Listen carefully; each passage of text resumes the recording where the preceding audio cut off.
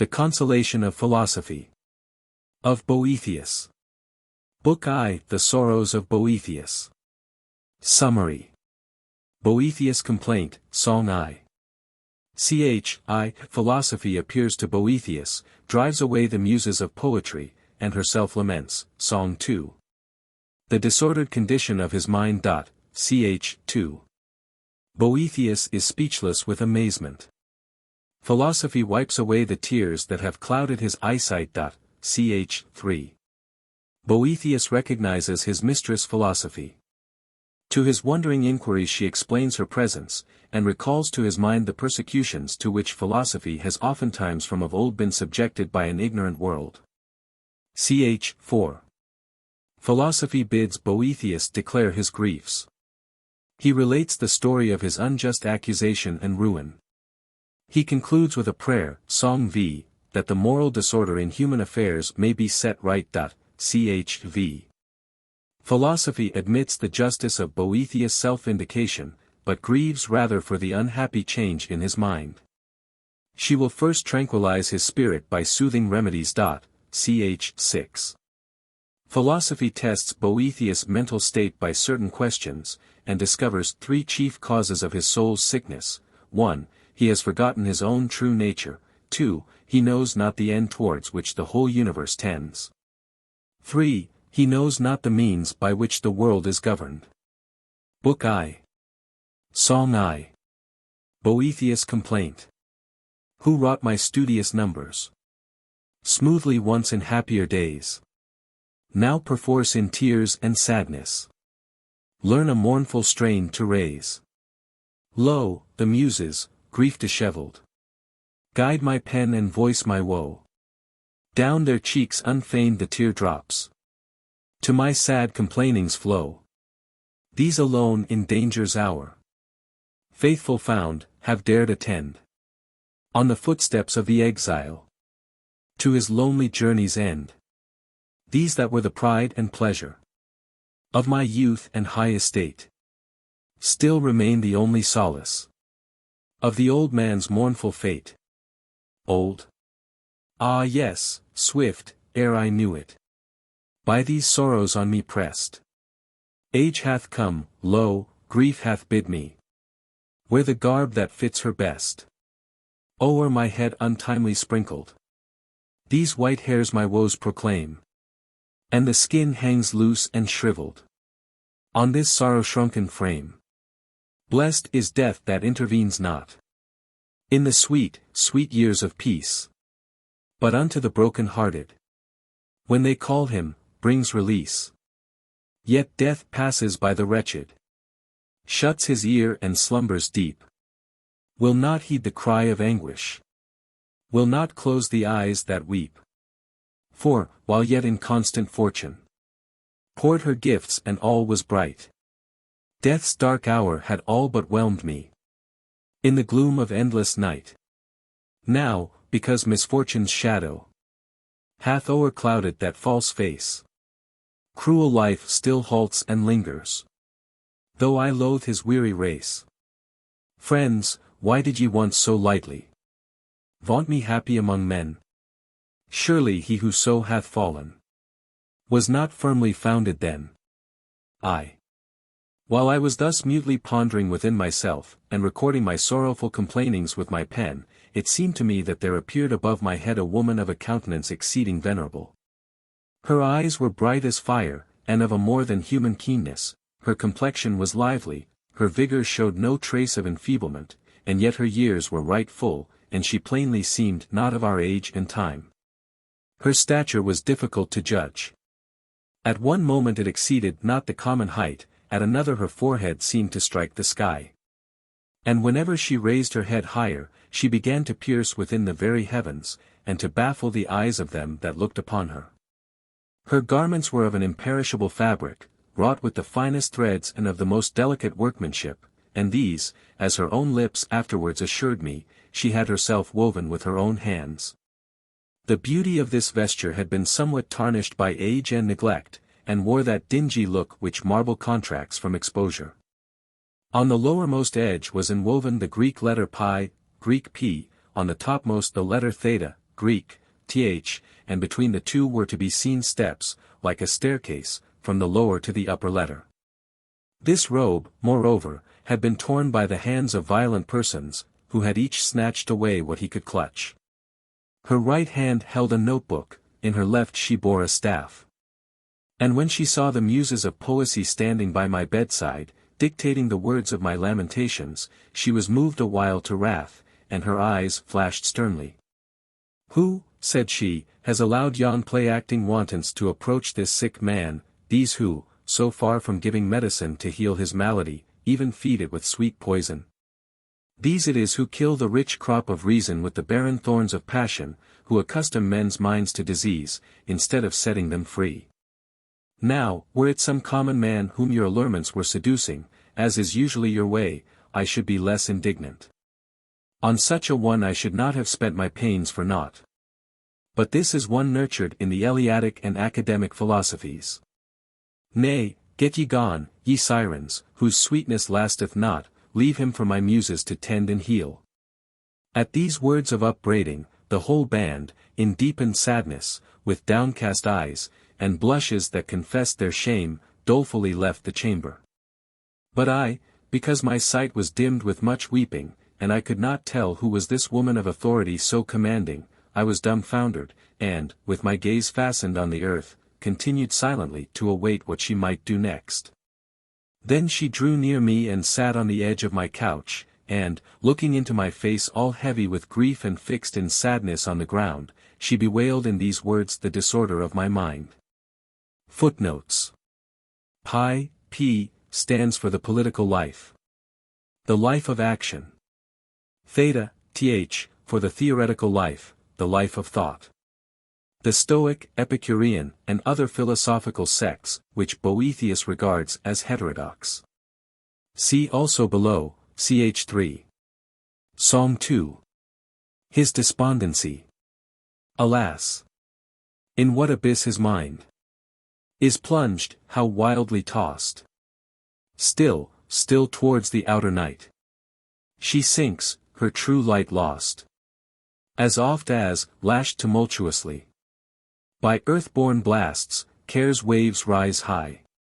Yet once he ranged the open heavens, the sun's bright pathway tracked, watched how the cold moon waxed and waned, nor rested, till there lacked to his wide ken no star that steers amid the maze of circling spheres.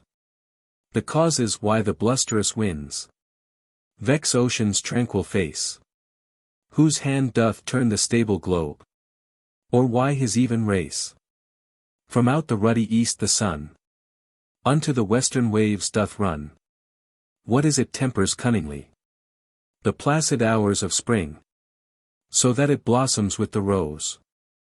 For earth's engarlanding, who loads the year's maturer prime with clustered grapes in autumn time? All this he knew, thus ever strove deep nature's lore to guess. Now, reft of reason's light, he lies, and bonds his neck oppress, while by the heavy load constrained, his eyes to this dull earth are chained.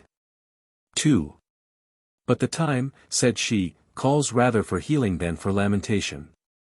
Then, with her eyes bent full upon me, art thou that man, she cries, who, erstwhile fed with the milk and reared upon the nourishment which is mine to give, had grown up to the full vigor of a manly spirit? And yet I had bestowed such armor on thee as would have proved an invincible defense, hadst thou not first cast it away. Dost thou know me? Why art thou silent? Is it shame or amazement that hath struck thee dumb? Would it were shame!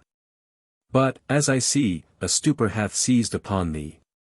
Then, when she saw me not only answering nothing, but mute and utterly incapable of speech, she gently touched my breast with her hand, and said, "There is no danger.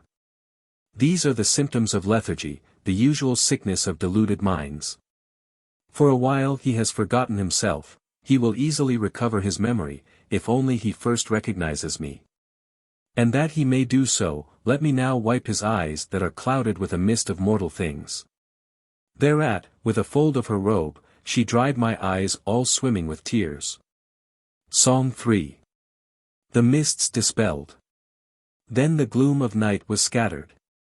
Sight returned unto mine eyes. So, when haply rainy chorus rolls the storm clouds through the skies, hidden is the sun, all heaven is obscured in starless night. But if, in wild onset sweeping, Boreas frees day's prisoned light, all suddenly the radiant God outstreams, and strikes our dazzled eyesight with his beams. 3. Even so the clouds of my melancholy were broken up. I saw the clear sky, and regained the power to recognize the face of my physician. Accordingly, when I had lifted my eyes and fixed my gaze upon her, I beheld my nurse, Philosophy, whose halls I had frequented from my youth up. Ah! Why, I cried, mistress of all excellence, hast thou come down from on high, and entered the solitude of this my exile? Is it that thou, too, even as I, mayst be persecuted with false accusations? Could I desert thee, child, said she, and not lighten the burden which thou hast taken upon thee through the hatred of my name, by sharing this trouble? Even forgetting that it were not lawful for philosophy to leave companionless the way of the innocent, should I, thinkest thou, fear to incur reproach, or shrink from it, as though some strange new thing had befallen? Thinkest thou that now, for the first time in an evil age, wisdom hath been assailed by peril?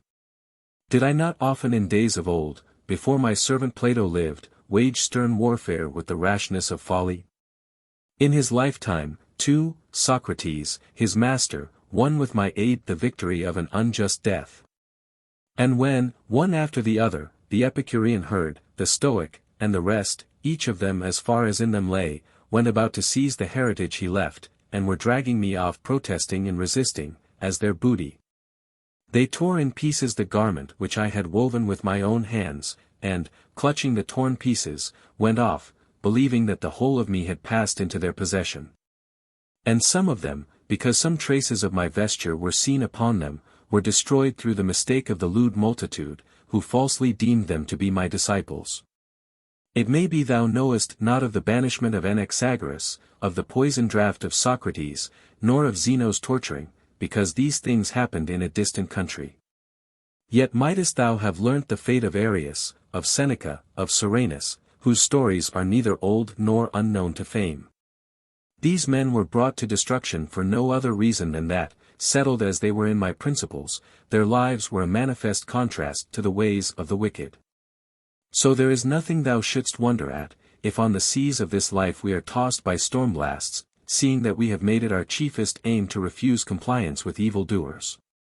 And though, maybe, the host of the wicked is many in number, yet is it contemptible, since it is under no leadership, but is hurried hither and thither at the blind driving of mad error.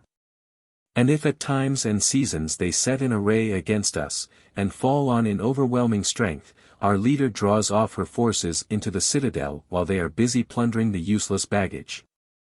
But we from our vantage ground, safe from all this wild work, laugh to see them making prize of the most valueless of things, protected by a bulwark which aggressive folly may not aspire to reach. Psalm 4. Nothing can subdue virtue. Whoso calm, serene, sedate, sets his foot on haughty fate, firm and steadfast, come what will, keeps his mien unconquered still, him the rage of furious seas, tossing high wild menaces, nor the flames from smoky forges, that Vesuvius disgorges, nor the bolt that from the sky smites the tower, can terrify. Why, then, shouldst thou feel affright at the tyrant's weakling might? Dread him not, nor fear no harm, and thou shalt his rage disarm. But who to hope or fear gives way, lost his bosom's rightful sway. He hath cast away his shield, like a coward fled the field. He hath forged all unaware, fetters his own neck must bear. 4. Dost thou understand, she asks. Do my words sink into thy mind? Or art thou dull, as the ass to the sound of the lyre? Why dost thou weep? Why do tears stream from thy eyes? Speak out, hide it not in thy heart. If thou lookest for the physician's help, thou must needs disclose thy wound. Then I, gathering together what strength I could, began, is there still need of telling? Is not the cruelty of fortune against me plain enough? Doth not the very aspect of this place move thee? Is this the library, the room which thou hadst chosen as thy constant resort in my home, the place where we so often sat together and held discourse of all things in heaven and earth? Was my garb and mien like this when I explored with thee nature's hid secrets, and thou didst trace for me with thy wand the courses of the stars? Moulding the while my character and the whole conduct of my life after the pattern of the celestial order? Is this the recompense of my obedience? Yet thou hast enjoined by Plato's mouth the maxim, that states would be happy, either if philosophers ruled them, or if it should so befall that their rulers would turn philosophers.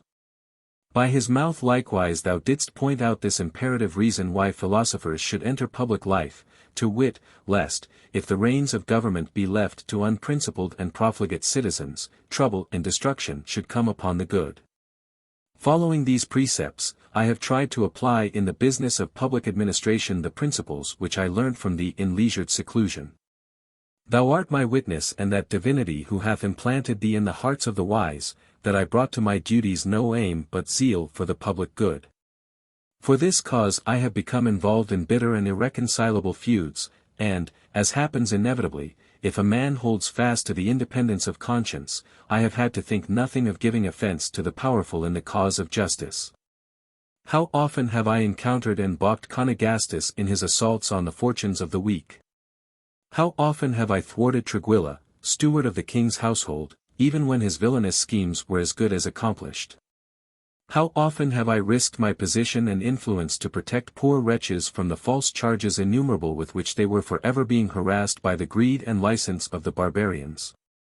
No one has ever drawn me aside from justice to oppression. When ruin was overtaking the fortunes of the provincials through the combined pressure of private rapine and public taxation, I grieved no less than the sufferers.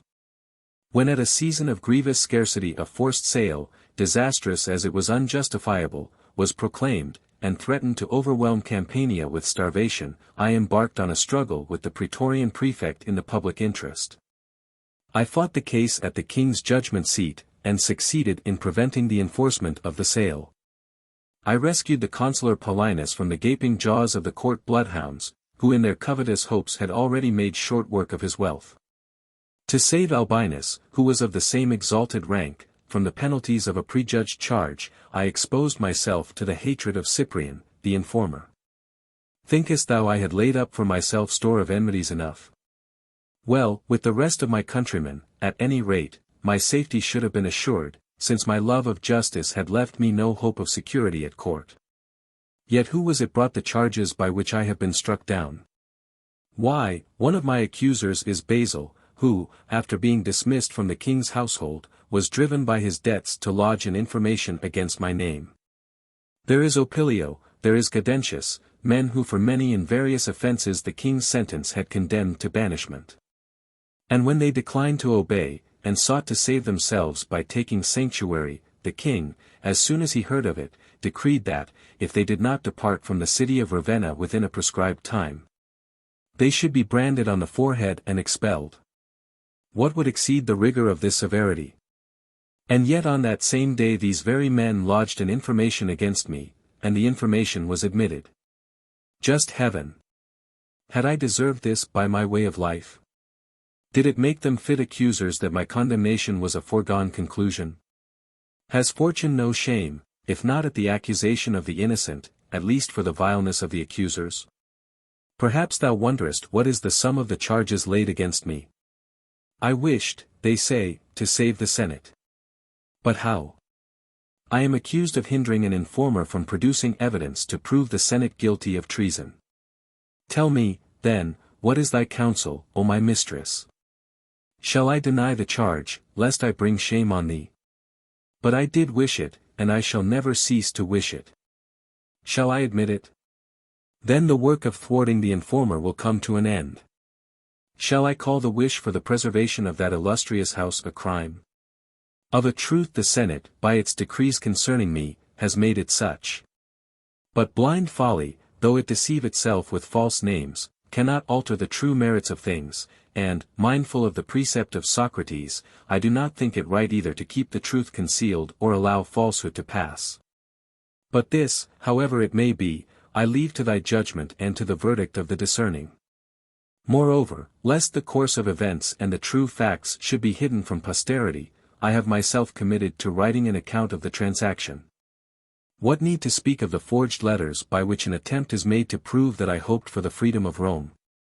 Their falsity would have been manifest, if I had been allowed to use the confession of the informers themselves, evidence which has in all matters the most convincing force. Why, what hope of freedom is left to us? Would there were any! I should have answered with the epigram of Canius when Caligula declared him to have been cognizant of a conspiracy against him. If I had known, said he, thou shouldst never have known. Grief hath not so blunted my perceptions in this matter that I should complain because impious wretches contrive their villainies against the virtuous, but at their achievement of their hopes I do exceedingly marvel. For evil purposes are, perchance, due to the imperfection of human nature, that it should be possible for scoundrels to carry out their worst schemes against the innocent, while God beholdeth, is verily monstrous. For this cause, not without reason, one of thy disciples asked, if God exists, whence comes evil? Yet whence comes good, if he exists not? However, it might well be that wretches who seek the blood of all honest men and of the whole Senate should wish to destroy me also, whom they saw to be a bulwark of the Senate and all honest men. But did I deserve such a fate from the fathers also? Thou rememberest, methinks, since thou didst ever stand by my side to direct what I should do or say, thou rememberest, I say, how at Verona, when the king, eager for the general destruction, was bent on implicating the whole senatorial order in the charge of treason brought against Albinus, with what indifference to my own peril I maintained the innocence of its members, one and all. Thou knowest that what I say is the truth, and that I have never boasted of my good deeds in a spirit of self-praise. For whenever a man by proclaiming his good deeds receives the recompense of fame, he diminishes in a measure the secret reward of a good conscience. What issues have overtaken my innocency thou sayest? Instead of reaping the rewards of true virtue, I undergo the penalties of a guilt falsely laid to my charge, nay, more than this. Never did an open confession of guilt cause such unanimous severity among the assessors, but that some consideration, either of the mere frailty of human nature, or of fortune's universal instability, availed to soften the verdict of some few.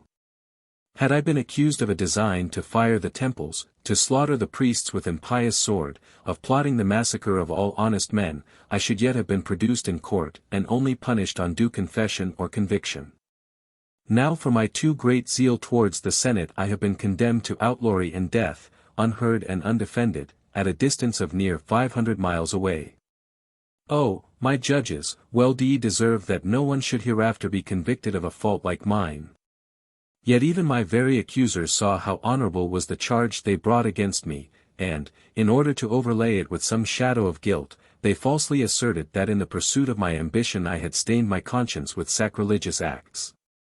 And yet thy Spirit, indwelling in me, had driven from the chamber of my soul all lust of earthly success, and with thine eye ever upon me, there could be no place left for sacrilege. For thou didst daily repeat in my ear and instill into my mind the Pythagorean maxim, follow after God. It was not likely, then, that I should covet the assistance of the vilest spirits, when thou wert moulding me to such an excellence as should conform me to the likeness of God. Again, the innocency of the inner sanctuary of my home, the company of friends of the highest probity, a father-in-law revered at once for his pure character and his active beneficence, shield me from the very suspicion of sacrilege. Yet, atrocious as it is, they even draw credence for this charge from thee. I am like to be thought implicated in wickedness on this very account, that I am imbued with thy teachings and stablished in thy ways. So it is not enough that my devotion to thee should profit me nothing, but thou also must be assailed by reason of the odium which I have incurred. Verily this is the very crown of my misfortunes, that men's opinions for the most part look not to real merit, but to the event, and only recognize foresight where fortune has crowned the issue with her approval. Whereby it comes to pass that reputation is the first of all things to abandon the unfortunate. I remember with chagrin how perverse is popular report, how various and discordant men's judgments. This only will I say, that the most crushing of misfortune's burdens is, that as soon as a charge is fastened upon the unhappy, they are believed to have deserved their sufferings. I, for my part, who have been banished from all life's blessings, stripped of my honors, stained in repute, am punished for well-doing. And now methinks I see the villainous dens of the wicked surging with joy and gladness, all the most recklessly unscrupulous threatening a new crop of lying informations, the good prostrate with terror at my danger. Every ruffian incited by impunity to new daring and to success by the profits of audacity, the guiltless not only robbed of their peace of mind, but even of all means of defense. Wherefore I would fain cry out. Footnotes. The distance from Rome to Pavia, the place of Boethius' imprisonment, is 455 Roman miles. Psalm v. Boethius' prayer. Builder of yon starry dome. Thou that whirlest, throned eternal. Heaven's swift globe, and, as they roam, guidest the stars by laws supernal. So in full sphered splendor dight, Cynthia dims the lamps of night. But unto the orb fraternal, closer drawn, doth lose her light. Who at fall of eventide, Hesper, his cold radiance showeth. Lucifer his beams doth hide, paling as the sun's light groweth. Brief, while winter's frost holds sway, by thy will the space of day. Swift, when summer's fervor gloweth, speed the hours of night away. Thou dost rule the changing year. When rude Boreas oppresses, fall the leaves, they reappear. Wooed by Zephyr's soft caresses, fields that Sirius burns deep grown, by Arcturus' watch were sown. Each the reign of law confesses, keeps the place that is his own. Sovereign ruler, Lord of all, can it be that thou disdainest only man? Gainst him, poor thrall, wanton fortune plays her vainest. Guilt's deserved punishment falleth on the innocent. High uplifted, the profanest, on the just their malice vent. Virtue cowers in dark retreats. Crime's foul stain the righteous beareth. Perjury and false deceits hurt not him the wrong who dareth. But we ne'er the wicked trust in ill strength to work their lust. Kings, whom nations awe declareth mighty, grovel in the dust. Look, O look upon this earth, thou who on law's sure foundation framest all. Have we no worth? We poor men, of all creation. Sore we toss on fortune's tide. Master, bid the waves subside, and earth's ways with consummation of thy heaven's order guide. Footnotes. The moon is regarded as farthest from the sun at the full, and, as she wanes, approaching gradually nearer. V. When I had poured out my griefs in this long and unbroken strain of lamentation, she, with calm countenance, and in no wise disturbed at my complainings, thus spake. When I saw thee sorrowful, in tears, I straightway knew thee wretched and in exile. But how far distant that exile I should not know, had not thine own speech revealed it. Yet how far indeed from thy country hast thou, not been banished, but rather hast strayed, or, if thou wilt have it banishment, hast banished thyself. For no one else could ever lawfully have had this power over thee. Now, if thou wilt call to mind from what country thou art sprung, it is not ruled, as once was the Athenian polity, by the sovereignty of the multitude, but one is its ruler, one its king, who takes delight in the number of his citizens, not in their banishment. To submit to whose governance and to obey whose ordinances is perfect freedom. Art thou ignorant of that most ancient law of this thy country, whereby it is decreed that no one whatsoever, who hath chosen to fix there his dwelling, may be sent into exile? For truly there is no fear that one who is encompassed by its ramparts and defences should deserve to be exiled. But he who has ceased to wish to dwell therein, he likewise ceases to deserve to do so. And so it is not so much the aspect of this place which moves me, as thy aspect.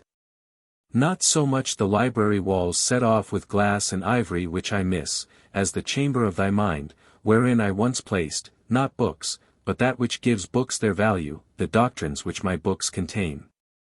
Now, what thou hast said of thy services to the commonweal is true, only too little compared with the greatness of thy deservings. The things laid to thy charge whereof thou hast spoken, whether such as redound to thy credit, or mere false accusations, are publicly known. As for the crimes and deceits of the informers, thou hast rightly deemed it fitting to pass them over lightly, because the popular voice hath better and more fully pronounced upon them. Thou hast bitterly complained of the injustice of the Senate. Thou hast grieved over my calumniation, and likewise hast lamented the damage to my good name. Finally, thine indignation blazed forth against fortune, thou hast complained of the unfairness with which thy merits have been recompensed.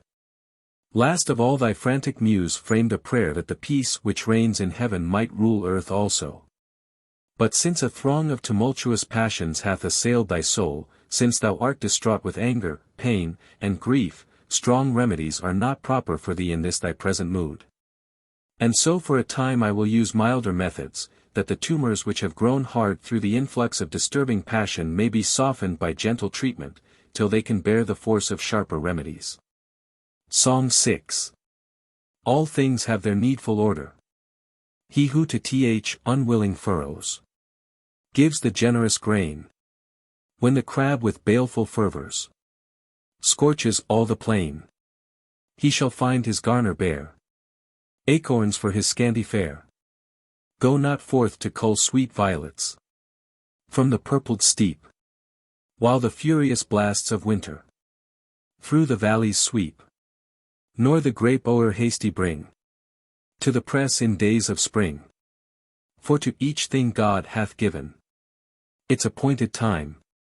No perplexing change permits he in his plans sublime. So who quits the order due shall a luckless issue rue. 6. First, then, wilt thou suffer me by a few questions to make some attempt to test the state of thy mind, that I may learn in what way to set about thy cure? Ask what thou wilt, said I, for I will answer whatever questions thou choosest to put. Then said she, this world of ours, thinkest thou it is governed haphazard fortuitously, or believest thou that there is in it any rational guidance? Nay, said I, in no wise may I deem that such fixed motions can be determined by random hazard, but I know that God, the Creator, presideth over his work, nor will the day ever come that shall drive me from holding fast the truth of this belief. Yes, said she, thou didst even but now affirm it in song, lamenting that men alone had no portion in the divine care. As to the rest, thou wert unshaken in the belief that they were ruled by reason. Yet I marvel exceedingly how, in spite of thy firm hold on this opinion, thou art fallen into sickness. But let us probe more deeply, something or other is missing, I think. Now, tell me, since thou doubtest not that God governs the world, dost thou perceive by what means he rules it? I scarcely understand what thou meanest, I said, much less can I answer thy question. Did I not say truly that something is missing, whereby, as through a breach in the ramparts, disease hath crept in to disturb thy mind? But, tell me, dost thou remember the universal end towards which the aim of all nature is directed? I once heard, said I, but sorrow hath dulled my recollection. And yet thou knowest whence all things have proceeded. Yes, that I know, said I, and have answered that it is from God. Yet how is it possible that thou knowest not what is the end of existence, when thou dost understand its source and origin? However, these disturbances of mind have force to shake a man's position, but cannot pluck him up and root him altogether out of himself.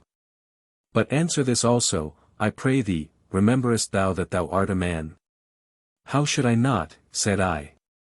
Then, canst thou say what man is? Is this thy question, whether I know myself for a being endowed with reason and subject to death? Surely I do acknowledge myself such. Then she, dost know nothing else that thou art?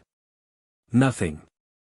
Now, said she, I know another cause of thy disease, one, too, of grave moment. thou hast ceased to know thy own nature.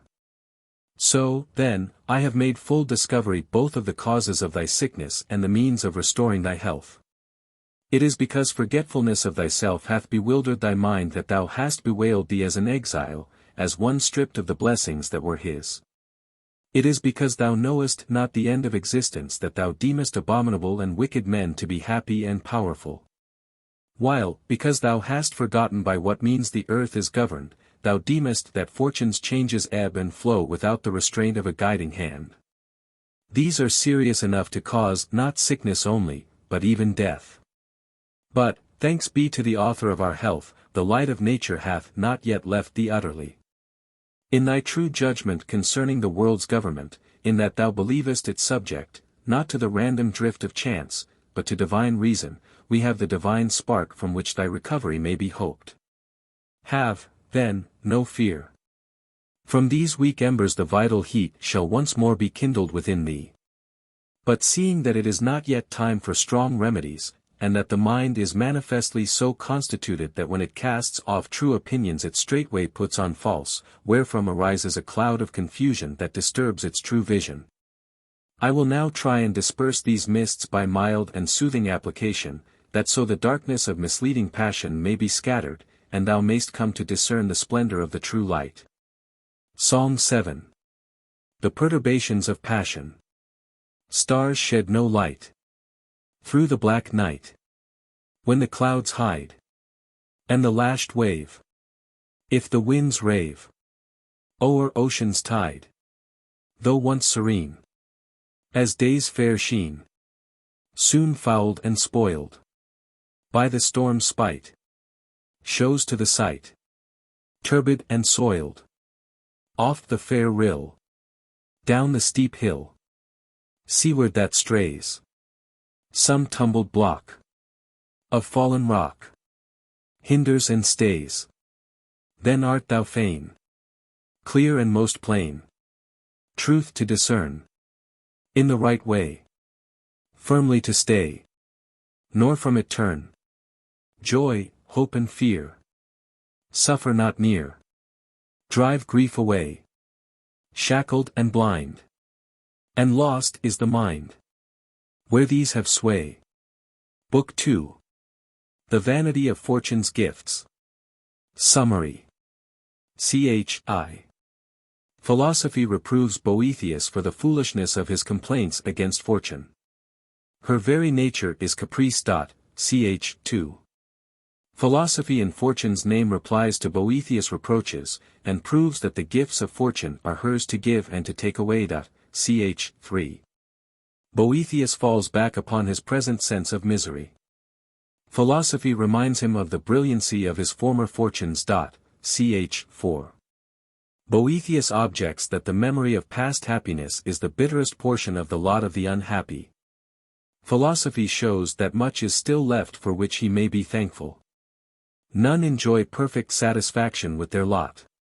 But happiness depends not on anything which fortune can give. It is to be sought within. Ch.V. All the gifts of fortune are external, they can never truly be our own. Man cannot find his good in worldly possessions.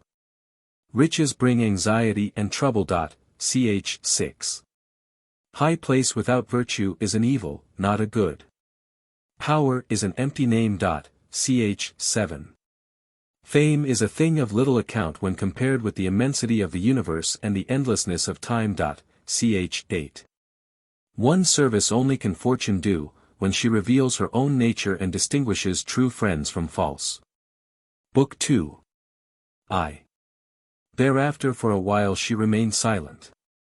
And when she had restored my flagging attention by a moderate pause in her discourse, she thus began: If I have thoroughly ascertained the character and causes of thy sickness, thou art pining with regretful longing for thy former fortune. It is the change, as thou deemest, of this fortune that hath so wrought upon thy mind. Well do I understand that Siren's manifold wiles, the fatal charm of the friendship she pretends for her victims, so long as she is scheming to entrap them, how she unexpectedly abandons them and leaves them overwhelmed with insupportable grief.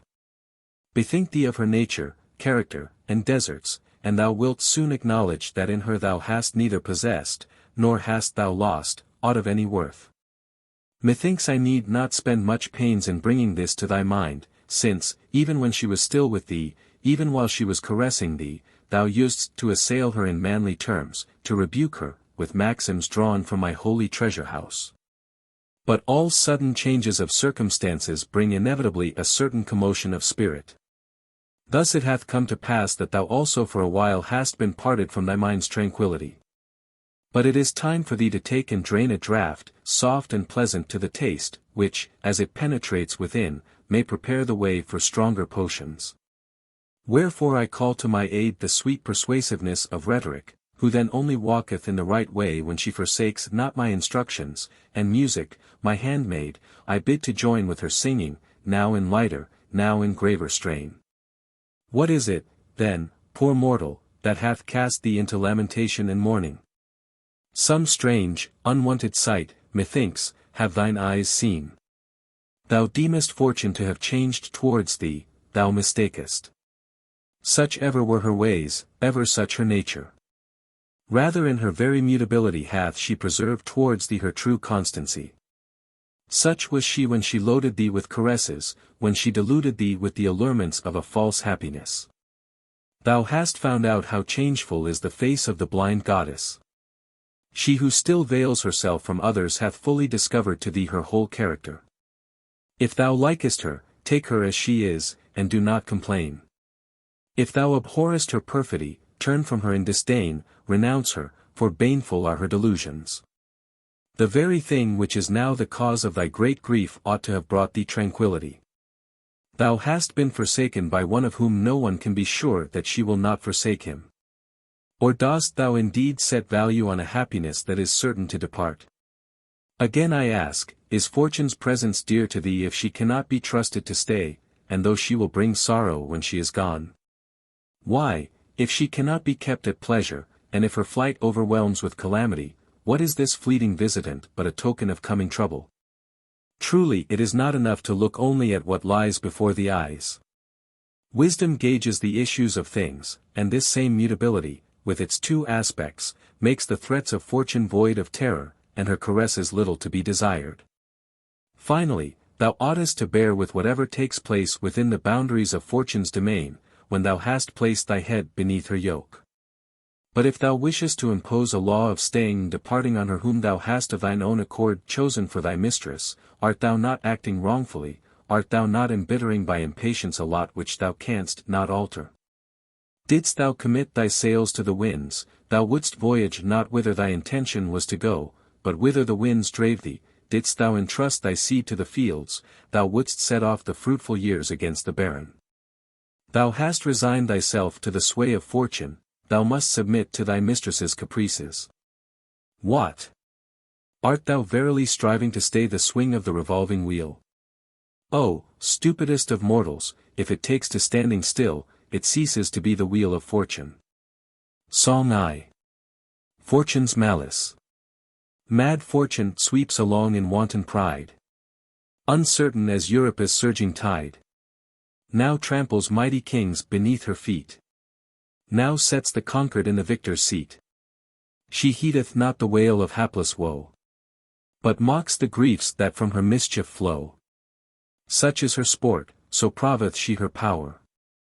And great the marvel, when in one brief hour she shows her darling lifted high in bliss, then headlong plunged in misery's abyss. 2. Now I would fain also reason with thee a little in fortune's own words. Do thou observe whether her contentions be just. Man, she might say, why dost thou pursue me with thy daily complainings? What wrong have I done thee? What goods of thine have I taken from thee? Choose and thou wilt a judge, and let us dispute before him concerning the rightful ownership of wealth and rank. If thou succeedest in showing that any one of these things is the true property of mortal man, I freely grant those things to be thine which thou claimest. When nature brought thee forth out of thy mother's womb, I took thee, naked and destitute as thou wast, I cherished thee with my substance, and, in the partiality of my favor for thee, I brought thee up somewhat too indulgently. And this it is which now makes thee rebellious against me. I surrounded thee with a royal abundance of all those things that are in my power. Now it is my pleasure to draw back my hand. Thou hast reason to thank me for the use of what was not thine own. Thou hast no right to complain, as if thou hadst lost what was wholly thine. Why, then, dost bemoan thyself? I have done thee no violence. Wealth, honor, and all such things are placed under my control. My handmaidens know their mistress. With me they come, and at my going they depart. I might boldly affirm that if those things the loss of which thou lamentest had been thine, thou couldst never have lost them. Am I alone to be forbidden to do what I will with my own? Unrebuked, the skies now reveal the brightness of day, now shroud the daylight in the darkness of night, the year may now engarland the face of the earth with flowers and fruits, now disfigure it with storms and cold. The sea is permitted to invite with smooth and tranquil surface today, tomorrow to roughen with wave and storm. Shall man's insatiate greed bind me to a constancy foreign to my character? This is my art, this the game I never cease to play. I turn the wheel that spins.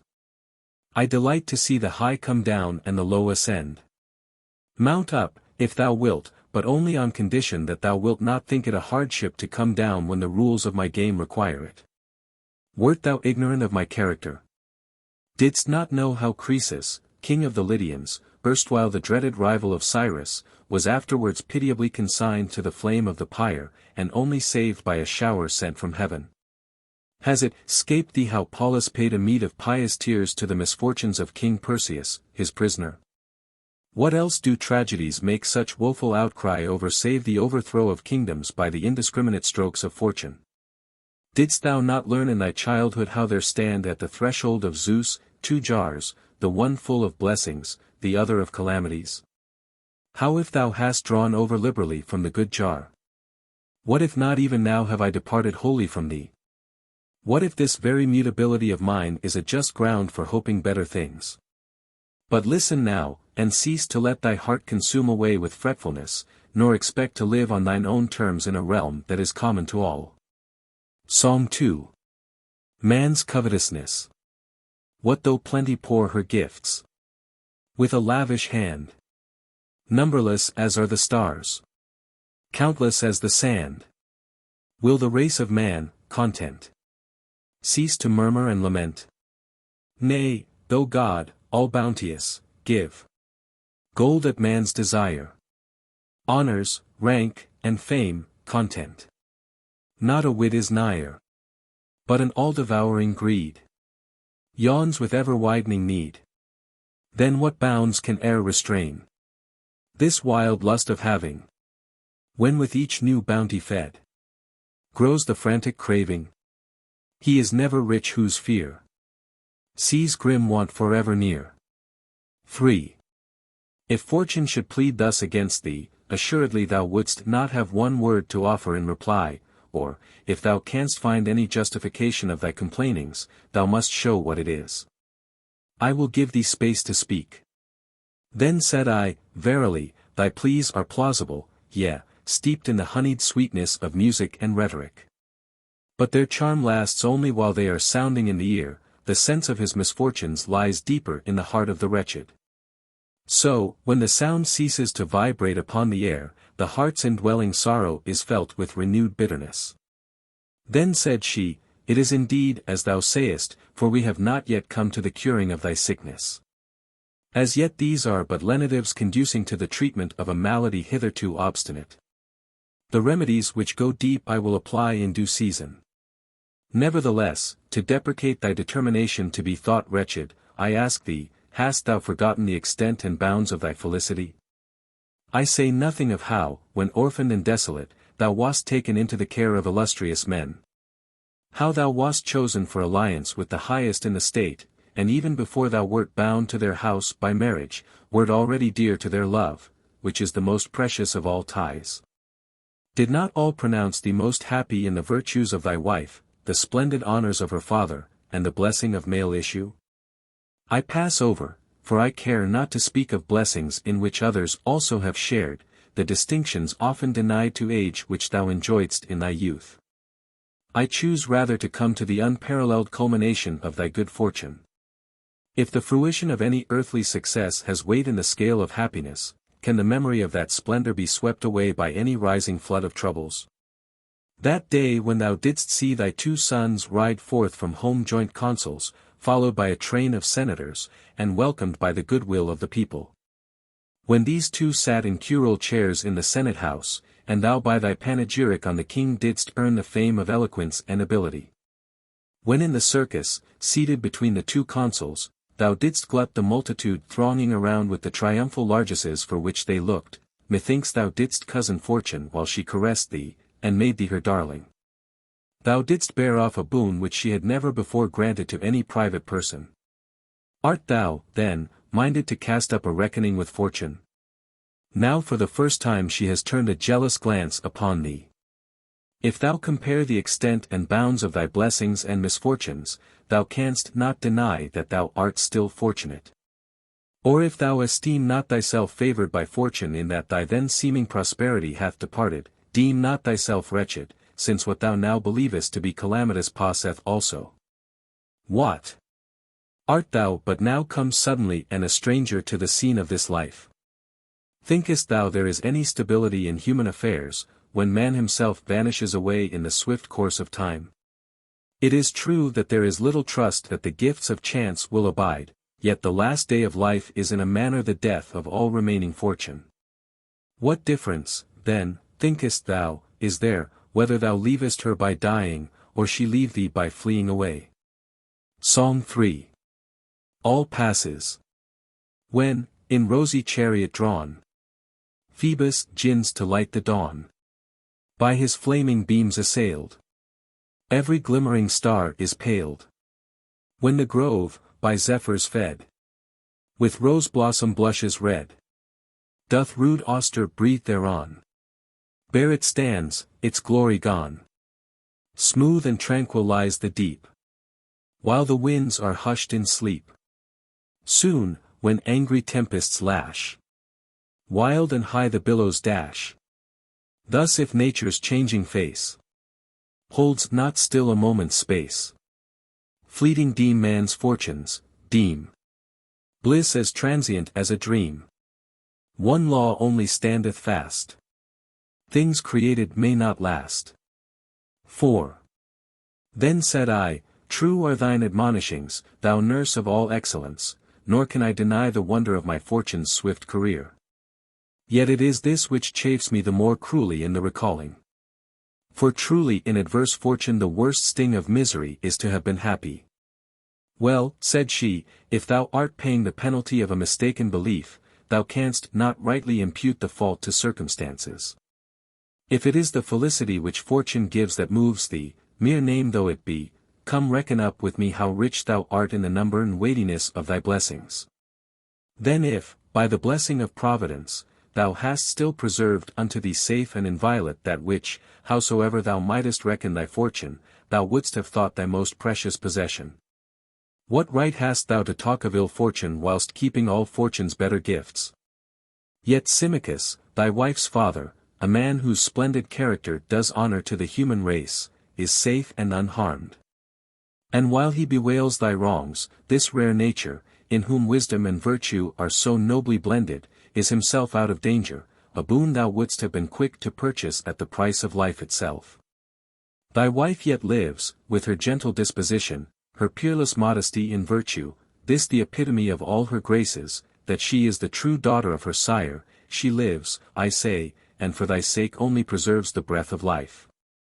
Though she loathes it, and pines away in grief and tears for thy absence, wherein, if in naught else, I would allow some marring of thy felicity.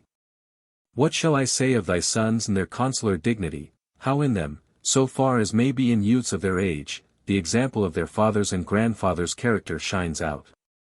Since, then, the chief care of mortal man is to preserve his life, how happy art thou, couldst thou but recognize thy blessings, who possessest even now what no one doubts to be dearer than life. Wherefore, now dry thy tears. Fortune's hate hath not involved all thy dear ones. The stress of the storm that has assailed thee is not beyond measure intolerable, since there are anchors still holding firm which suffer thee not to lack either consolation in the present or hope for the future. I pray that they still may hold. For while they still remain, however things may go, I shall ride out the storm. Yet thou sayest how much is shorn of the splendor of my fortunes. We are gaining a little ground, said she, if there is something in thy lot wherewith thou art not yet altogether discontented. But I cannot stomach thy daintiness when thou complainest with such violence of grief and anxiety because thy happiness falls short of completeness. Why, who enjoys such settled felicity as not to have some quarrel with the circumstances of his lot? A troublous matter are the conditions of human bliss, either they are never realized in full, or never stay permanently. One has abundant riches, but is shamed by his ignoble birth. Another is conspicuous for his nobility, but through the embarrassments of poverty would prefer to be obscure. A third, richly endowed with both, laments the loneliness of an unwed life. Another, though happily married, is doomed to childlessness, and nurses his wealth for a stranger to inherit. Yet another, blessed with children, mournfully bewails the misdeeds of son or daughter. Wherefore, it is not easy for anyone to be at perfect peace with the circumstances of his lot. There lurks in each several portion something which they who experience it not know nothing of, but which makes the sufferer wince. Besides, the more favored a man is by fortune, the more fastidiously sensitive is he, and, unless all things answer to his whim, he is overwhelmed by the most trifling misfortunes, because utterly unschooled in adversity. So petty are the trifles which rob the most fortunate of perfect happiness. How many are there, dost thou imagine, who would think themselves nigh heaven, if but a small portion from the wreck of thy fortune should fall to them? This very place which thou callest exile is to them that dwell therein their native land. So true is it that nothing is wretched, but thinking makes it so, and conversely every lot is happy if borne with equanimity. Who is so blessed by fortune as not to wish to change his state, if once he gives rein to a rebellious spirit? With how many bitternesses is the sweetness of human felicity blent? And even if that sweetness seem to him to bring delight in the enjoying, yet he cannot keep it from departing when it will. How manifestly wretched, then, is the bliss of earthly fortune, which lasts not for ever with those whose temper is equable, and can give no perfect satisfaction to the anxious-minded. Why, then, ye children of mortality, seek ye from without that happiness whose seat is only within us? Error and ignorance bewilder you. I will show thee, in brief, the hinge on which perfect happiness turns. Is there anything more precious to thee than thyself? Nothing, thou wilt say. If, then, thou art master of thyself, thou wilt possess that which thou wilt never be willing to lose, and which fortune cannot take from thee. And that thou mayst see that happiness cannot possibly consist in these things which are the sport of chance, reflect that, if happiness is the highest good of a creature living in accordance with reason, and if a thing which can in any wise be reft away is not the highest good, since that which cannot be taken away is better than it, it is plain that fortune cannot aspire to bestow happiness by reason of its instability. And, besides, a man borne along by this transitory felicity must either know or not know its instability. If he knows not, how poor is a happiness which depends on the blindness of ignorance. If he knows it, he needs must fear to lose a happiness whose loss he believes to be possible. Wherefore, a never-ceasing fear suffers him not to be happy. Or does he count the possibility of this loss a trifling matter? Insignificant, then, must be the good whose loss can be borne so equably. And, further, I know thee to be one settled in the belief that the souls of men certainly die not with them, and convinced thereof by numerous proofs. It is clear also that the felicity which fortune bestows is brought to an end with the death of the body, therefore, it cannot be doubted but that, if happiness is conferred in this way, the whole human race sinks into misery when death brings the close of all. But if we know that many have sought the joy of happiness not through death only, but also through pain and suffering, how can life make men happy by its presence when it makes them not wretched by its loss? Psalm 4. The golden mean. Who found it firm and sure? Would ever live secure, in spite of storm and blast. immovable and fast. Whoso would fain deride the ocean's threatening tide, his dwelling should not seek on sands or mountain peak. Upon the mountain's height, the storm winds wreak their spite. The shifting sands disdain their burden to sustain. Do thou these perils flee, fair though the prospect be, and fix thy resting place on some low rock's sure base. Then, though the tempests roar, seas thunder on the shore, thou in thy stronghold blessed and undisturbed shalt rest, live all thy days serene, and mock the heaven's spleen. But since my reasonings begin to work a soothing effect within thy mind, methinks I may resort to remedies somewhat stronger. Come, suppose, now, the gifts of fortune were not fleeting and transitory, what is there in them capable of ever becoming truly thine, or which does not lose value when looked at steadily and fairly weighed in the balance? Are riches, I pray thee, precious either through thy nature or in their own? What are they but mere gold and heaps of money?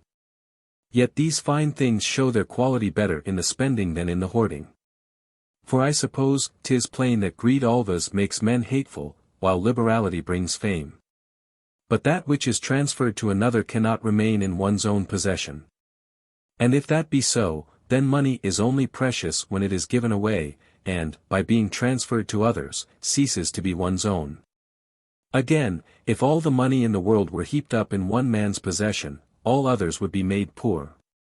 Sound fills the ears of many at the same time without being broken into parts, but your riches cannot pass to many without being lessened in the process. And when this happens, they must needs impoverish those whom they leave.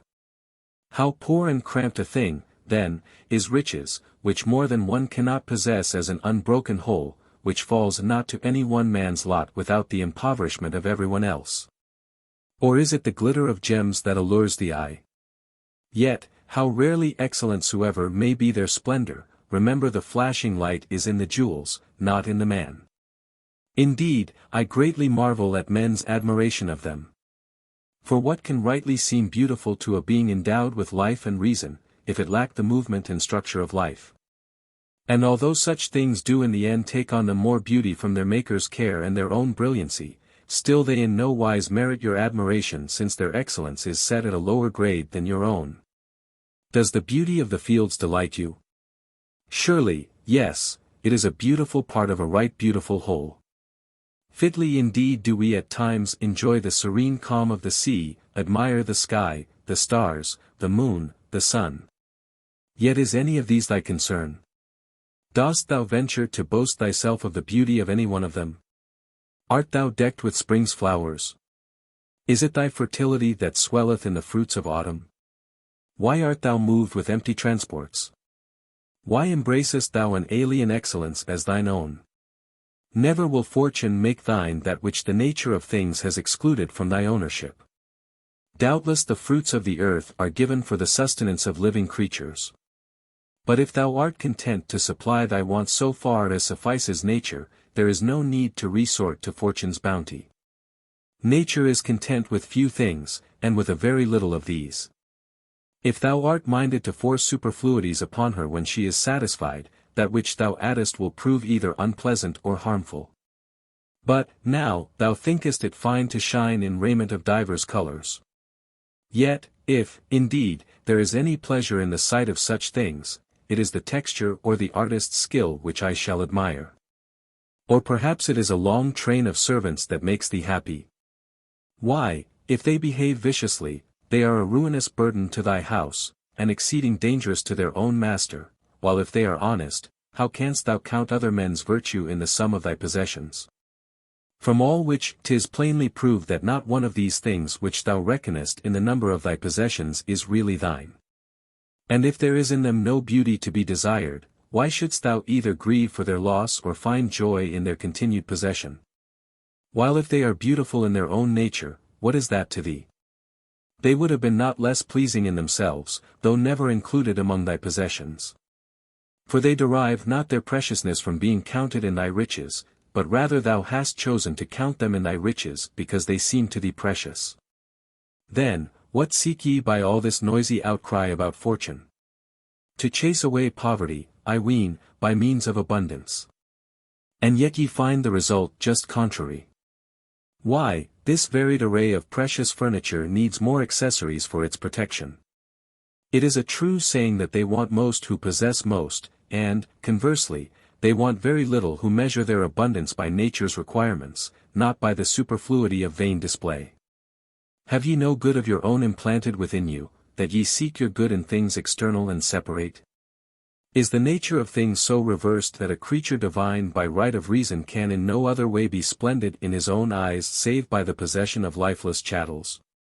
Yet, while other things are content with their own, ye who in your intellect are godlike seek from the lowest of things adornment for a nature of supreme excellence, and perceive not how great a wrong ye do your Maker. His will was that mankind should excel all things on earth.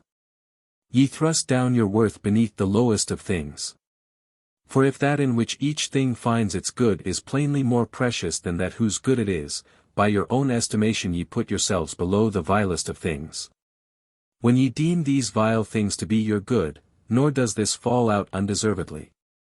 Indeed, man is so constituted that he then only excels other things when he knows himself, but he is brought lower than the beasts if he lose this self-knowledge. For that other creatures should be ignorant of themselves is natural. In man it shows as a defect. How extravagant, then, is this error of yours, in thinking that anything can be embellished by adornments not its own. It cannot be. For if such accessories add any luster, it is the accessories that get the praise, while that which they veil and cover remains in its pristine ugliness. And again I say, that is no good, which injures its possessor. Is this untrue? No, quite true, thou sayest. And yet riches have often hurt those that possess them, since the worst of men, who are all the more covetous by reason of their wickedness, think none but themselves worthy to possess all the gold and gems the world contains. So thou, who now dreadest pike and sword, mightest have trolled a carol, in the robber's face, hadst thou entered the road of life with empty pockets. Oh, wondrous blessedness of perishable wealth, whose acquisition robs thee of security. Psalm v. The former age. Too blessed the former age, their life. Who in the fields contented led. And still, by luxury unspoiled. On frugal acorns sparely fed. No skill was theirs the luscious grape. With honey's sweetness to confuse. Nor China's soft and sheeny silks. Tea and purple with brave Tyrian hues. The grass their wholesome couch, their drink. The stream, their roof the pine's tall shade. Not theirs to cleave the deep, nor seek. In strange far lands the spoils of trade. The trump of war was heard not yet. Nor soiled the fields by bloodshed stain. For why should war's fierce madness arm? When strife brought wound, but brought not gain. Ah! Would our hearts might still return to following in those ancient ways. Alas! The greed of getting glows more fierce than Etna's fiery blaze. Woe, woe for him, who or it was, who first gold's hidden store revealed, and, perilous treasure trove, dug out the gems that fain would be concealed. 6. What now shall I say of rank and power, whereby, because ye know not true power and dignity, ye hope to reach the sky? Yet, when rank and power have fallen to the worst of men, did ever an Etna, belching forth flame and fiery deluge, work such mischief? Verily, as I think, thou dost remember how thine ancestors sought to abolish the consular power, which had been the foundation of their liberties, on account of the overweening pride of the consuls. And how for that selfsame pride they had already abolished the kingly title. And if, as happens but rarely, these prerogatives are conferred on virtuous men, it is only the virtue of those who exercise them that pleases. So it appears that honor cometh not to virtue from rank, but to rank from virtue. Look, too, at the nature of that power which ye find so attractive and glorious. Do ye never consider, ye creatures of earth, what ye are, and over whom ye exercise your fancied lordship? Suppose, now, that in the mouse tribe there should rise up one claiming rights and powers for himself above the rest, would ye not laugh consumedly? Yet if thou lookest to his body alone, what creature canst thou find more feeble than man, who oftentimes is killed by the bite of a fly, or by some insect creeping into the inner passage of his system?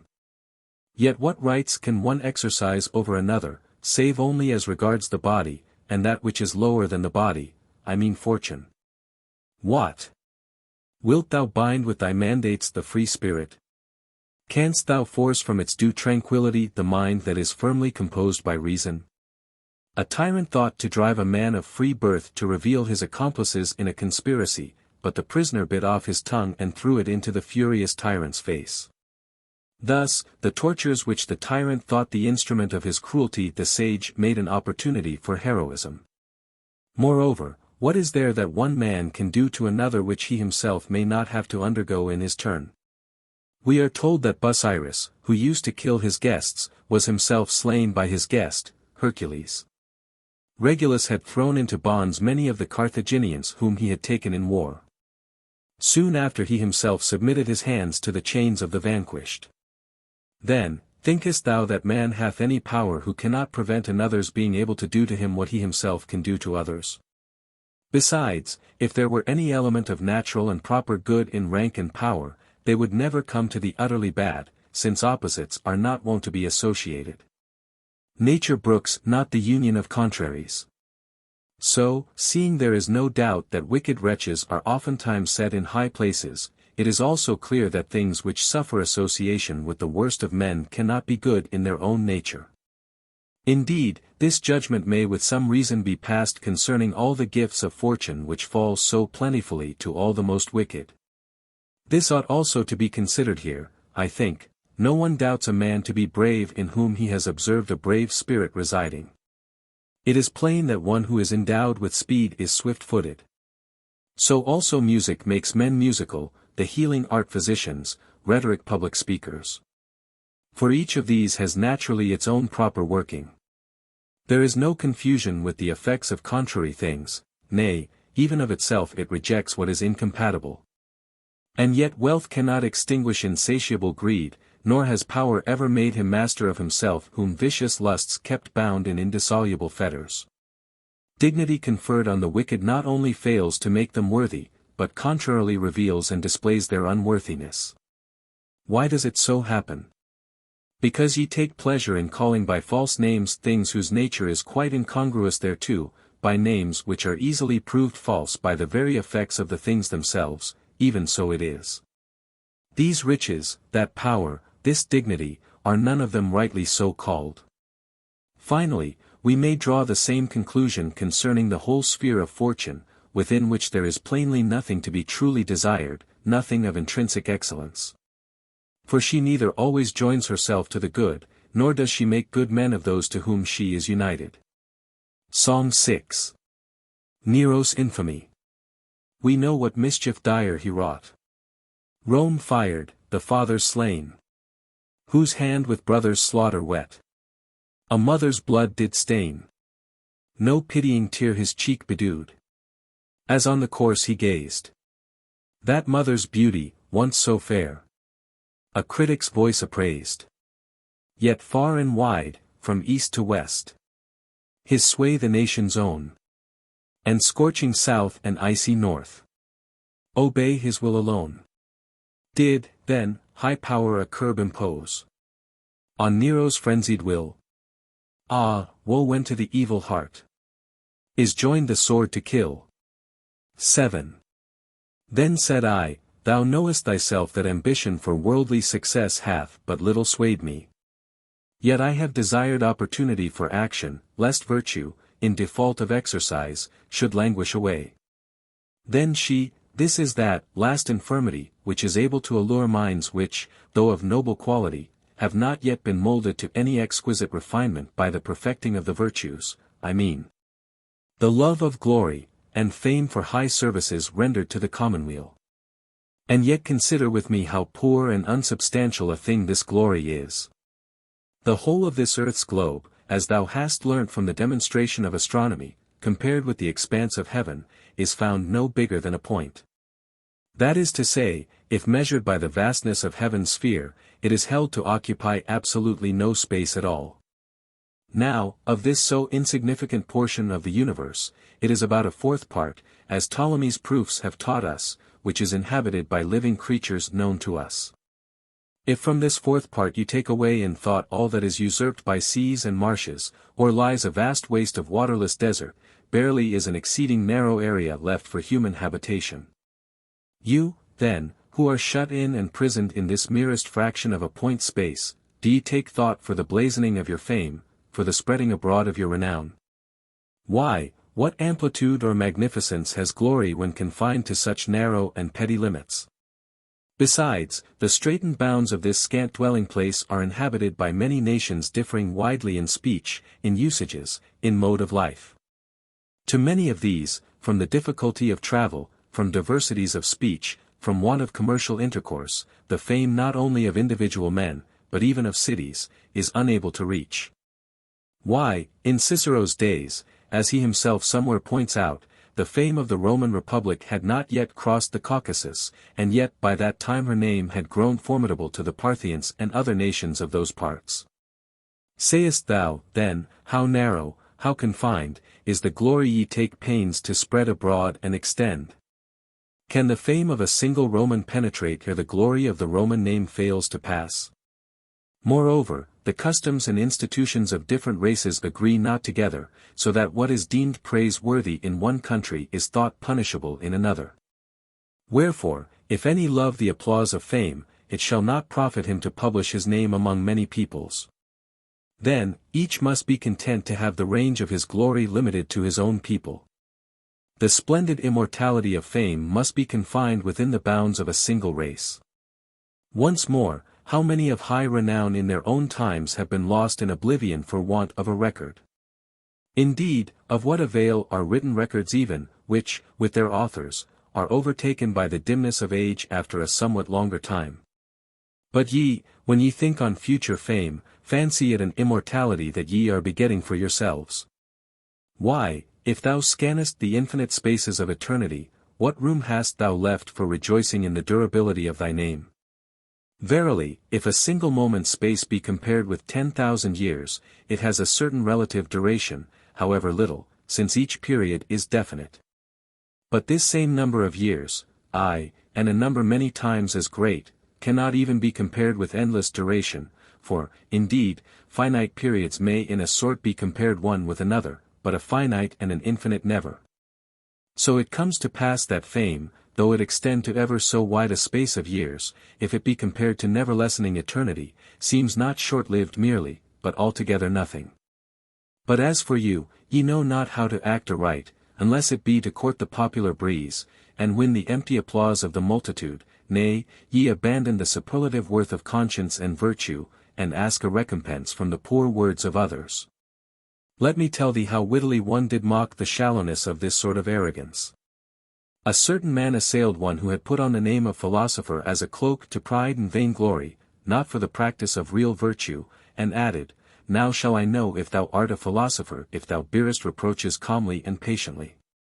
The other for a while affected to be patient, and, having endured to be abused, cried out derisively, Now, do you see that I am a philosopher? The other, with biting sarcasm, retorted, I should have hadst thou held thy peace.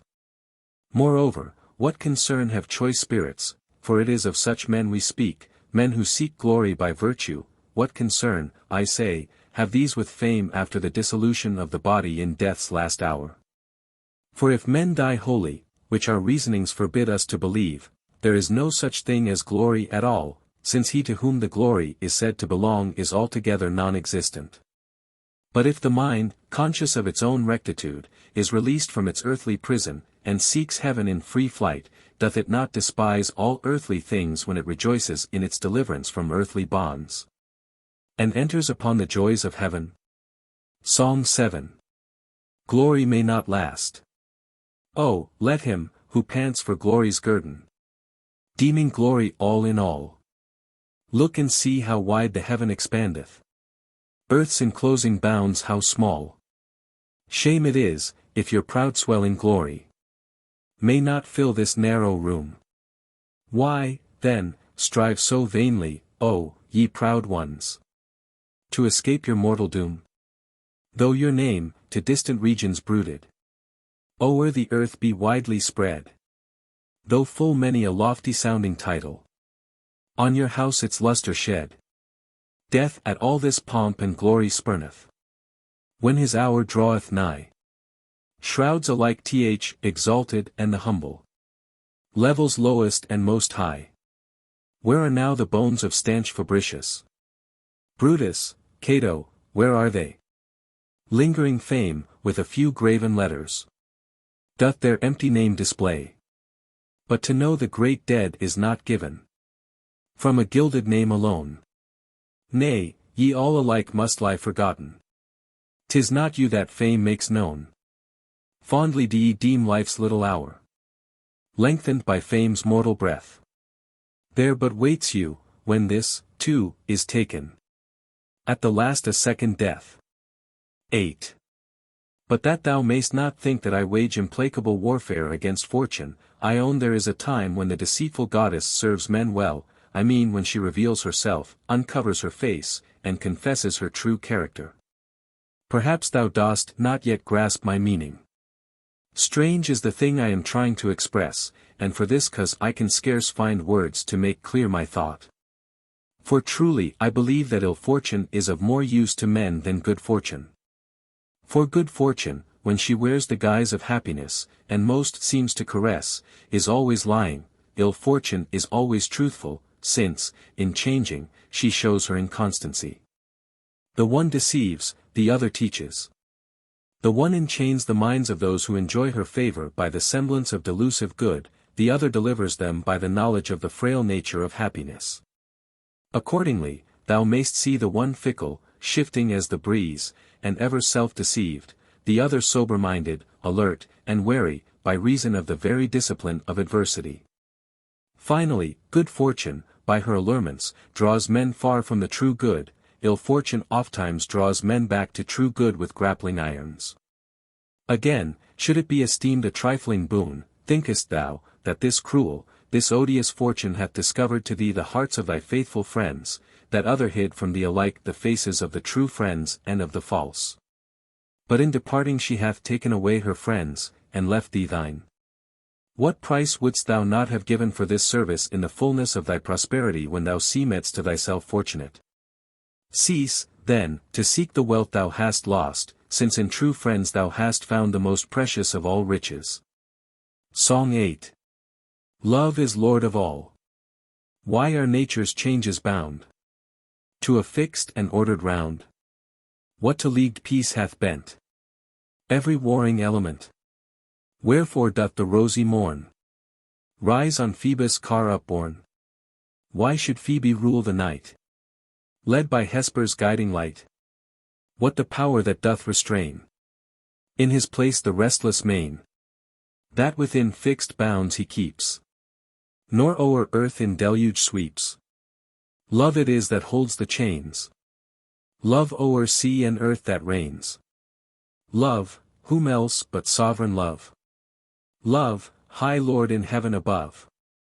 Yet should he his care remit, all that now so close is knit in sweet love and holy peace, would no more from conflict cease, but with strife's rude shock and jar all the world's fair fabric mar. Tribes and nations love unites by just treaties' sacred rites. Wedlock's bonds he sanctifies by affection's softest ties. Love appointeth, as is due, faithful laws to comrades true. Love, all-sovereign love. Oh, then, ye are blessed, ye sons of men, if the love that rules the sky in your hearts is throned on high. Book 3. True Happiness and False. Summary. Boethius beseeches philosophy to continue. She promises to lead him to true happiness.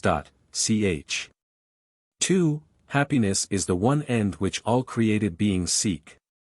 They aim variously at a. Wealth, or b. rank, or c. sovereignty, or d. glory, or e. pleasure, because they think thereby to attain either a. contentment, b. reverence, c. power, d. renown, or e. gladness of heart. In one or other of which they severally imagine happiness to consist. Ch. 3. Philosophy proceeds to consider whether happiness can really be secured in any of these ways. A. So far from bringing contentment, riches only add to men's wants. Ch. 4. B. High position cannot of itself win respect.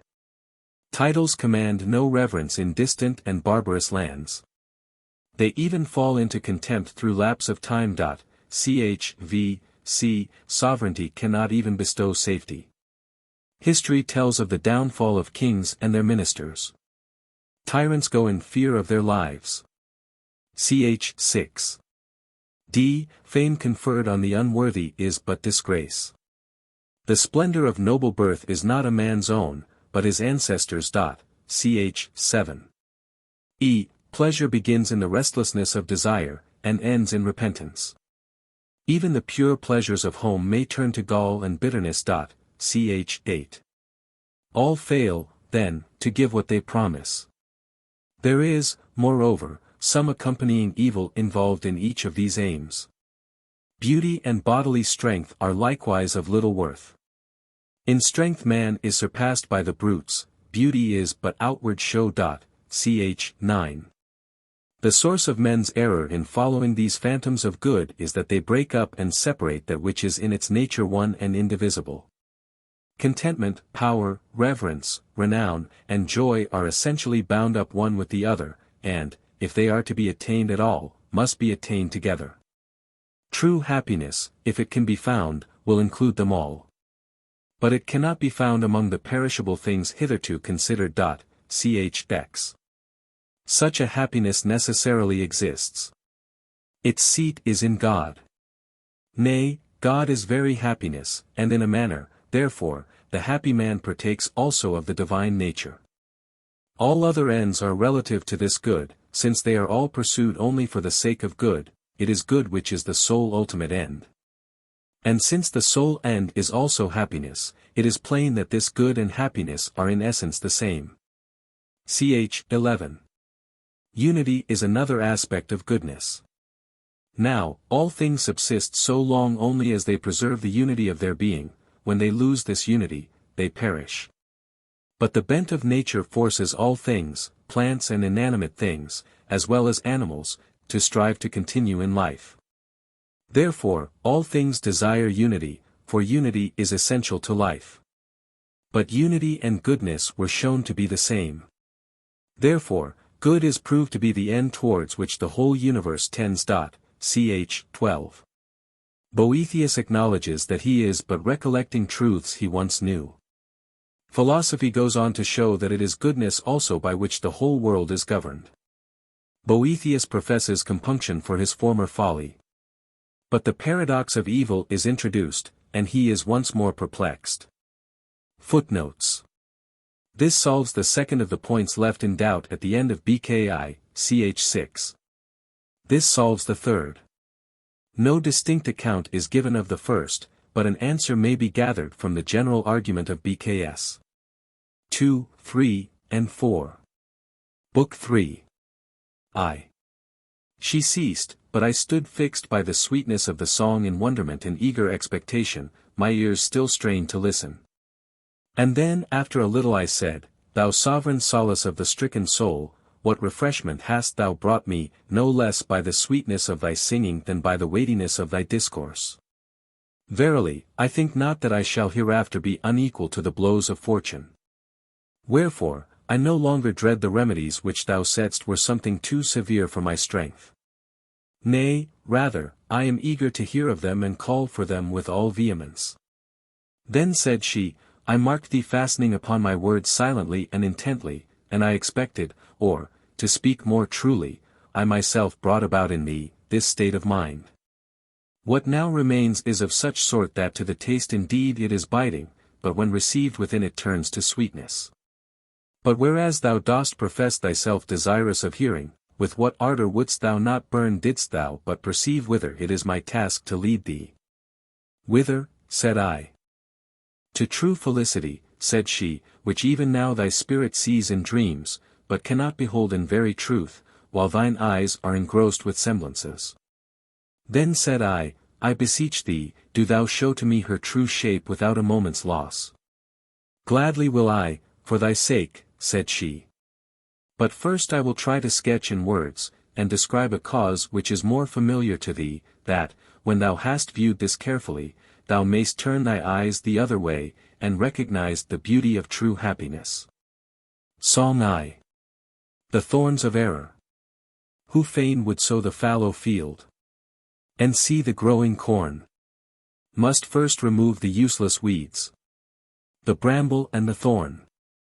After ill savour, honey's taste is to the mouth more sweet. After the storm, the twinkling stars the eyes more cheerly greet. When night hath passed, the bright dawn comes, in car of rosy hue. So drive the false bliss from thy mind, and thou shalt see the true. 2. For a little space she remained in a fixed gaze, withdrawn, as it were, into the august chamber of her mind. Then she thus began. All mortal creatures in those anxious aims which find employment in so many varied pursuits, though they take many paths, yet strive to reach one goal, the goal of happiness. Now, the good is that which, when a man hath got, he can lack nothing further. This it is which is the supreme good of all, containing within itself all particular good. So that if anything is still wanting thereto, this cannot be the supreme good, since something would be left outside which might be desired. 'Tis clear, then, that happiness is a state perfected by the assembling together of all good things. To this state, as we have said, all men try to attain, but by different paths. For the desire of the true good is naturally implanted in the minds of men, only error leads them aside out of the way in pursuit of the false. Some, deeming it the highest good to want for nothing, spare no pains to attain affluence. Others, judging the good to be that to which respect is most worthily paid, strive to win the reverence of their fellow citizens by the attainment of official dignity. Some there are who fix the chief good in supreme power. These either wish themselves to enjoy sovereignty, or try to attach themselves to those who have it. Those, again, who think renown to be something of supreme excellence are in haste to spread abroad the glory of their name either through the arts of war or of peace. A great many measure the attainment of good by joy and gladness of heart. These think it the height of happiness to give themselves over to pleasure.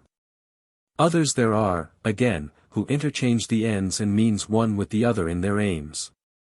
For instance, some want riches for the sake of pleasure and power, some covet power either for the sake of money or in order to bring renown to their name. So it is on these ends, then, that the aim of human acts and wishes is centered, and on others like to these, for instance, noble birth and popularity, which seem to compass a certain renown. Wife and children, which are sought for the sweetness of their possession, while as for friendship, the most sacred kind indeed is counted in the category of virtue, not of fortune. But other kinds are entered upon for the sake of power or of enjoyment.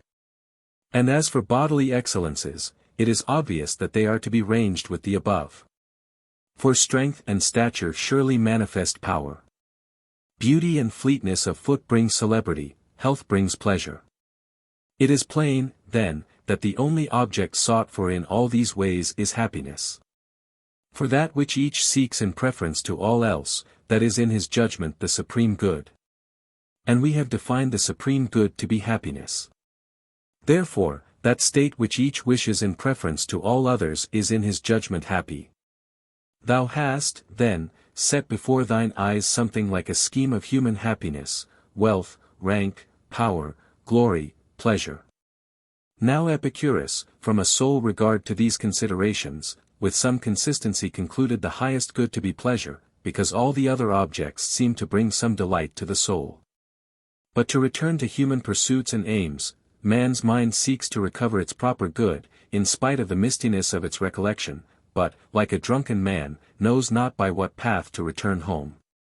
Think you they are wrong who strive to escape want? Nay, truly there is nothing which can so well complete happiness as a state abounding in all good things, needing nothing from outside, but wholly self-sufficing. Do they fall into error who deem that which is best to be also best deserving to receive the homage of reverence? Not at all. That cannot possibly be vile and contemptible, to attain which the endeavors of nearly all mankind are directed. Then, is power not to be reckoned in the category of good? Why, can that which is plainly more efficacious than anything else be esteemed a thing feeble and void of strength? Or is renown to be thought of no account? Nay, it cannot be ignored that the highest renown is constantly associated with the highest excellence. And what need is there to say that happiness is not haunted by care and gloom, nor exposed to trouble and vexation, since that is a condition we ask of the very least of things, from the possession and enjoyment of which we expect delight. So, then, these are the blessings men wish to win. They want riches, rank, sovereignty, glory, pleasure, because they believe that by these means they will secure independence, reverence, power, renown, and joy of heart.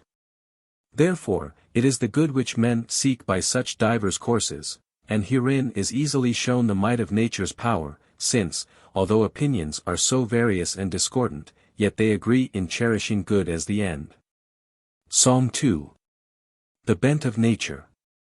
How the might of nature sways all the world in ordered ways. How resistless laws control each least portion of the whole. Fain would I in sounding verse on my pliant strings rehearse. Lo, the lion captive tame meekly wears his gilded chain. Yet though he by hand be fed, though a master's whip he dread, if but once the taste of gore wet his cruel lips once more, straight his slumbering fierceness wakes. With one roar his bonds he breaks, and first wreaks his vengeful force on his trainer's mangled corse. And the woodland songster, pent in forlorn imprisonment, though a mistress lavish care store of honeyed sweets prepare, yet, if in his narrow cage, as he hops from bar to bar, he should spy the woods afar, cool with sheltering foliage, all these dainties he will spurn. To the woods his heart will turn. Only for the woods he longs. Pipes the woods in all his songs. To rude force the sapling bends, while the hand its pressure lends. If the hand its pressure slack, straight the supple wood springs back. Phoebus in the western main sinks, but swift his car again by a secret path is borne to the wonted gates of morn. Thus are all things seen to yearn in due time for due return, and no order fixed may stay, save which in th appointed way joins the end to the beginning, in a steady cycle spinning. 3. Ye, too, creatures of earth, have some glimmering of your origin, however faint, and though in a vision dim and clouded, yet in some wise, notwithstanding, ye discern the true end of happiness. And so the aim of nature leads you thither, to that true good, while error in many forms leads you astray therefrom. For reflect whether men are able to win happiness by those means through which they think to reach the proposed end. Truly, if either wealth, rank, or any of the rest, bring with them anything of such sort as seems to have nothing wanting to it that is good, we, too, acknowledge that some are made happy by the acquisition of these things. But if they are not able to fulfill their promises, and, moreover, lack many good things, is not the happiness men seek in them clearly discovered to be a false show? Therefore do I first ask thee thyself, who but lately wert living in affluence, amid all that abundance of wealth, was thy mind never troubled in consequence of some wrong done to thee? Nay, said I cannot ever remember a time when my mind was so completely at peace as not to feel the pang of some uneasiness. Was it not because either something was absent which thou wouldst not have absent, or present which thou wouldst have away? Yes, said I. Then, thou didst want the presence of the one, the absence of the other. Admitted. But a man lacks that of which he is in want. He does. And he who lacks something is not in all points self-sufficing. No, certainly not, said I. So wert thou, then, in the plenitude of thy wealth, supporting this insufficiency? I must have been. Wealth, then, cannot make its possessor independent and free from all want, yet this was what it seemed to promise.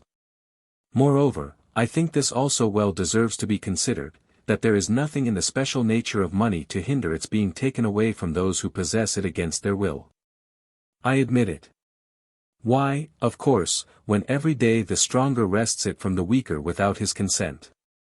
Else, whence come lawsuits, except in seeking to recover monies which have been taken away against their owners will by force or fraud? True, said I. Then, everyone will need some extraneous means of protection to keep his money safe. Who can venture to deny it? Yet he would not, unless he possessed the money which it is possible to lose. No, he certainly would not. Then, we have worked round to an opposite conclusion. The wealth which was thought to make a man independent rather puts him in need of further protection. How in the world, then, can want be driven away by riches? Cannot the rich feel hunger? Cannot they thirst? Are not the limbs of the wealthy sensitive to the winter's cold? But, thou wilt say, the rich have the wherewithal to sate their hunger, the means to get rid of thirst and cold. True enough. Want can thus be soothed by riches, wholly removed it cannot be. For if this ever gaping, ever craving want is glutted by wealth, it needs must be that the want itself which can be so glutted still remains. I do not speak of how very little suffices for nature, and how for avarice nothing is enough. Wherefore, if wealth cannot get rid of want, and makes new wants of its own, how can ye believe that it bestows independence? Psalm 3. The insatiableness of avarice. Though the covetous grown wealthy, see his piles of gold rise high. Though he gather store of treasure, that can never satisfy. Though with pearls his gorget blazes, rarest that the ocean yields. Though 100 head of oxen travail in his ample fields, ne'er shall carking care forsake him, while he draws this vital breath. And his riches go not with him, when his eyes are closed in death. 4. Well, but official dignity clothes him to whom it comes with honor and reverence. Have, then, offices of state such power as to plant virtue in the minds of their possessors, and drive out vice? Nay, they are rather wont to signalize iniquity than to chase it away, and hence arises our indignation that honors so often fall to the most iniquitous of men. Accordingly, Catullus calls Nonius an ulcer spot, though sitting in the curule chair. Dost not see what infamy high position brings upon the bad? Surely their unworthiness will be less conspicuous if their rank does not draw upon them the public notice. In thy own case, wouldst thou ever have been induced by all these perils to think of sharing office with Decoratus, since thou hast discerned in him the spirit of a rascally parasite and informer? No. We cannot deem men worthy of reverence on account of their office, whom we deem unworthy of the office itself. But didst thou see a man endued with wisdom, couldst thou suppose him not worthy of reverence, nor of that wisdom with which he was endued? No, certainly not. There is in virtue a dignity of her own which she forthwith passes over to those to whom she is united. And since public honors cannot do this, it is clear that they do not possess the true beauty of dignity. And here this well deserves to be noticed, that if a man is the more scorned in proportion as he is despised by a greater number, high position not only fails to win reverence for the wicked, but even loads them the more with contempt by drawing more attention to them. But not without retribution, for the wicked pay back a return in kind to the dignities they put on by the pollution of their touch. Perhaps, too, another consideration may teach thee to confess that true reverence cannot come through these counterfeit dignities. It is this: if one who had been many times consul chanced to visit barbaric lands, would his office win him the reverence of the barbarians? And yet if reverence were the natural effect of dignities, they would not forego their proper function in any part of the world, even as fire never anywhere fails to give forth heat. But since this effect is not due to their own efficacy, but is attached to them by the mistaken opinion of mankind, they disappear straightway when they are set before those who do not esteem them dignities. Thus the case stands with foreign peoples. But does their repute last forever, even in the land of their origin? Why, the prefecture, which was once a great power, is now an empty name, a burden merely on the senator's fortune. The commissioner of the public corn supply was once a personage, now what is more contemptible than this office? For, as we said just now, that which hath no true comeliness of its own now receives, now loses, lustre at the caprice of those who have to do with it. So, then, if dignities cannot win men reverence, if they are actually sullied by the contamination of the wicked, if they lose their splendor through time's changes, if they come into contempt merely for lack of public estimation, what precious beauty have they in themselves, much less to give to others? Psalm 4. Disgrace of honors conferred by a tyrant. Though royal purple soothes his pride, and snowy pearls his neck adorn, Nero in all his riot lives, the mark of universal scorn. Yet he on reverend heads conferred inglorious honors of the state. Shall we, then, deem them truly blessed, whom such preferment hath made great? V. Well, then, does sovereignty and the intimacy of kings prove able to confer power? Why, surely does not the happiness of kings endure forever? And yet antiquity is full of examples, and these days also, of kings whose happiness has turned into calamity. How glorious a power, which is not even found effectual for its own preservation! But if happiness has its source in sovereign power, is not happiness diminished, and misery inflicted in its stead, in so far as that power falls short of completeness? Yet, however widely human sovereignty be extended, there must still be more peoples left, over whom each several king holds no sway. Now, at whatever point the power on which happiness depends ceases, here powerlessness steals in and makes wretchedness, so, by this way of reckoning, there must needs be a balance of wretchedness in the lot of the king. The tyrant who had made trial of the perils of his condition figured the fears that haunt a throne under the image of a sword hanging over a man's head. What sort of power, then, is this which cannot drive away the gnawings of anxiety, or shun the stings of terror? Fain would they themselves have lived secure, but they cannot, then they boast about their power. Dost thou count him to possess power whom thou sayest to wish what he cannot bring to pass? Dost thou count him to possess power who encompasses himself with a bodyguard, who fears those he terrifies more than they fear him, who, to keep up the semblance of power, is himself at the mercy of his slaves? Need I say anything of the friends of kings, when I show royal dominion itself so utterly and miserably weak, why ofttimes the royal power in its plenitude brings them low, ofttimes involves them in its fall? Nero drove his friend and preceptor, Seneca, to the choice of the manner of his death. Antoninus exposed Papinianus, who was long powerful at court, to the swords of the soldiery. Yet each of these was willing to renounce his power. Seneca tried to surrender his wealth also to Nero, and go into retirement, but neither achieved his purpose. When they tottered, their very greatness dragged them down. What manner of thing, then, is this power which keeps men in fear while they possess it, which when thou art fain to keep, thou art not safe, and when thou desirest to lay it aside thou canst not rid thyself of? Are friends any protection who have been attached by fortune, not by virtue? Nay, him whom good fortune has made a friend, ill fortune will make an enemy. And what plague is more effectual to do hurt than a foe of one's own household? Footnotes. The Sword of Damocles. Psalm v. Self-mastery.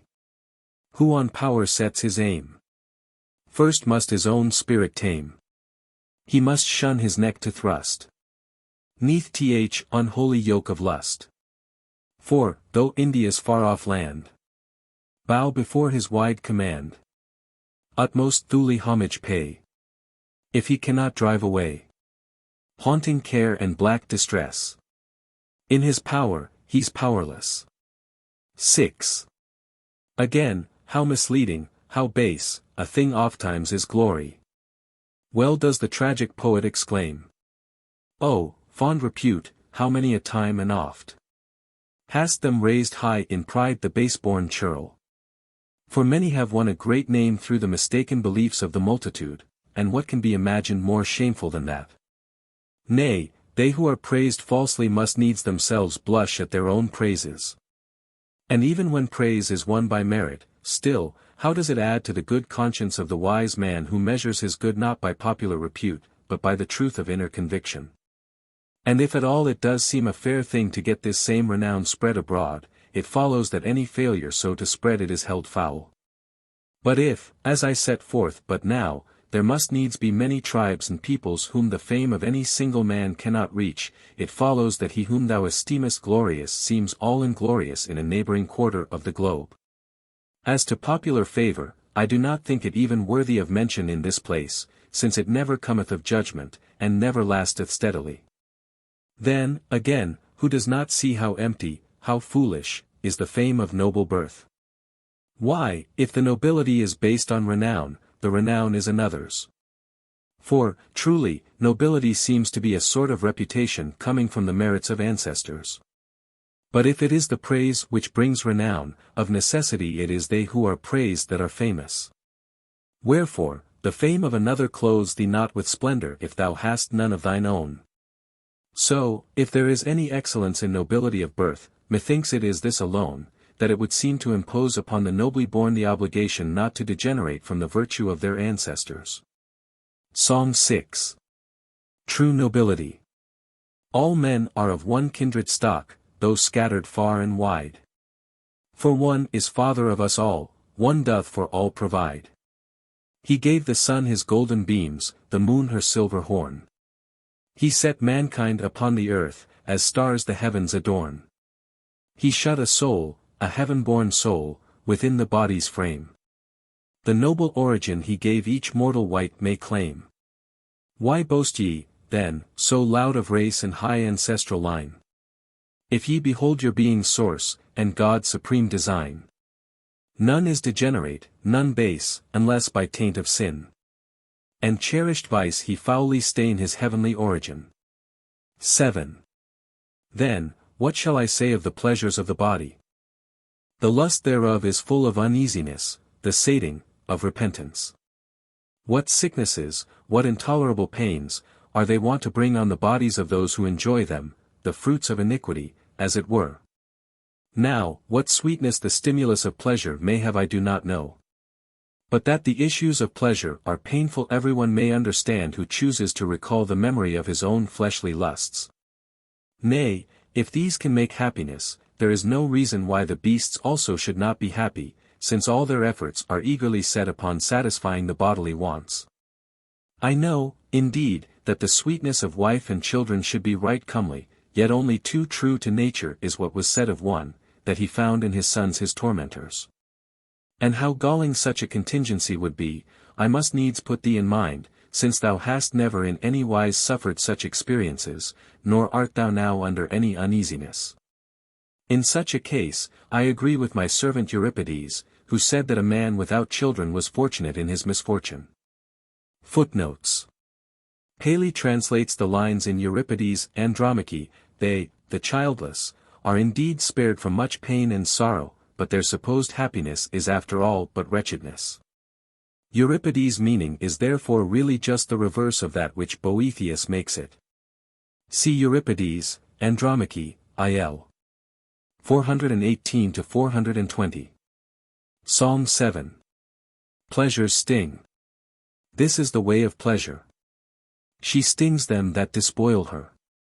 And, like the winged twaller, who's lost her honeyed treasure, she flies, but leaves her smart, deep rankling in the heart. 8. It is beyond doubt, then, that these paths do not lead to happiness, they cannot guide anyone to the promised goal. Now, I will very briefly show what serious evils are involved in following them. Just consider. Is it thy endeavor to heap up money? Why, thou must wrest it from its present possessor. Art thou minded to put on the splendor of official dignity? Thou must beg from those who have the giving of it, thou who covetest to outvie others in honor must lower thyself to the humble posture of petition. Dost thou long for power? Thou must face perils, for thou wilt be at the mercy of thy subjects' plots. Is glory thy aim? Thou art lured on through all manner of hardships, and there is an end to thy peace of mind. Art fain to lead a life of pleasure? Yet who does not scorn and contemn one who is the slave of the weakest and vilest of things, the body? Again, on how slight and perishable a possession do they rely who set before themselves bodily excellences? Can ye ever surpass the elephant in bulk or the bull in strength? Can ye excel the tiger in swiftness? Look upon the infinitude, the solidity, the swift motion, of the heavens, and for once cease to admire things mean and worthless. And yet the heavens are not so much to be admired on this account as for the reason which guides them. Then, how transient is the luster of beauty! How soon gone, more fleeting than the fading bloom of spring flowers! And yet if, as Aristotle says, men should see with the eyes of Lynceus, so that their sight might pierce through obstructions, would not that body of Alcibiades, so gloriously fair in outward seeming, appear altogether loathsome when all its inward parts lay open to the view? Therefore, it is not thy own nature that makes thee seem beautiful, but the weakness of the eyes that see thee. Yet prize as unduly as ye will that body's excellences. So long as ye know that this that ye admire, whatever its worth, can be dissolved away by the feeble flame of a 3 days' fever. From all which considerations we may conclude as a whole, that these things which cannot make good the advantages they promise, which are never made perfect by the assemblage of all good things, these neither lead as byways to happiness, nor themselves make men completely happy. Song 8. Human Folly. Alas! How wide astray doth ignorance these wretched mortals lead from truth's own way? For not on leafy stems do ye within the green wood look for gold, nor strip the vine for gems. Your nets ye do not spread upon the hill-tops, that the groaning board with fish be furnished. If ye are fain to chase the bounding goat, ye sweep not in vain search the ocean's ruffled face. The sea's far depths they know, each hidden nook, wherein the waves o'erwash the pearl as white as snow, where lurks the Tyrian shell, where fish and prickly urchins do abound. All this they know full well, but not to know or care where hidden lies the good all hearts desire. This blindness they can bear with gaze on earth low bent. They seek for that which reacheth far beyond the starry firmament. What curse shall I call down on hearts so dull? May they the race still run for wealth and high renown. And when with much ado the false good they have grasped, ah, then too late, may they discern the true. 9. This much may well suffice to set forth the form of false happiness. If this is now clear to thine eyes, the next step is to show what true happiness is. Indeed, said I see clearly enough that neither is independence to be found in wealth, nor power in sovereignty, nor reverence in dignities, nor fame in glory, nor true joy in pleasures. Hast thou discerned also the causes why this is so? I seem to have some inkling, but I should like to learn more at large from thee. Why, truly the reason is hard at hand. That which is simple and indivisible by nature human error separates, and transforms from the true and perfect to the false and imperfect. Dost thou imagine that which lacketh nothing can want power? Certainly not. Right.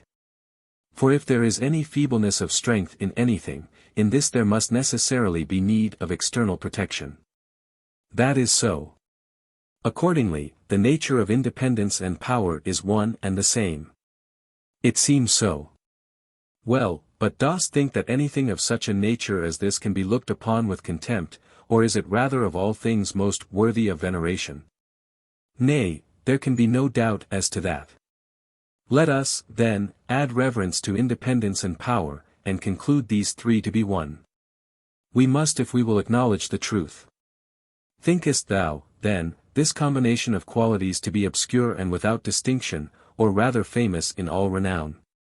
Just consider, can that want renown which has been agreed to be lacking in nothing, to be supreme in power, and right worthy of honor, for the reason that it cannot bestow this upon itself, and so comes to appear somewhat poor in esteem?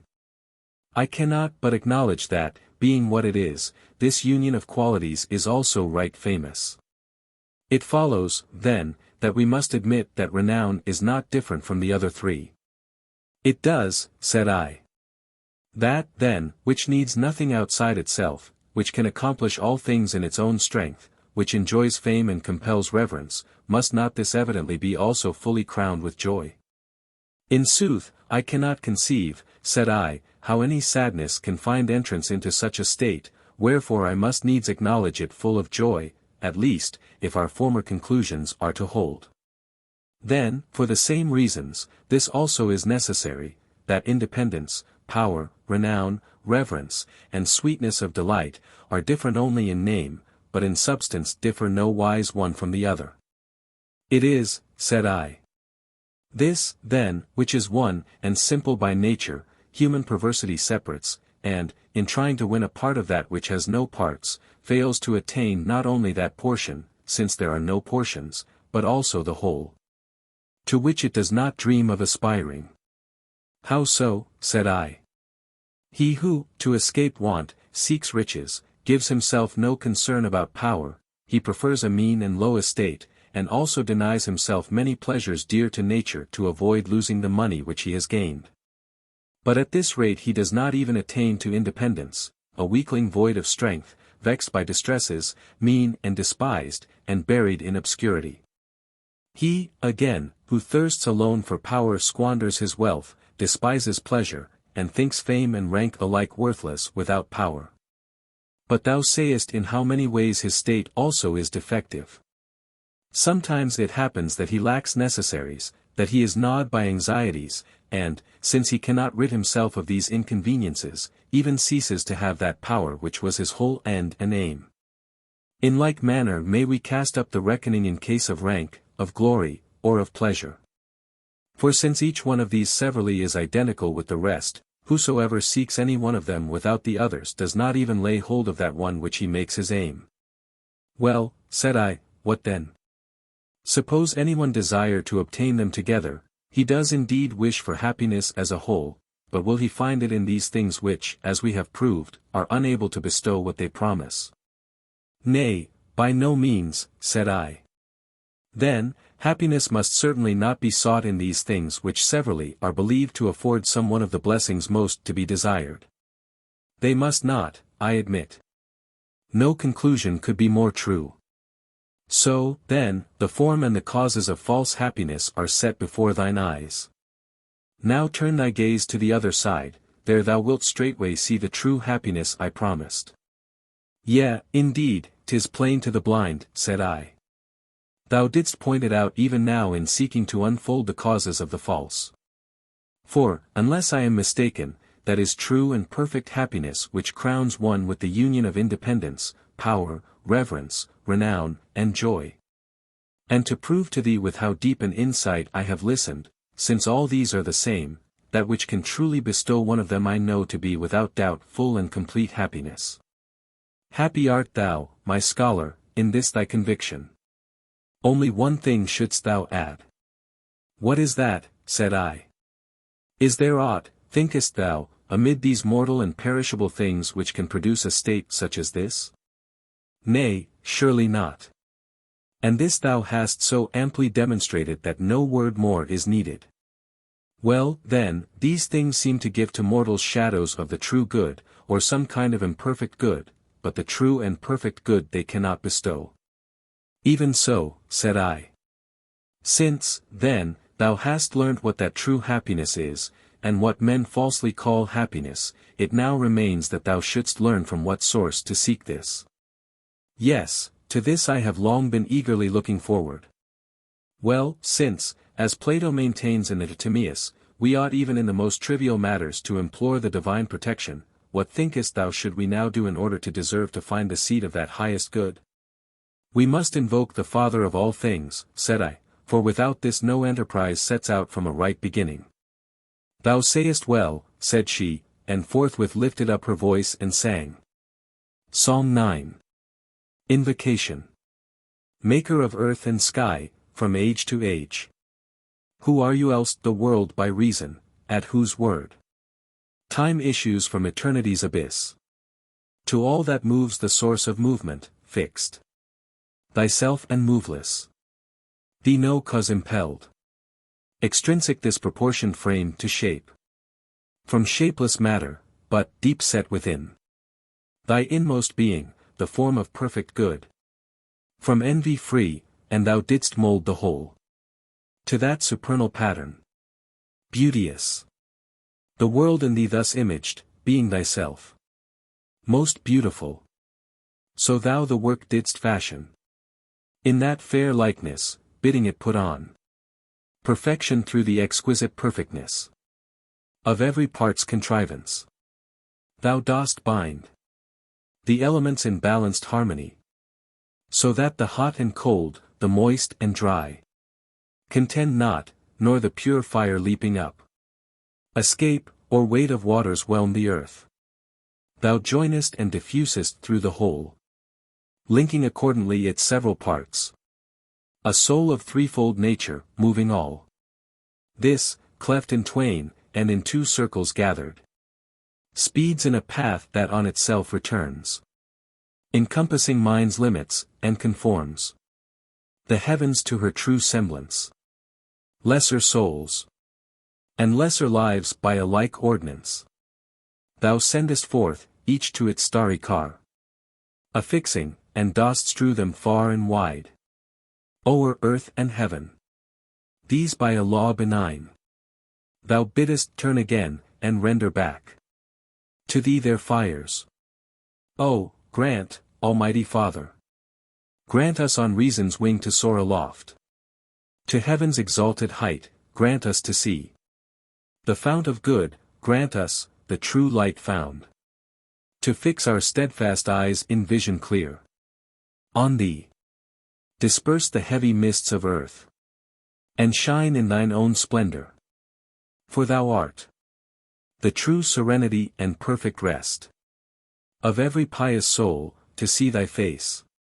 The end and the beginning, one the guide. The traveler, the pathway, and the goal. Footnotes. The substance of this poem is taken from Plato's Timaeus, 29-42. See Jowett, Volume 3, pages 448-462, 3rd edition. X. Since now thou hast seen what is the form of the imperfect good, and what the form of the perfect also, methinks I should next show in what manner this perfection of felicity is built up. And here I conceive it proper to inquire, first, whether any excellence, such as thou hast lately defined, can exist in the nature of things, lest we be deceived by an empty fiction of thought to which no true reality answers. But it cannot be denied that such does exist, and is, as it were, the source of all things good. For everything which is called imperfect is spoken of as imperfect by reason of the privation of some perfection. So it comes to pass that, whenever imperfection is found in any particular, there must necessarily be a perfection in respect of that particular also. For were there no such perfection, it is utterly inconceivable how that so-called imperfection should come into existence. Nature does not make a beginning with things mutilated and imperfect. She starts with what is whole and perfect, and falls away later to these feeble and inferior productions.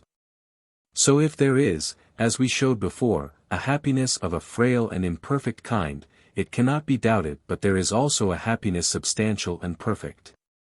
Most true is thy conclusion, and most sure, said I. Next to consider where the dwelling place of this happiness may be. The common belief of all mankind agrees that God, the supreme of all things, is good. For since nothing can be imagined better than God, how can we doubt him to be good than whom there is nothing better? Now, reason shows God to be good in such wise as to prove that in him is perfect good. For were it not so, he would not be supreme of all things. For there would be something else more excellent, possessed of perfect good, which would seem to have the advantage in priority and dignity, since it has clearly appeared that all perfect things are prior to those less complete. Wherefore, lest we fall into an infinite regression, we must acknowledge the supreme God to be full of supreme and perfect good. But we have determined that true happiness is the perfect good. Therefore true happiness must dwell in the supreme deity. I accept thy reasonings, said I, they cannot in any wise be disputed. But, come, see how strictly and incontrovertibly thou mayst prove this our assertion that the supreme Godhead hath fullest possession of the highest good. In what way, pray, said I? Do not rashly suppose that he who is the Father of all things hath received that highest good of which he is said to be possessed either from some external source, or hath it as a natural endowment in such sort that thou mightest consider the essence of the happiness possessed, and of the God who possesses it, distinct and different. For if thou deemest it received from without, thou mayst esteem that which gives more excellent than that which has received. But him we most worthily acknowledge to be the most supremely excellent of all things. If, however, it is in him by nature, yet is logically distinct, the thought is inconceivable, since we are speaking of God, who is supreme of all things.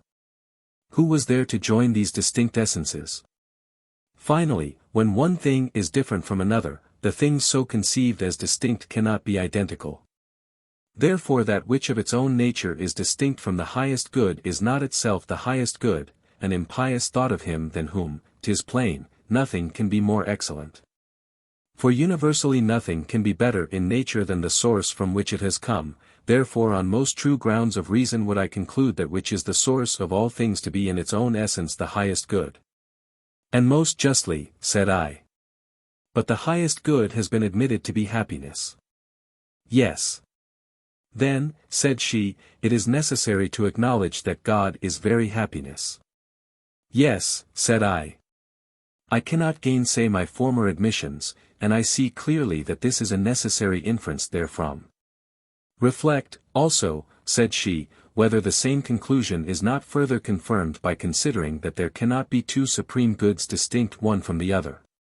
For the goods which are different clearly cannot be severally each what the other is, wherefore neither of the two can be perfect, since to either the other is wanting, but since it is not perfect, it cannot manifestly be the supreme good. By no means, then, can goods which are supreme be different one from the other. But we have concluded that both happiness and God are the supreme good, wherefore that which is highest divinity must also itself necessarily be supreme happiness.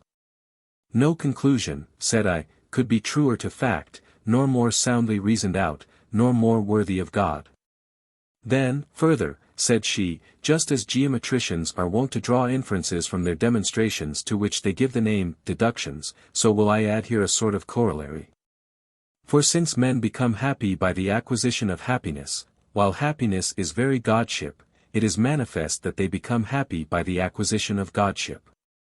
But as by the acquisition of justice men become just, and wise by the acquisition of wisdom, so by parity of reasoning by acquiring godship they must of necessity become gods. So every man who is happy is a god.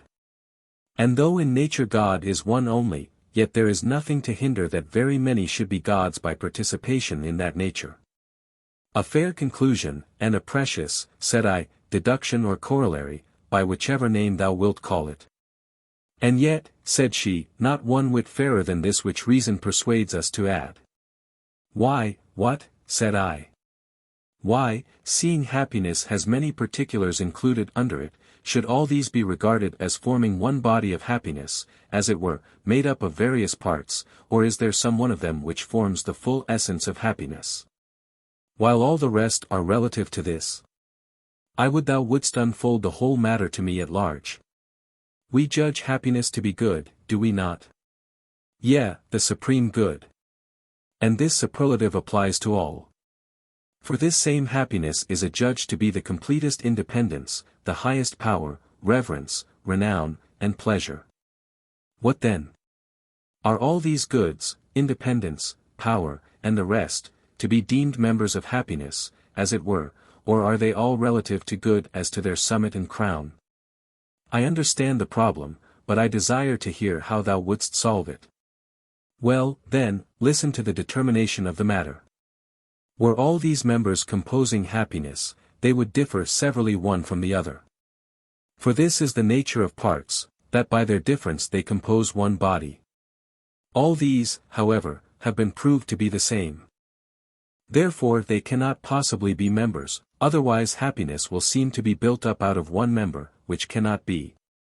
There can be no doubt as to that, said I. But I am impatient to hear what remains. Why, it is manifest that all the others are relative to the good. For the very reason why independence is sought is that it is judged good, and so power also, because it is believed to be good. The same, too, may be supposed of reverence, of renown, and of pleasant delight. Good, then, is the sum and source of all desirable things. That which has not in itself any good, either in reality or in semblance, can in no wise be desired. Contrariwise, even things which by nature are not good are desired as if they were truly good, if they seem to be so. Whereby it comes to pass that goodness is rightly believed to be the sum and hinge and cause of all things desirable. Now, that for the sake of which anything is desired itself seems to be most wished for. For instance, if anyone wishes to ride for the sake of health, he does not so much wish for the exercise of riding as the benefit of his health. Since, then, all things are sought for the sake of the good, it is not these so much as good itself that is sought by all. But that on account of which all other things are wished for was, we agreed, happiness. Wherefore thus also it appears that it is happiness alone which is sought. From all which it is transparently clear that the essence of absolute good and of happiness is one and the same. I cannot see how anyone can dissent from these conclusions. But we have also proved that God and true happiness are one and the same. Yes, said I. Then we can safely conclude, also, that God's essence is seated in absolute good, and nowhere else. Song X. The true light. Hither come, all ye whose minds lust with rosy fetters binds. Lust a bondage hard compelling. Earthy souls that are his dwelling. Here shall be your labor's close. Here your haven of repose. Come, to your one refuge press. Wide it stands to all distress. Not the glint of yellow gold. Down bright Hermus current rolled. Not the Tagus precious sands. Nor in far-off scorching lands. All the radiant gems that hide under Indus' storied tide. Emerald green and glistering white. Can illume our feeble sight. But they rather leave the mind in its native darkness blind. For the fairest beams they shed in earth's lowest depths were fed. But the splendor that supplies strength and vigor to the skies, and the universe controls, shunneth dark and ruined souls. He who once hath seen this light will not call the sunbeam bright. 11. I quite agree, said I, truly all thy reasonings hold admirably together. Then said she, what value wouldst thou put upon the boon shouldst thou come to the knowledge of the absolute good? Oh, an infinite, said I, if only I were so blessed as to learn to know God also who is the good. Yet this will I make clear to thee on truest grounds of reason, if only our recent conclusions stand fast. They will. Have we not shown that those things which most men desire are not true and perfect good precisely for this cause, that they differ severally one from another, and, seeing that one is wanting to another, they cannot bestow full and absolute good? But that they become the true good when they are gathered, as it were, into one form and agency, so that that which is independence is likewise power, reverence, renown, and pleasant delight, and unless they are all one and the same, they have no claim to be counted among things desirable. Yes, this was clearly proved, and cannot in any wise be doubted. Now, when things are far from being good while they are different, but become good as soon as they are one, is it not true that these become good by acquiring unity? It seems so, said I. But dost not thou allow that all which is good by participation in goodness? It is. Then, thou must on similar grounds admit that unity and goodness are the same. For when the effects of things in their natural working differ not, their essence is one and the same. There is no denying it. Now, dost thou know, said she, that all which is abides and subsists so long as it continues one, but so soon as it ceases to be one it perishes and falls to pieces? In what way? Why, take animals, for example. When soul and body come together, and continue in one, this is, we say, a living creature, but when this unity is broken by the separation of these two, the creature dies, and is clearly no longer living. The body also, while it remains in one form by the joining together of its members, presents a human appearance, but if the separation and dispersal of the parts break up the body's unity, it ceases to be what it was. And if we extend our survey to all other things, without doubt it will manifestly appear that each several thing subsists while it is one, but when it ceases to be one perishes.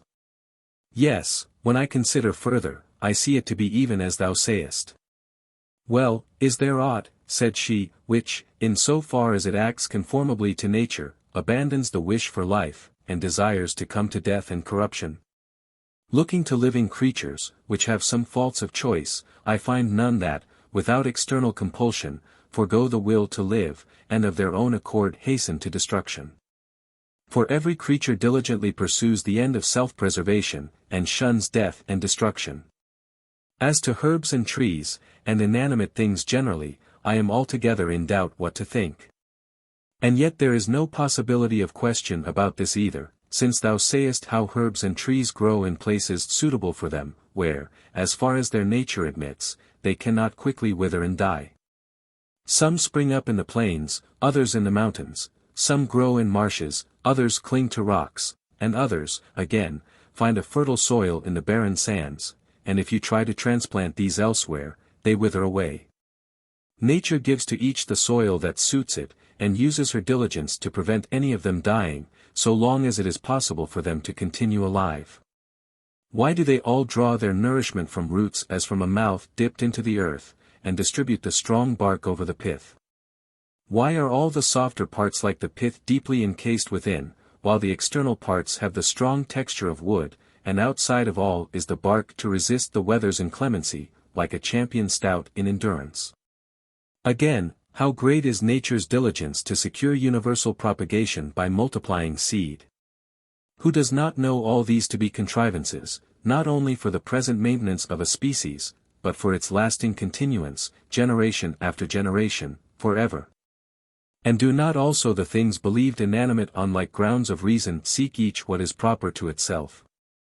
Why do the flames shoot lightly upward, while the earth presses downward with its weight, if it is not that these motions and situations are suitable to their respective natures?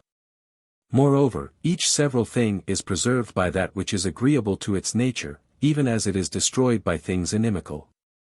Things solid like stones resist disintegration by the close adhesion of their parts.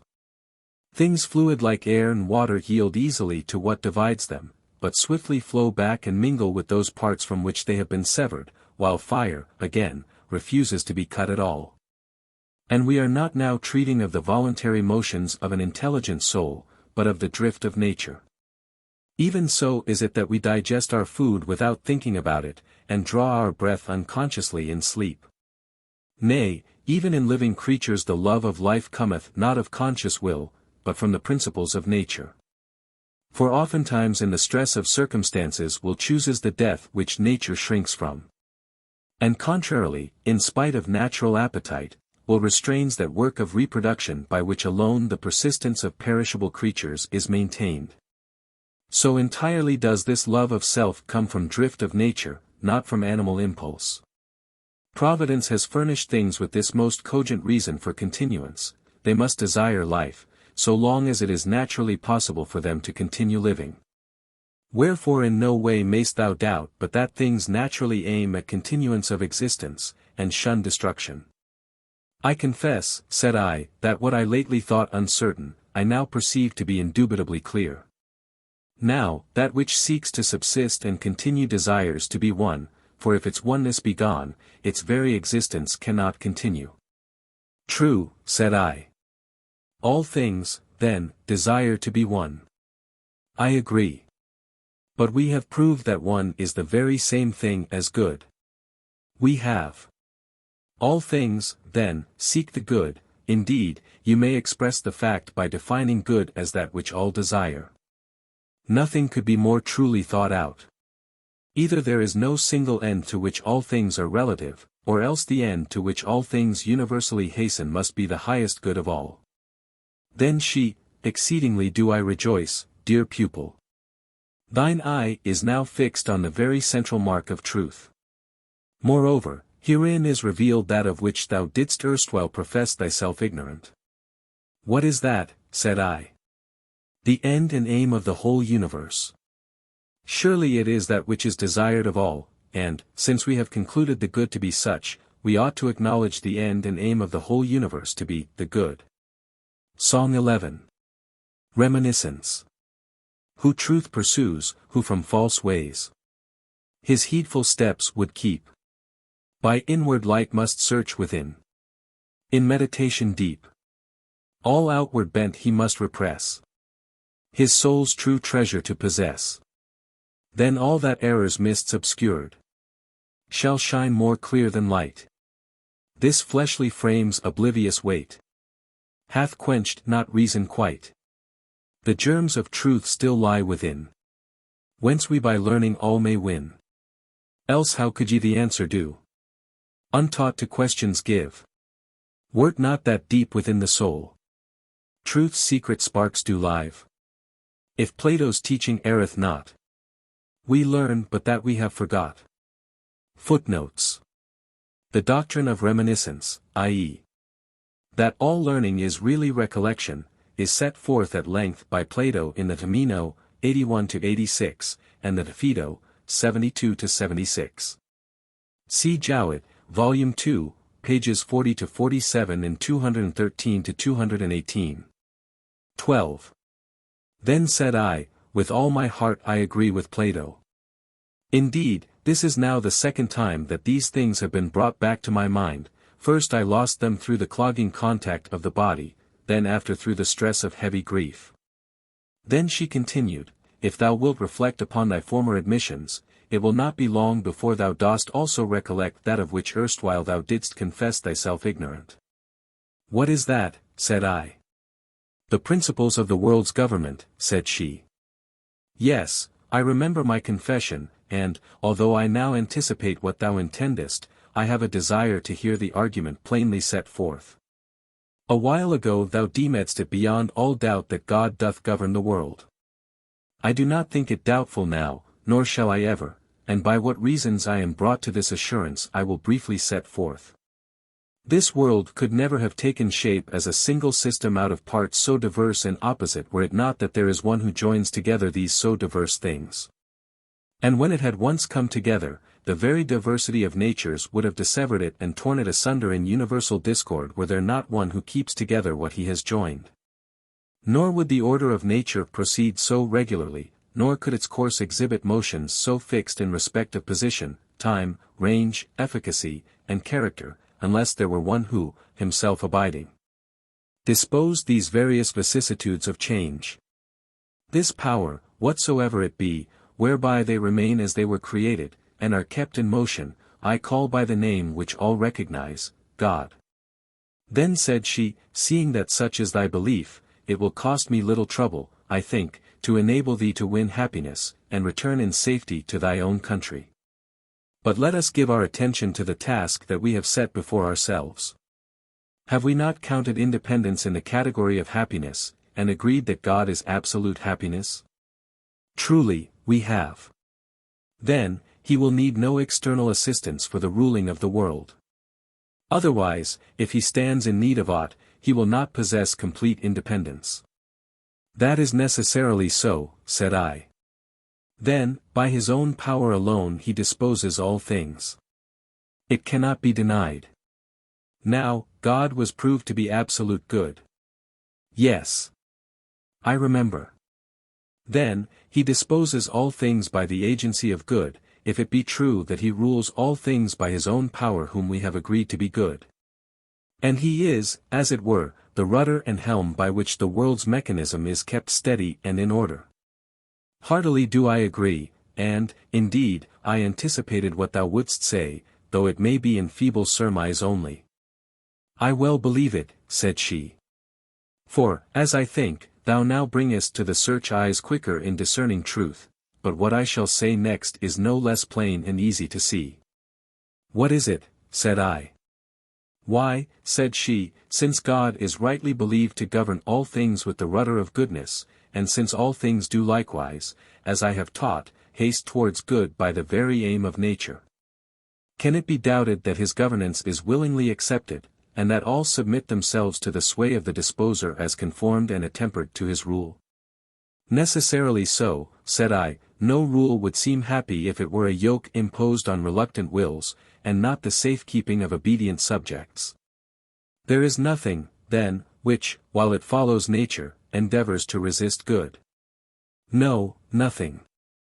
But if anything should, will it have the least success against him whom we rightly agree to be supreme Lord of happiness?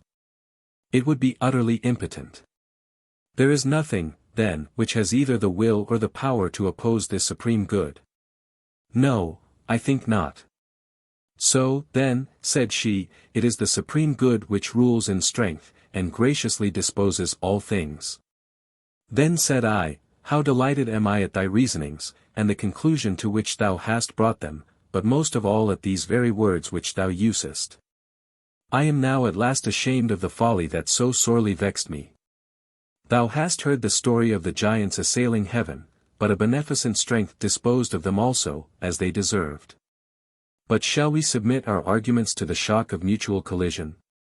It may be from the impact some fair spark of truth may be struck out. If it be thy good pleasure, said I. No one can doubt that God is all-powerful. No one at all can question it who thinks consistently. Now, there is nothing which one who is all-powerful cannot do. Nothing. But can God do evil, then? Nay, by no means. Then, evil is nothing, said she, since he to whom nothing is impossible is unable to do evil. Art thou mocking me, said I, weaving a labyrinth of tangled arguments, now seeming to begin where thou didst end, and now to end where thou didst begin, or dost thou build up some wondrous circle of divine simplicity? For, truly, a little before thou didst begin with happiness, and say it was the supreme good, and didst declare it to be seated in the supreme Godhead. God himself, too, thou didst affirm to be supreme good and all-complete happiness. And from this thou didst go on to add, as by the way, the proof that no one would be happy unless he were likewise God. Again, thou didst say that the very form of good was the essence both of God and of happiness, and didst teach that the absolute one was the absolute good which was sought by universal nature. Thou didst maintain, also, that God rules the universe by the governance of goodness, that all things obey him willingly, and that evil has no existence in nature. And all this thou didst unfold without the help of assumptions from without, but by inherent and proper proofs, drawing credence one from the other. Then answered she, far is it from me to mock thee. Nay, by the blessing of God, whom we lately addressed in prayer, we have achieved the most important of all objects. For such is the form of the divine essence, that neither can it pass into things external, nor take up anything external into itself. But, as Parmenides says of it, in body like to a sphere on all sides perfectly rounded, it rolls the restless orb of the universe, keeping itself motionless the while. And if I have also employed reasonings not drawn from without, but lying within the compass of our subject, there is no cause for thee to marvel. Since thou hast learnt on Plato's authority that words ought to be akin to the matter of which they treat. Psalm 12. Orpheus and Eurydice. Blessed he whose feet have stood beside the fount of good. Blessed he whose will could break earth's chains for wisdom's sake. The Thracian bard, 'tis said, mourned his dear consort dead. To hear the plaintive strain, the woods moved in his train, and the stream ceased to flow, held by so soft a woe. The deer without dismay beside the lion lay. The hound, by song subdued, no more the hare pursued, but the pang unassuaged In his own bosom raged the music that could calm. All else brought him no balm. Chiding the powers immortal, he came unto hell's portal. There breathed all tender things upon his sounding strings. Each rhapsody high-wrought, his goddess mother taught. All he from grief could borrow, and love redoubling sorrow. Till, as the echoes waken, all Taenarus is shaken. Whilst he to ruth persuades the monarch of the shades. With dulcet prayer, spellbound, the triple-headed hound, at sound so strangely sweet, falls crouching at his feet. The dread avengers, too, that guilty minds pursue, with ever-haunting fears, are all dissolved in tears. Ixion, on his wheel, a respite brief doth feel. For, lo! The wheel stands still. And, while those sad notes thrill, thirst-maddened Tantalus listens, oblivious of the stream's mockery, and his long agony. The vulture, too, doth spare some little while to tear at Tityus' rent side. Sated and pacified, at length the shadowy king, his sorrows pitying, he hath prevailed, cried. We give him back his bride. To him she shall belong, as guerdon of his song. One sole condition yet upon the boon is set. Let him not turn his eyes to view his hard-won prize, till they securely pass the gates of hell. Alas! What law can lovers move? A higher law is love. For Orpheus, woe is me! On his Eurydice, day's threshold all but one, looked, lost, and was undone. Ye who the like pursue, this story is for you, who seek to find a way unto the clearer day. If on the darkness past one backward look ye cast, your weak and wandering eyes have lost the matchless prize. Book 4. Good and Ill Fortune. Summary. Ch.I. The mystery of the seeming moral confusion. Philosophy engages to make this plain, and to fulfill her former promise to the full. Ch. 2. Accordingly, a. She first expounds the paradox that the good alone have power, the bad are altogether powerless. Ch. 3. b. The righteous never lack their reward, nor the wicked their punishment. Ch. 4.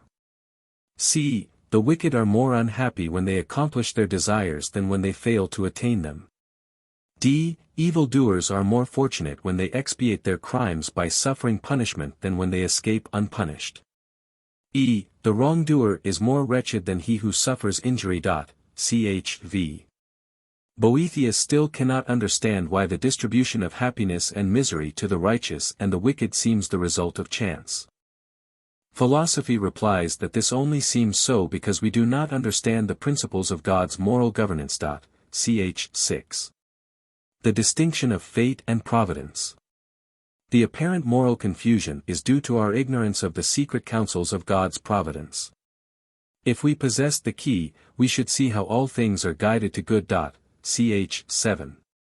Thus all fortune is good fortune. For it either rewards, disciplines, amends, or punishes, and so is either useful or just. Book 4. I. Softly and sweetly philosophy sang these verses to the end without losing aught of the dignity of her expression or the seriousness of her tones. Then, forasmuch as I was as yet unable to forget my deeply seated sorrow, just as she was about to say something further, I broke in and cried, O thou guide into the way of true light! All that thy voice hath uttered from the beginning even unto now has manifestly seemed to me at once divine contemplated in itself, and by the force of thy arguments placed beyond the possibility of overthrow. Moreover, these truths have not been altogether unfamiliar to me heretofore, though because of indignation at my wrongs they have for a time been forgotten. But, lo! Herein is the very chiefest cause of my grief, that, while there exists a good ruler of the universe, it is possible that evil should be at all, still more that it should go unpunished. Surely thou must see how deservedly this of itself provokes astonishment. But a yet greater marvel follows: while wickedness reigns and flourishes, virtue not only lacks its reward, but is even thrust down and trampled under the feet of the wicked, and suffers punishment in the place of crime. That this should happen under the rule of a God who knows all things and can do all things, but wills only the good, cannot be sufficiently wondered at nor sufficiently lamented. Then said she, it would indeed be infinitely astounding, and of all monstrous things most horrible, if, as thou esteemest, in the well-ordered home of so great a householder, the base vessels should be held in honor, the precious left to neglect. But it is not so. For if we hold unshaken those conclusions which we lately reached, thou shalt learn that, by the will of him of whose realm we are speaking, the good are always strong, the bad always weak and impotent. That vices never go unpunished, nor virtues unrewarded, that good fortune ever befalls the good, and ill fortune the bad, and much more of the sort, which shall hush thy murmurings, and stablish thee in the strong assurance of conviction. And since by my late instructions thou hast seen the form of happiness, hast learnt, too, the seat where it is to be found, all due preliminaries being discharged, I will now show thee the road which will lead thee home. Wings, also, will I fasten to thy mind wherewith thou mayst soar aloft, that so, all disturbing doubts removed, thou mayst return safe to thy country, under my guidance, in the path I will show thee, and by the means which I furnish. Song I. The Soul's Flight. Wings are mine, above the pole. Far aloft I soar. Clothed with these, my nimble soul scorns earth's hated shore. Cleaves the skies upon the wind. Sees the clouds left far behind. Soon the glowing point she nears, where the heavens rotate. Follows through the starry spheres. Phoebus' course, or straight. Takes for comrade, mid the stars. Saturn cold or glittering Mars. Thus each circling orb explores. Through night's stole that peers. Then, when all are numbered, soars far beyond the spheres. Mounting heaven's supremest height. To the very fount of light. There the sovereign of the world his calm sway maintains. As the globe is onward whirled. Guides the chariot reins. And in splendor glittering. Reigns the universal King. Hither if thy wandering feet find at last a way. Here thy long-lost home thou lt greet. Dear lost land, thou lt say. Though from thee I've wandered wide. Hence I came, here will abide. Yet if ever thou art fain visitant to be of earth's gloomy night again, surely thou wilt see tyrants whom the nations fear dwell in hapless exile here. 2.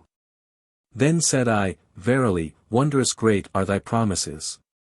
Yet I do not doubt but thou canst make them good, only keep me not in suspense after raising such hopes. Learn, then, first, said she, how that power ever waits upon the good, while the bad are left wholly destitute of strength. Of these truths the one proves the other. For since good and evil are contraries, if it is made plain that good is power, the feebleness of evil is clearly seen, and, conversely, if the frail nature of evil is made manifest, the strength of good is thereby known. However, to win ampler credence for my conclusion, I will pursue both paths, and draw confirmation for my statements first in one way and then in the other. The carrying out of any human action depends upon two things, to wit, will and power. If either be wanting, nothing can be accomplished. For if the will be lacking, no attempt at all is made to do what is not willed, whereas if there be no power, the will is all in vain. And so, if thou sayest any man wishing to attain some end, yet utterly failing to attain it, thou canst not doubt that he lacked the power of getting what he wished for. Why, certainly not, there is no denying it. Canst thou, then, doubt that he whom thou sayest to have accomplished what he willed had also the power to accomplish it? Of course not. Then, in respect of what he can accomplish a man is to be reckoned strong, in respect of what he cannot accomplish weak? Granted, said I. Then, dost thou remember that, by our former reasonings, it was concluded that the whole aim of man's will, though the means of pursuit vary, is set intently upon happiness? I do remember that this, too, was proved. Dost thou also call to mind how happiness is absolute good, and therefore that, when happiness is sought, it is good which is in all cases the object of desire? Nay, I do not so much call to mind as keep it fixed in my memory. Then, all men, good and bad alike, with one indistinguishable purpose strive to reach good? Yes, that follows. But it is certain that by the attainment of good men become good? It is. Then, do the good attain their object? It seems so. But if the bad were to attain the good which is their object, they could not be bad? No. Then, since both seek good, but while the one sort attain it, the other attain it not, is there any doubt that the good are endued with power, while they who are bad are weak? If any doubt it, he is incapable of reflecting on the nature of things, or the consequences involved in reasoning. Again, supposing there are two things to which the same function is prescribed in the course of nature, and one of these successfully accomplishes the function by natural action, the other is altogether incapable of that natural action. Instead of which, in a way other than is agreeable to its nature, it, I will not say fulfills its function, but feigns to fulfill it, which of these two would in thy view be the stronger? I guess thy meaning, but I pray thee let me hear thee more at large. Walking is man's natural motion, is it not? Certainly. Thou dost not doubt, I suppose, that it is natural for the feet to discharge this function? No, surely I do not. Now, if one man who is able to use his feet walks, and another to whom the natural use of his feet is wanting tries to walk on his hands, which of the two wouldst thou rightly esteem the stronger? Go on, said I. No one can question but that he who has the natural capacity has more strength than he who has it not. Now, the supreme good is set up as the end alike for the bad and for the good. But the good seek it through the natural action of the virtues, whereas the bad try to attain this same good through all manner of concupiscence, which is not the natural way of attaining good. Or dost thou think otherwise? Nay. Rather, one further consequence is clear to me, for from my admissions it must needs follow that the good have power, and the bad are impotent. Thou anticipatest rightly, and that as physicians reckon is a sign that nature is set working, and is throwing off the disease. But, since I see thee so ready at understanding, I will heap proof on proof. Look how manifest is the extremity of vicious men's weakness, they cannot even reach that goal to which the aim of nature leads and almost constrains them. What if they were left without this mighty, this well-nigh irresistible help of nature's guidance?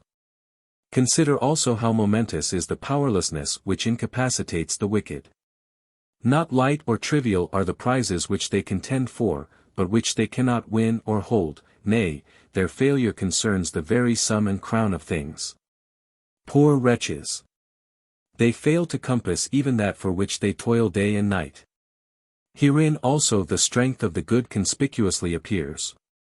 For just as thou wouldst judge him to be the strongest walker whose legs could carry him to a point beyond which no further advance was possible, so must thou needs account him strong in power who so attains the end of his desires that nothing further to be desired lies beyond. Whence follows the obvious conclusion that they who are wicked are seen likewise to be wholly destitute of strength. For why do they forsake virtue and follow vice? Is it from ignorance of what is good? Well, what is more weak and feeble than the blindness of ignorance? Do they know what they ought to follow, but lust drives them aside out of the way? If it be so, they are still frail by reason of their incontinence, for they cannot fight against vice. Or do they knowingly and willfully forsake the good and turn aside to vice? Why, at this rate, they not only cease to have power, but cease to be at all. For they who forsake the common end of all things that are, they likewise also cease to be at all. Now, to some it may seem strange that we should assert that the bad, who form the greater part of mankind, do not exist. But the fact is so. I do not, indeed, deny that they who are bad, but that they are in an unqualified and absolute sense I deny. Just as we call a corpse a dead man, but cannot call it simply man, so I would allow the vicious to be bad, but that they are in an absolute sense I cannot allow. That only is which maintains its place and keeps its nature. Whatever falls away from this forsakes the existence which is essential to its nature. But, thou wilt say, the bad have an ability. Nor do I wish to deny it, only this ability of theirs comes not from strength, but from impotence. For their ability is to do evil, which would have had no efficacy at all if they could have continued in the performance of good. So this ability of theirs proves them still more plainly to have no power. For if, as we concluded just now, evil is nothing, 'tis clear that the wicked can effect nothing, since they are only able to do evil. 'Tis evident. And that thou mayst understand what is the precise force of this power, we determined, did we not, a while back, that nothing has more power than supreme good? We did, said I. But that same highest good cannot do evil? Certainly not. Is there anyone, then, who thinks that men are able to do all things? None but a madman. Yet they are able to do evil. Would they could not. Since, then, he who can do only good is omnipotent, while they who can do evil also are not omnipotent, it is manifest that they who can do evil have less power. There is this also, we have shown that all power is to be reckoned among things desirable, and that all desirable things are referred to good as to a kind of consummation of their nature. But the ability to commit crime cannot be referred to the good, therefore it is not a thing to be desired. And yet all power is desirable, it is clear, then, that ability to do evil is not power. From all which considerations appeareth the power of the good, and the indubitable weakness of the bad, and it is clear that Plato's judgment was true. The wise alone are able to do what they would, while the wicked follow their own heart's lust, but cannot accomplish what they would. For they go on in their willfulness fancying they will attain what they wish for in the paths of delight. But they are very far from its attainment, since shameful deeds lead not to happiness. Footnotes. The paradoxes in this chapter and chapter 4 are taken from Plato's Gorgias. See Jowett, Volume 2, pages 348 to 366, and also pp. 400, 401, Gorgias, 466 to 479, and 508, 509. No trivial game is here, the strife is waged for Turnus' own dear life. Conington. See Virgil, Aeneid, 12. 764, 745, cf. Iliad, 22. 159 to 162. Psalm 2. The bondage of passion. When high enthroned the monarch sits, resplendent in the pride of purple robes, while flashing steel guards him on every side. When baleful terrors on his brow with frowning menace lower, and passion shakes his laboring breast, how dreadful seems his power. But if the vesture of his state from such a one thou tear, thou'lt see what load of secret bonds this lord of earth doth wear. Lust's poison rankles, o'er his mind rage sweeps in tempest rude. Sorrow his spirit vexes sore, and empty hopes delude. Then thou'lt confess, one hapless wretch, whom many lords oppress, does never what he would, but lives in thraldom's helplessness. 3. Thou sayest, then, in what foulness unrighteous deeds are sunk, with what splendor righteousness shines. Whereby it is manifest that goodness never lacks its reward, nor crime its punishment. For, verily, in all manner of transactions that for the sake of which the particular action is done may justly be accounted the reward of that action, even as the wreath for the sake of which the race is run is the reward offered for running. Now, we have shown happiness to be that very good for the sake of which all things are done. Absolute good, then, is offered as the common prize, as it were, of all human actions. But, truly, this is a reward from which it is impossible to separate the good man, for one who is without good cannot properly be called good at all, wherefore righteous dealing never misses its reward. Rage the wicked, then, never so violently, the crown shall not fall from the head of the wise, nor wither. Verily, other men's unrighteousness cannot pluck from righteous souls their proper glory.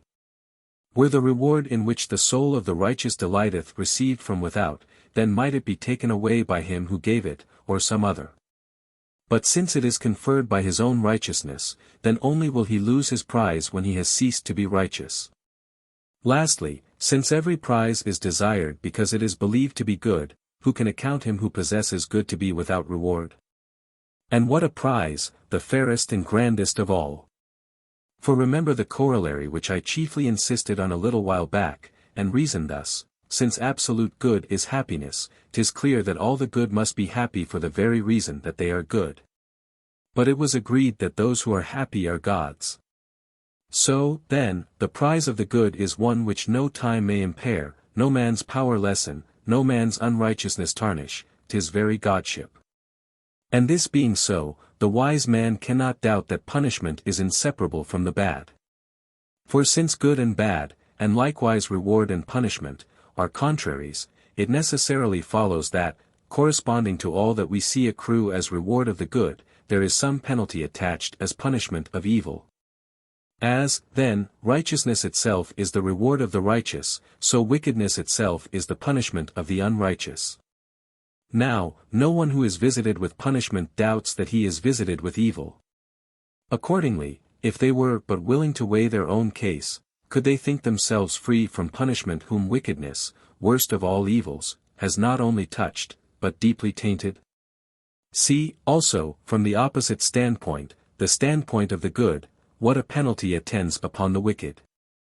Thou didst learn a little since that whatever is one, and that unity itself is good.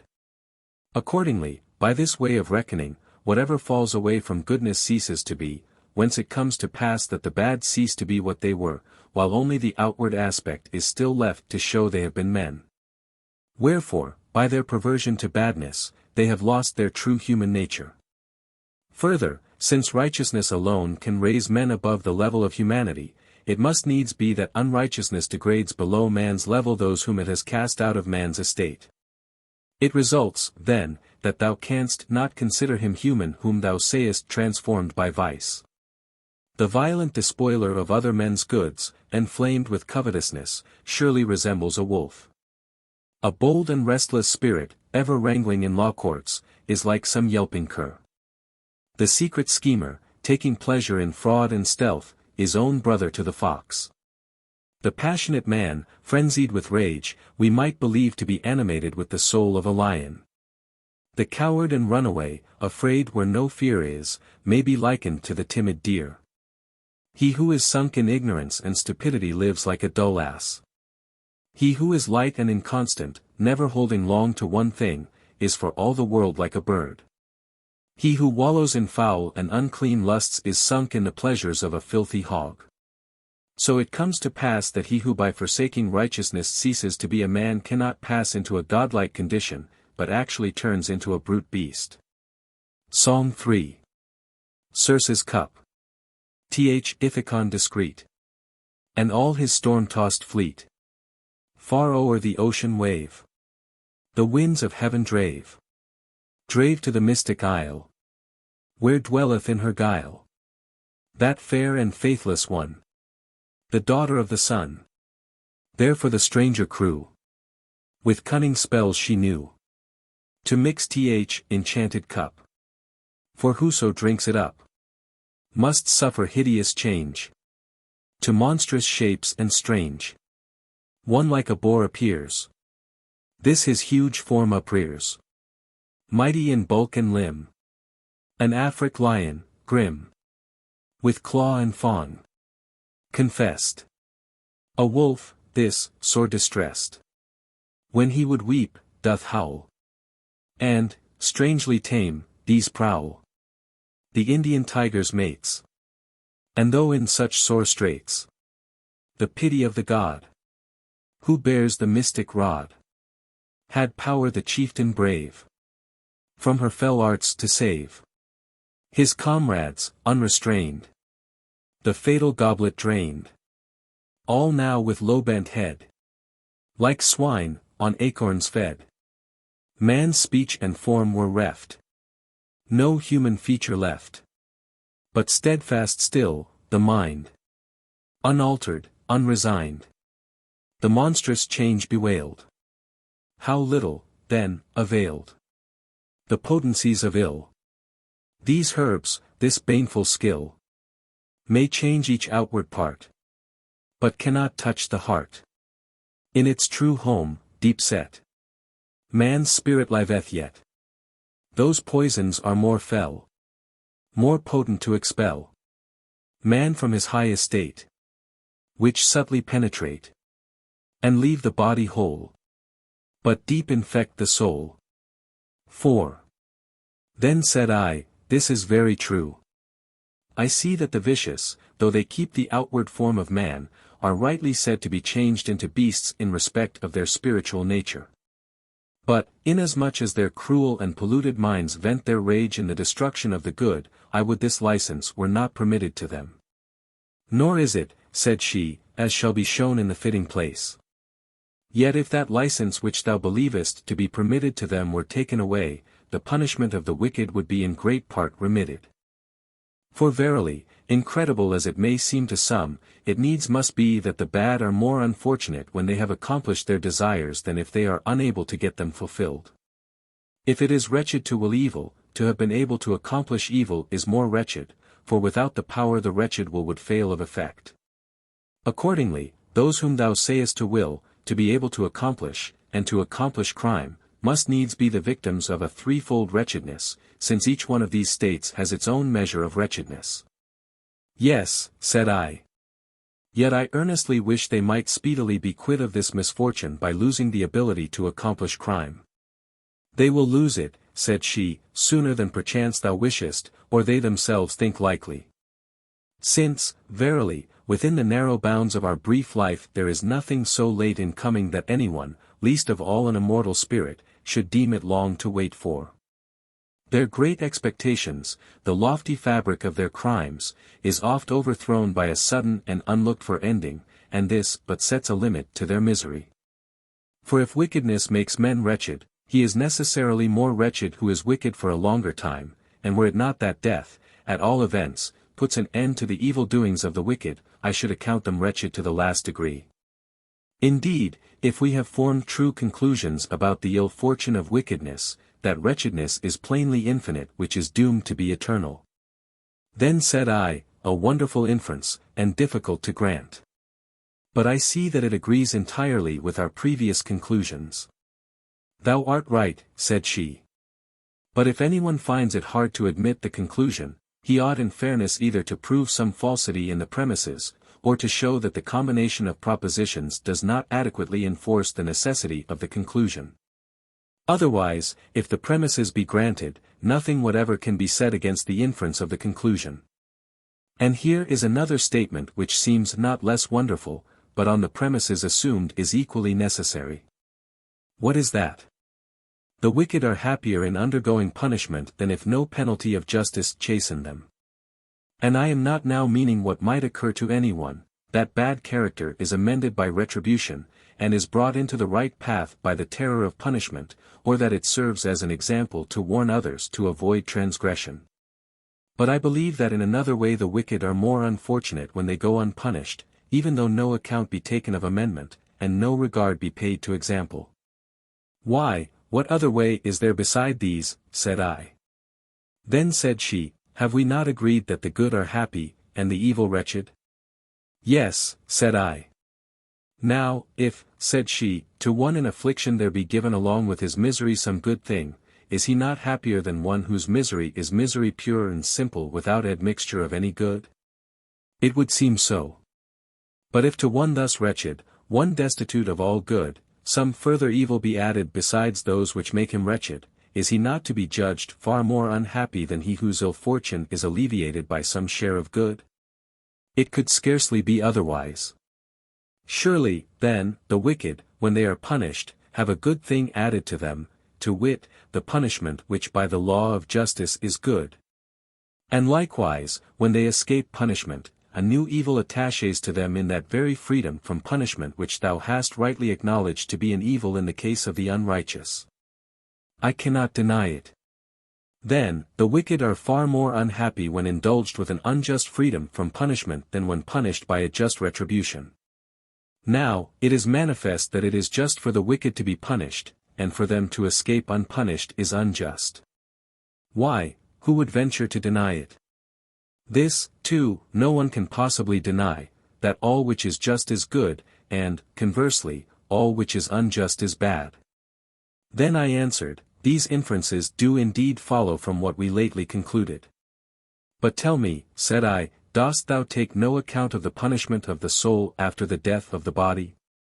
Nay, truly, said she, great are these penalties, some of them inflicted, I imagine, in the severity of retribution, others in the mercy of purification. But it is not my present purpose to speak of these. So far, my aim hath been to make thee recognize that the power of the bad which shocked thee so exceedingly is no power. To make thee see that those of whose freedom from punishment thou didst complain are never without the proper penalties of their unrighteousness, to teach thee that the license which thou praidst might soon come to an end is not long enduring. That it would be more unhappy if it lasted longer, most unhappy of all if it lasted forever. Thereafter that the unrighteous are more wretched if unjustly let go without punishment than if punished by a just retribution, from which point of view it follows that the wicked are afflicted with more severe penalties just when they are supposed to escape punishment. Then said I, while I follow thy reasonings, I am deeply impressed with their truth, but if I turn to the common convictions of men, I find few who will even listen to such arguments, let alone admit them to be credible. True, said she. They cannot lift eyes accustomed to darkness to the light of clear truth, and are like those birds whose vision night illumines and day blinds. For while they regard, not the order of the universe, but their own dispositions of mind, they think the license to commit crime, and the escape from punishment, to be fortunate. But mark the ordinance of eternal law. Hast thou fashioned thy soul to the likeness of the better, thou hast no need of a judge to award the prize, by thine own act hast thou raised thyself in the scale of excellence. Hast thou perverted thy affections to baser things, look not for punishment from one without thee, thine own act hath degraded thee, and thrust thee down. Even so, if alternately thou turn thy gaze upon the vile earth and upon the heavens, though all without thee stand still, by the mere laws of sight thou seemest now sunk in the mire, now soaring among the stars. But the common herd regards not these things. What, then? Shall we go over to those whom we have shown to be like brute beasts? Why, suppose, now, one who had quite lost his sight should likewise forget that he had ever possessed the faculty of vision, and should imagine that nothing was wanting in him to human perfection, should we deem those who saw as well as ever blind? Why, they will not even assent to this, either, that they who do wrong are more wretched than those who suffer wrong, though the proof of this rests on grounds of reason no less strong. Let me hear these same reasons, said I. Wouldst thou deny that every wicked man deserves punishment? I would not, certainly. And that those who are wicked are unhappy is clear in manifold ways? Yes, I replied. Thou dost not doubt, then, that those who deserve punishment are wretched? Agreed, said I. So, then, if thou wert sitting in judgment, on whom wouldst thou decree the infliction of punishment, on him who had done the wrong, or on him who had suffered it? Without doubt, I would compensate the sufferer at the cost of the doer of the wrong. Then, the injurer would seem more wretched than the injured? Yes, it follows. And so for this and other reasons resting on the same ground, inasmuch as baseness of its own nature makes men wretched, it is plain that a wrong involves the misery of the doer, not of the sufferer. And yet, says she, the practice of the law courts is just the opposite. Advocates try to arouse the commiseration of the judges for those who have endured some grievous and cruel wrong.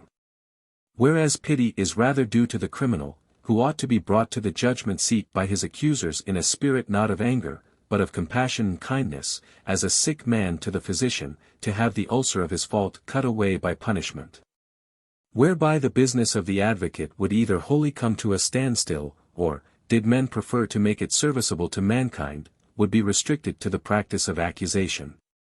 The wicked themselves also, if through some chink or cranny they were permitted to behold the virtue they have forsaken, and were to see that by the pains of punishment they would rid themselves of the uncleanness of their vices, and win in exchange the recompense of righteousness, they would no longer think these sufferings pains. They would refuse the help of advocates, and would commit themselves wholly into the hands of their accusers and judges. Whence it comes to pass that for the wise no place is left for hatred. Only the most foolish would hate the good, and to hate the bad is unreasonable. For if vicious propensity is, as it were, a disease of the soul like bodily sickness, even as we account the sick in body by no means deserving of hate, but rather of pity, so, and much more, should they be pitied whose minds are assailed by wickedness, which is more frightful than any sickness. Psalm 4. The unreasonableness of hatred. Why all this furious strife? Oh, why? With rash and wilful hand provoke death's destined day? If death ye seek, lo! Death is nigh. Not of their masters will those coursers swift delay. The wild beasts vent on man their rage. Yet, 'gainst their brothers' lives men point the murderous steel. Unjust and cruel wars they wage, and haste with flying darts the death to meet or deal. No right nor reason can they show. 'Tis but because their lands and laws are not the same. Wouldst thou give each his due, then know. Thy love the good must have, the bad thy pity claim. V. On this I said, I see how there is a happiness and misery founded on the actual deserts of the righteous and the wicked. Nevertheless, I wonder in myself whether there is not some good and evil in fortune as the vulgar understand it.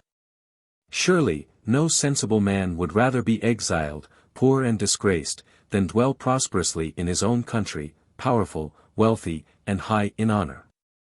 Indeed, the work of wisdom is more clear and manifest in its operation when the happiness of rulers is somehow passed on to the people around them, especially considering that the prison, the law, and the other pains of legal punishment are properly due only to mischievous citizens on whose account they were originally instituted. Accordingly, I do exceedingly marvel why all this is completely reversed, why the good are harassed with the penalties due to crime, and the bad carry off the rewards of virtue. And I long to hear from thee what reason may be found for so unjust a state of disorder. For assuredly I should wonder less if I could believe that all things are the confused result of chance. But now my belief in God's governance doth add amazement to amazement. For, seeing that he sometimes assigns fair fortune to the good and harsh fortune to the bad, and then again deals harshly with the good, and grants to the bad their heart's desire, how does this differ from chance? Unless some reason is discovered for it all. Nay, it is not wonderful, said she, if all should be thought random and confused when the principle of order is not known. And though thou knowest not the causes on which this great system depends, yet forasmuch as a good ruler governs the world, doubt not for thy part that all is rightly done. Psalm v. Wonder and ignorance. Who knoweth not how near the pole Boötes' course doth go, must marvel by what heavenly law he moves his wain so slow. Why late he plunges 'neath the main, and swiftly lights his beams again, when the full-orbed moon grows pale in the mid-course of night, and suddenly the stars shine forth, that languished in her light. Astonied nations stand at gaze, and beat the air in wild amaze. None marvels why upon the shore the storm-lashed breakers beat, nor why the frost-bound glaciers melt at summer's fervent heat. For here the cause seems plain and clear. Only what's dark and hid we fear. Weak-minded folly magnifies all that is rare and strange, and the dull herd's o'erwhelmed with awe at unexpected change. But wonder leaves enlightened minds when ignorance no longer blinds. Footnotes. To frighten away the monster swallowing the moon.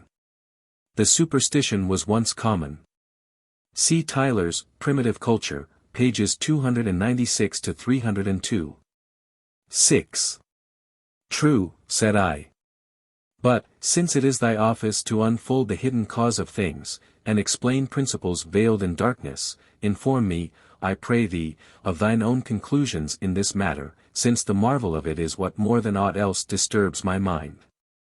A smile played one moment upon her lips as she replied, Thou callest me to the greatest of all subjects of inquiry, a task for which the most exhaustive treatment barely suffices. Such is its nature that, as fast as one doubt is cut away, innumerable others spring up like Hydra's heads, nor could we set any limit to their renewal did we not apply the mind's living fire to suppress them. For there come within its scope the questions of the essential simplicity of providence, of the order of fate, of unforeseen chance, of the divine knowledge and predestination, and of the freedom of the will. How heavy is the weight of all this thou canst judge for thyself. But, inasmuch as to know these things also is part of the treatment of thy malady, we will try to give them some consideration, despite the restrictions of the narrow limits of our time. Moreover, thou must for a time dispense with the pleasures of music and song, if so be that thou findest any delight therein, whilst I weave together the connected train of reasons in proper order. As thou wilt, said I. Then, as if making a new beginning, she thus discoursed, the coming into being of all things, the whole course of development in things that change, every sort of thing that moves in any wise, receives its due cause, order, and form from the steadfastness of the divine mind. This mind, calm in the citadel of its own essential simplicity, has decreed that the method of its rule shall be manifold. Viewed in the very purity of the divine intelligence, this method is called providence. But viewed in regard to those things which it moves and disposes, it is what the ancients called fate. That these two are different will easily be clear to anyone who passes in review their respective efficacies. Providence is the divine reason itself, seated in the Supreme Being, which disposes all things. Fate is the disposition inherent in all things which move, through which Providence joins all things in their proper order. Providence embraces all things, however different, however infinite. Fate sets in motion separately individual things, and assigns to them severally their position, form, and time. So the unfolding of this temporal order unified into the foreview of the divine mind is providence, while the same unity broken up and unfolded in time is fate. And although these are different, yet is there a dependence between them. For the order of destiny issues from the essential simplicity of providence. For as the artificer, forming in his mind beforehand the idea of the thing to be made, carries out his design, and develops from moment to moment what he had before seen in a single instant as a whole. So God in his providence ordains all things as parts of a single unchanging whole, but carries out these very ordinances by fate in a time of manifold unity. So whether fate is accomplished by divine spirits as the ministers of providence, or by a soul, or by the service of all nature, whether by the celestial motion of the stars, by the efficacy of angels, or by the many-sided cunning of demons, whether by all or by some of these the destined series is woven, this, at least, is manifest, that providence is the fixed and simple form of destined events, fate their shifting series in order of time. As by the disposal of the divine simplicity they are to take place. Whereby it is that all things which are under fate are subjected also to providence, on which fate itself is dependent, whereas certain things which are set under providence are above the chain of fate, viz. Those things which by their nearness to the primal divinity are steadfastly fixed, and lie outside the order of fate's movements. For as the innermost of several circles revolving round the same center approaches the simplicity of the midmost point, and is, as it were, a pivot round which the exterior circles turn, while the outermost, whirled in ampler orbit, takes in a wider and wider sweep of space in proportion to its departure from the indivisible unity of the center, while, further, whatever joins and allies itself to the center is narrowed to a like simplicity, and no longer expands vaguely into space. Even so whatsoever departs widely from primal mind is involved more deeply in the meshes of fate, and things are free from fate in proportion as they seek to come nearer to that central pivot. While if aught cleaves close to supreme mind in its absolute fixity, this, too, being free from movement, rises above fate's necessity. Therefore, as is reasoning to pure intelligence, as that which is generated to that which is, time to eternity, a circle to its center, so is the shifting series of fate to the steadfastness and simplicity of providence. It is this causal series which moves heaven and the stars, attempers the elements to mutual accord, and again in turn transforms them into new combinations. This which renews the series of all things that are born and die through like successions of germ and birth. It is its operation which binds the destinies of men by an indissoluble nexus of causality, and, since it issues in the beginning from unalterable providence, these destinies also must of necessity be immutable. Accordingly, the world is ruled for the best if this unity abiding in the divine mind puts forth an inflexible order of causes. And this order, by its intrinsic immutability, restricts things mutable which otherwise would ebb and flow at random. And so it happens that, although to you, who are not altogether capable of understanding this order, all things seem confused and disordered, nevertheless there is everywhere an appointed limit which guides all things to good. Verily, nothing can be done for the sake of evil even by the wicked themselves, for, as we abundantly proved, they seek good, but are drawn out of the way by perverse error. Far less can this order which sets out from the supreme center of good turn aside anywhither from the way in which it began. Yet what confusion, thou wilt say, can be more unrighteous than that prosperity and adversity should indifferently befall the good, what they like and what they loathe come alternately to the bad? Yes. But have men in real life such soundness of mind that their judgments of righteousness and wickedness must necessarily correspond with facts? Why, on this very point their verdicts conflict, and those whom some deem worthy of reward, others deem worthy of punishment. Yet granted there were one who could rightly distinguish the good and bad, yet would he be able to look into the soul's inmost constitution, as it were, if we may borrow an expression used of the body? The marvel here is not unlike that which astonishes one who does not know why in health sweet things suit some constitutions, and bitter others, or why some sick men are best alleviated by mild remedies, others by severe. But the physician who distinguishes the precise conditions and characteristics of health and sickness does not marvel. Now, the health of the soul is nothing but righteousness, and vice is its sickness. God, the guide and physician of the mind, it is who preserves the good and banishes the bad. And he looks forth from the lofty watchtower of his providence, perceives what is suited to each, and assigns what he knows to be suitable. This, then, is what that extraordinary mystery of the order of destiny comes to, that something is done by one who knows, whereat the ignorant are astonished. But let us consider a few instances whereby appears what is the competency of human reason to fathom the divine unsearchableness. Here is one whom thou deemest the perfection of justice and scrupulous integrity. To all-knowing providence it seems far otherwise. We all know our Lucan's admonition that it was the winning cause that found favor with the gods, the beaten cause with Cato. So, shouldst thou see anything in this world happening differently from thy expectation, doubt not but events are rightly ordered, it is in thy judgment that there is perverse confusion. Grant, however, there be somewhere found one of so happy a character that God and man alike agree in their judgments about him, yet is he somewhat infirm in strength of mind.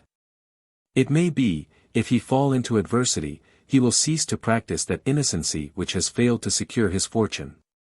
Therefore, God's wise dispensation spares him whom adversity might make worse, will not let him suffer who is ill-fitted for endurance.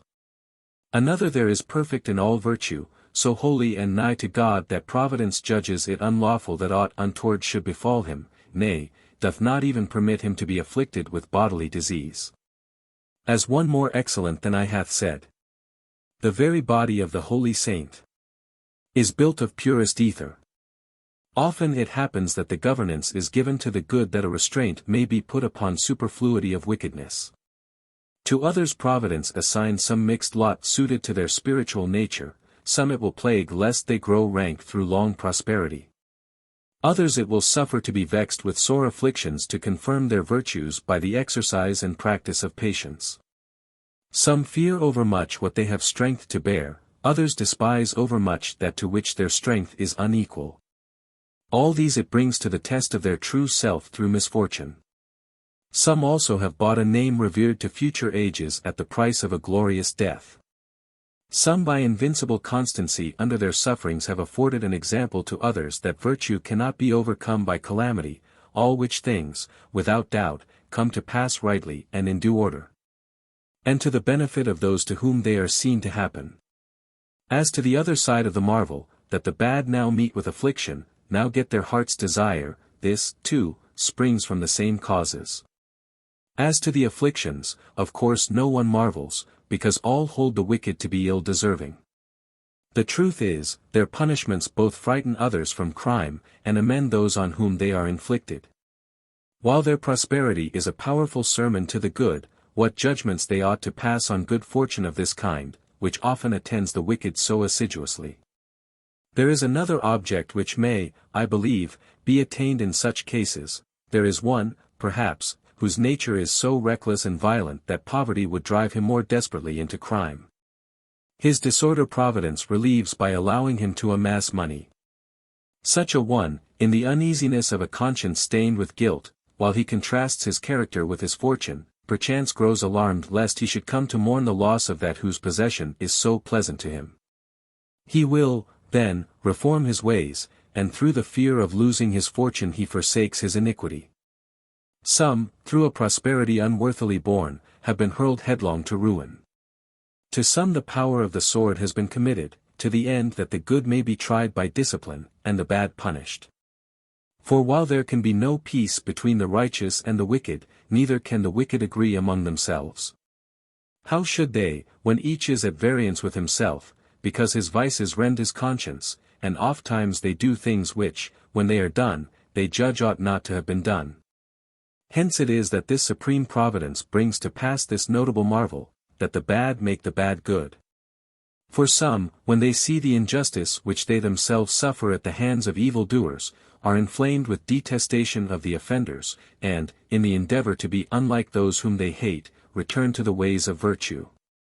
It is the divine power alone to which things evil are also good, in that, by putting them to suitable use, it bringeth them in the end to some good issue. For order in some way or other embrasseth all things, so that even that which has departed from the appointed laws of the order, nevertheless falleth within an order, though another order. That nothing in the realm of providence may be left to haphazard. But hard were the task, as a god, to recount all, nothing omitting. Nor, truly, is it lawful for man to compass in thought all the mechanism of the divine work, or set it forth in speech.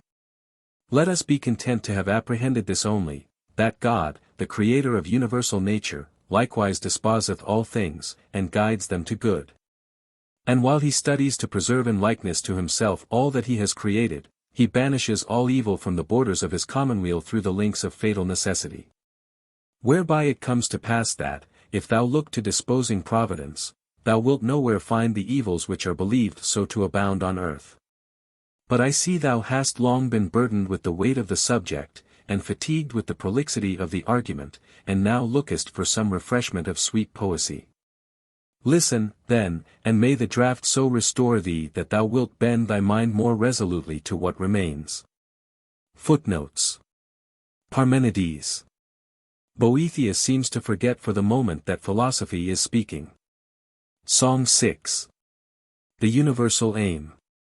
Wouldst thou with unclouded mind view the laws by God designed? Lift thy steadfast gaze on high to the starry canopy. See in rightful league of love all the constellations move. Fiery soul, in full career, ne'er obstructs cold Phoebe's sphere.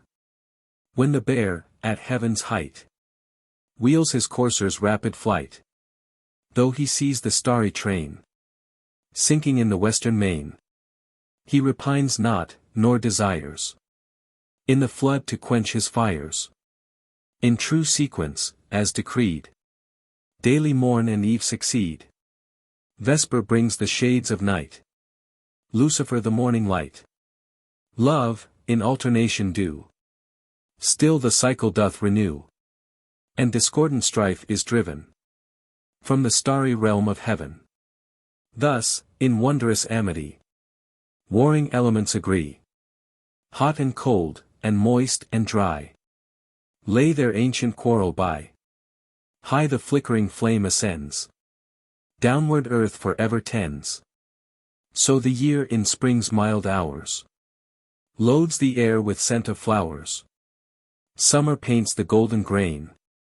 Then, when autumn comes again, bright with fruit the orchards glow. Winter brings the rain and snow. Thus the season's fixed progression, tempered in a due succession, nourishes and brings to birth all that lives and breathes on earth. Then, soon run life's little day. All it brought it takes away. But one sits and guides the reins. He who made and all sustains. King and Lord and fountainhead. Judge most holy, law most dread. Now impels and now keeps back. Holds each waver in the track. Else, were once the power withheld, that the circling spheres compelled in their orbits to revolve, this world's order would dissolve. And harmonious whole would all in one hideous ruin fall. But through this connected frame runs one universal aim. Towards the good do all things tend. Many paths, but one the end. For naught lasts, unless it turns backward in its course, and yearns to that source to flow again, whence its being first was ta'en. 7. Dost thou, then, see the consequence of all that we have said? Nay, what consequence? That absolutely every fortune is good fortune. And how can that be, said I. Attend, said she. Since every fortune, welcome and unwelcome alike, has for its object the reward or trial of the good, and the punishing or amending of the bad, every fortune must be good, since it is either just or useful. The reasoning is exceeding true, said I, the conclusion, so long as I reflect upon the providence and fate of which thou hast taught me, based on a strong foundation. Yet, with thy leave, we will count it among those which just now thou didst set down as paradoxical. And why so? Said she. Because ordinary speech is apt to assert, and that frequently, that some men's fortune is bad. Shall we, then, for a while approach more nearly to the language of the vulgar, that we may not seem to have departed too far from the usages of men? At thy good pleasure, said I. That which advantageth thou callest good, dost thou not? Certainly. And that which either tries or amends advantageth? Granted. Is good, then? Of course. Well, this is their case who have attained virtue and wage war with adversity, or turn from vice and lay hold on the path of virtue. I cannot deny it. What of the good fortune which is given as reward of the good, do the vulgar adjudge it bad? Anything but that, they deem it to be the best, as indeed it is. What, then, of that which remains, which, though it is harsh, puts the restraint of just punishment on the bad, does popular opinion deem it good? Nay, of all that can be imagined, it is accounted the most miserable. Observe, then, if, in following popular opinion, we have not ended in a conclusion quite paradoxical. How so? Said I.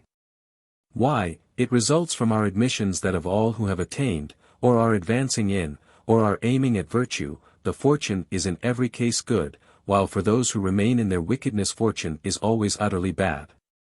It is true, said I. Yet no one dare acknowledge it. Wherefore, said she, the wise man ought not to take it ill, if ever he is involved in one of fortune's conflicts, any more than it becomes a brave soldier to be offended when at any time the trumpet sounds for battle. The time of trial is the express opportunity for the one to win glory, for the other to perfect his wisdom. Hence, indeed, virtue gets its name, because, relying on its own efficacy, it yieldeth not to adversity. And ye who have taken your stand on virtue's steep ascent, it is not for you to be dissolved in delights or enfeebled by pleasure.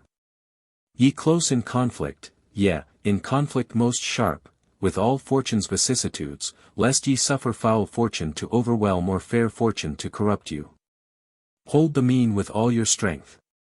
Whatever falls short of this, or goes beyond, is fraught with scorn of happiness, and misses the reward of toil. It rests with you to make your fortune what you will. Verily, every harsh-seeming fortune, unless it either disciplines or amends, is punishment.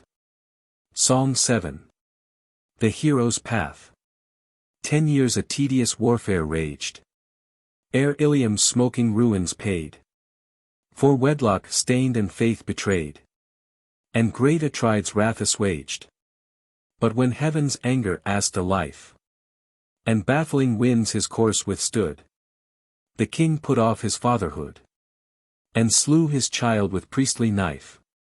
When by the cavern's glimmering light, his comrades dear Odysseus saw, in the huge Cyclops' hideous maw, engulfed, he wept the piteous sight.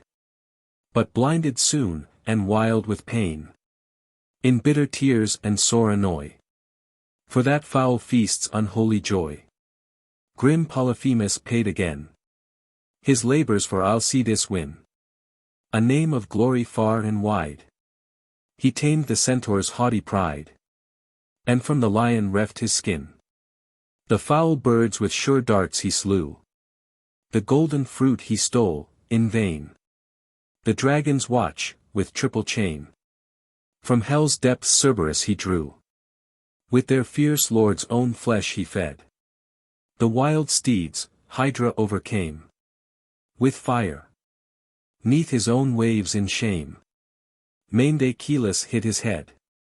Huge Cacus for his crimes was slain. On Libya's sands Antaeus hurled the shoulders that upheld the world. The great boar's dribbled spume did stain. Last toil of all, his might sustained the ball of heaven, nor did he bend beneath this toil, his labor's end. The prize of heaven's high glory gained. Brave hearts, press on. Lo, heavenward lead. These bright examples from the fight. Turn not your backs in coward flight. Earth's conflict won, the stars your meed. Book V. Free Will and God's Foreknowledge. Summary. Ch.I. Boethius asks if there is really any such thing as chance. Philosophy answers, in conformity with Aristotle's definition, Phys. 2. 4. That chance is merely relative to human purpose, and that what seems fortuitous really depends on a more subtle form of causation, ch. 2. Has man, then, any freedom, if the reign of law is thus absolute? Freedom of choice, replies philosophy, is a necessary attribute of reason. Man has a measure of freedom, though a less perfect freedom than divine nature's. Ch. 3. But how can man's freedom be reconciled with God's absolute foreknowledge? If God's foreknowledge be certain, it seems to exclude the possibility of man's free will. But if man has no freedom of choice, it follows that rewards and punishments are unjust as well as useless, that merit and demerit are mere names. That God is the cause of men's wickednesses, that prayer is meaningless. Ch. 4. The explanation is that man's reasoning faculties are not adequate to the apprehension of the ways of God's foreknowledge. If we could know, as he knows, all that is most perplexing in this problem would be made plain. For knowledge depends not on the nature of the thing known, but on the faculty of the knower. Ch.V. Now, where our senses conflict with our reason, we defer the judgment of the lower faculty to the judgment of the higher. Our present perplexity arises from our viewing God's foreknowledge from the standpoint of human reason. We must try and rise to the higher standpoint of God's immediate intuition. Ch. 6. To understand this higher form of cognition, we must consider God's nature. God is eternal. Eternity is more than mere everlasting duration. Accordingly, his knowledge surveys past and future in the timelessness of an eternal present. His foreseeing is seeing. Yet this foreseeing does not in itself impose necessity, any more than our seeing things happen makes their happening necessary. We may, however, if we please, distinguish two necessities, one absolute, the other conditional on knowledge. In this conditional sense alone do the things which God foresees necessarily come to pass. But this kind of necessity affects not the nature of things. It leaves the reality of free will unimpaired, and the evils feared do not ensue. Our responsibility is great, since all that we do is done in the sight of all-seeing Providence. Book V. I. She ceased, and was about to pass on in her discourse to the exposition of other matters, when I break in and say, Excellent is thine exhortation, and such as well beseemeth thy high authority. But I am even now experiencing one of the many difficulties which, as thou saidst but now, beset the question of providence. I want to know whether thou deemest that there is any such thing as chance at all, and, if so, what it is. Then she made answer, I am anxious to fulfill my promise completely, and open to thee a way of return to thy native land. As for these matters, though very useful to know, they are yet a little removed from the path of our design, and I fear lest digressions should fatigue thee, and thou shouldst find thyself unequal to completing the direct journey to our goal. Have no fear for that, said I, it is rest to me to learn, where learning brings delight so exquisite, especially when thy argument has been built up on all sides with undoubted conviction, and no place is left for uncertainty in what follows. She made answer, I will accede to thy request. And forthwith she thus began, if chance be defined as a result produced by random movement without any link of causal connection, I roundly affirm that there is no such thing as chance at all, and consider the word to be altogether without meaning. Except as a symbol of the thing designated. What place can be left for random action, when God constraineth all things to order? For, ex nihilo nihil, is sound doctrine which none of the ancients gainsaid, although they used it of material substance, not of the efficient principle. This they laid down as a kind of basis for all their reasonings concerning nature. Now, if a thing arise without causes, it will appear to have arisen from nothing. But if this cannot be, neither is it possible for there to be chance in accordance with the definition just given. Well, said I, is there, then, nothing which can properly be called chance or accident, or is there something to which these names are appropriate, though its nature is dark to the vulgar? Our good Aristotle, says she, has defined it concisely in his Physics, and closely in accordance with the truth. How, pray, said I. Thus, says she, whenever something is done for the sake of a particular end, and for certain reason some other result than that designed ensues, this is called chance. For instance, if a man is digging the earth for tillage, and finds a mass of buried gold. Now, such a find is regarded as accidental. Yet it is not ex nihilo, for it has its proper causes, the unforeseen and unexpected concurrence of which has brought the chance about. For had not the cultivator been digging, had not the man who hid the money buried it in that precise spot, the gold would not have been found. These, then, are the reasons why the find is a chance one, in that it results from causes which met together and concurred, not from any intention on the part of the discoverer. Since neither he who buried the gold nor he who worked in the field intended that the money should be found, but, as I said, it happened by coincidence that one dug where the other buried the treasure.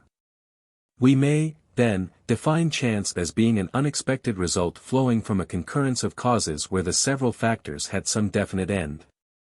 But the meeting and concurrence of these causes arises from that inevitable chain of order which, flowing from the fountainhead of providence, disposes all things in their due time and place.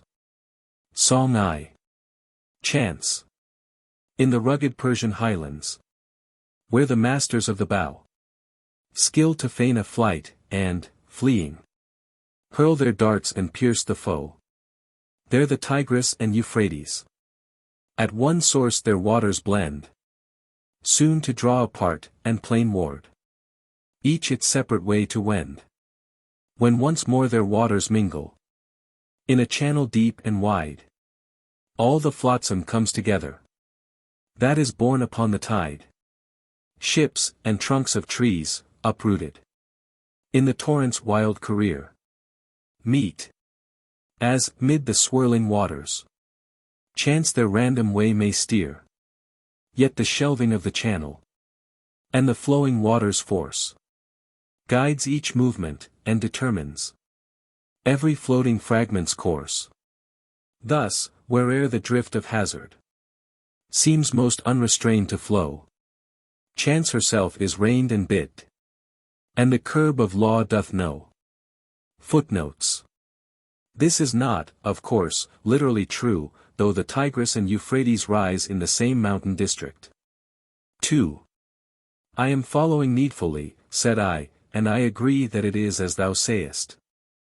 But in this series of linked causes is there any freedom left to our will, or does the chain of fate bind also the very motions of our souls? There is freedom, said she. Nor, indeed, can any creature be rational, unless he be endowed with free will. For that which hath the natural use of reason has the faculty of discriminative judgment, and of itself distinguishes what is to be shunned or desired. Now, everyone seeks what he judges desirable, and avoids what he thinks should be shunned. Wherefore, beings endowed with reason possess also the faculty of free choice and refusal. But I suppose this faculty not equal alike in all. The higher divine essences possess a clear-sighted judgment, an uncorrupt will, and an effective power of accomplishing their wishes. Human souls must needs be comparatively free while they abide in the contemplation of the divine mind, less free when they pass into bodily form, and still less, again, when they are enwrapped in earthly members. But when they are given over to vices, and fall from the possession of their proper reason, then indeed their condition is utter slavery. For when they let their gaze fall from the light of highest truth to the lower world where darkness reigns, soon ignorance blinds their vision. They are disturbed by baneful affections, by yielding and assenting to which they help to promote the slavery in which they are involved, and are in a manner led captive by reason of their very liberty. Yet he who seeth all things from eternity beholdeth these things with the eyes of his providence, and assigneth to each what is predestined for it by its merits. All things surveying, all things overhearing. Psalm 2. The true sun.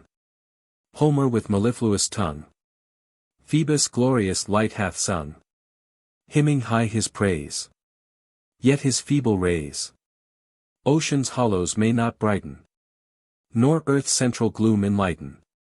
But the might of him, who skilled this great universe to build, is not thus confined. Not earth's solid rind, nor night's blackest canopy, baffle his all-seeing eye. All that is, hath been, shall be. In one glance's compass, he limitless descries. And, save his, no eyes, all the world survey, no, none. Him, then, truly name the sun. 3. Then said I, but now I am once more perplexed by a problem yet more difficult. And what is that? Said she. Yet, in truth, I can guess what it is that troubles you. It seems, said I, too much of a paradox and a contradiction that God should know all things, and yet there should be free will. For if God foresees everything, and can in no wise be deceived, that which Providence foresees to be about to happen must necessarily come to pass. Wherefore, if from eternity he foreknows not only what men will do, but also their designs and purposes, there can be no freedom of the will, seeing that nothing can be done, nor can any sort of purpose be entertained, save such as a divine providence, incapable of being deceived, has perceived beforehand. For if the issues can be turned aside to some other end than that foreseen by Providence, there will not then be any sure foreknowledge of the future, but uncertain conjecture instead, and to think this of God I deem impiety. Moreover, I do not approve the reasoning by which some think to solve this puzzle. For they say that it is not because God has foreseen the coming of an event that therefore it is sure to come to pass, but, conversely, because something is about to come to pass, it cannot be hidden from divine providence. And accordingly the necessity passes to the opposite side, and it is not that what is foreseen must necessarily come to pass, but that what is about to come to pass must necessarily be foreseen. But this is just as if the matter in debate were, which is cause and which effect, whether foreknowledge of the future cause of the necessity, or the necessity of the future of the foreknowledge.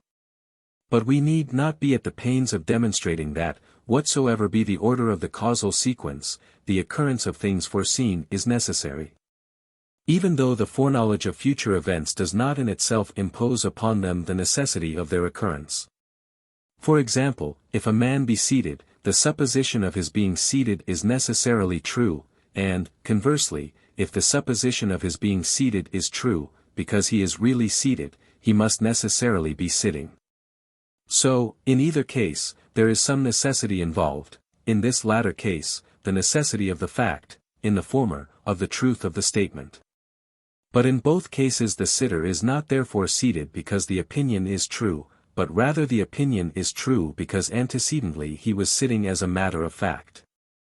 Thus, though the cause of the truth of the opinion comes from the other side, yet there is a necessity on both sides alike. We can obviously reason similarly in the case of providence and the future.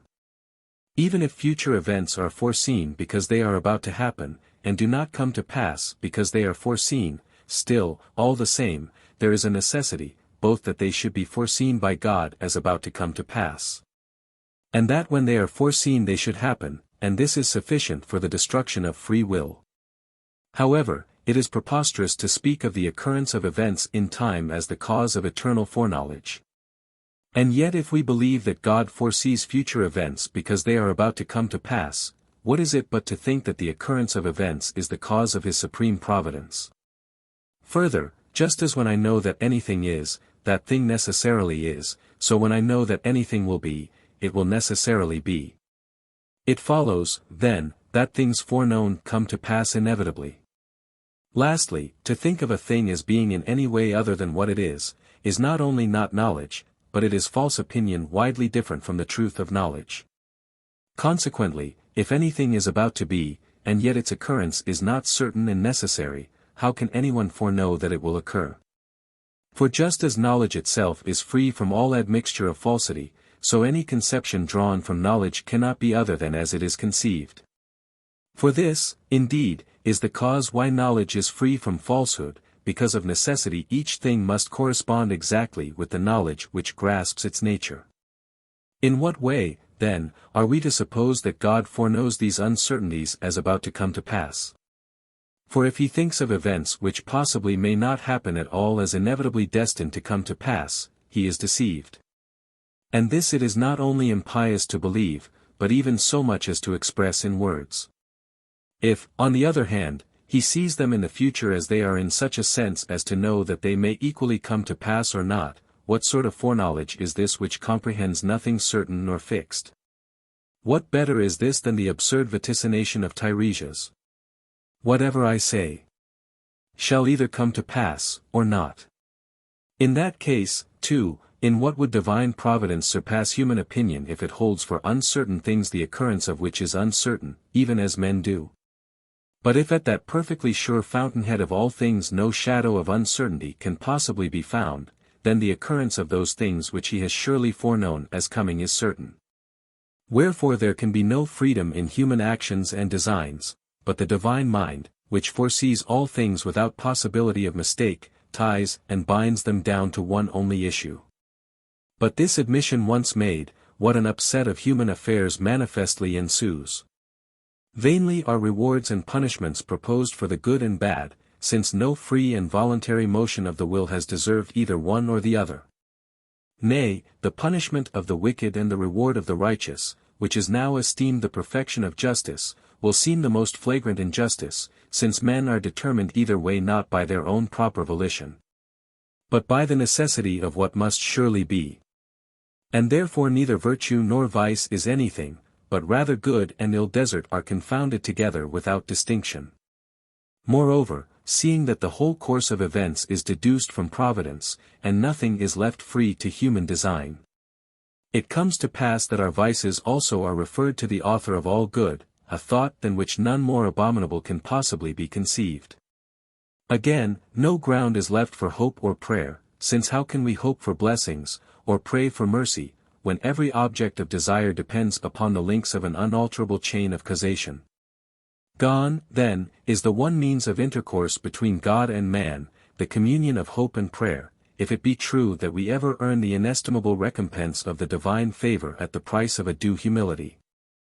For this is the one way whereby men seem able to hold communion with God, and are joined to that unapproachable light by the very act of supplication, even before they obtain their petitions. Then, since these things can scarcely be believed to have any efficacy, if the necessity of future events be admitted, what means will there be whereby we may be brought near and cleave to him who is the supreme head of all?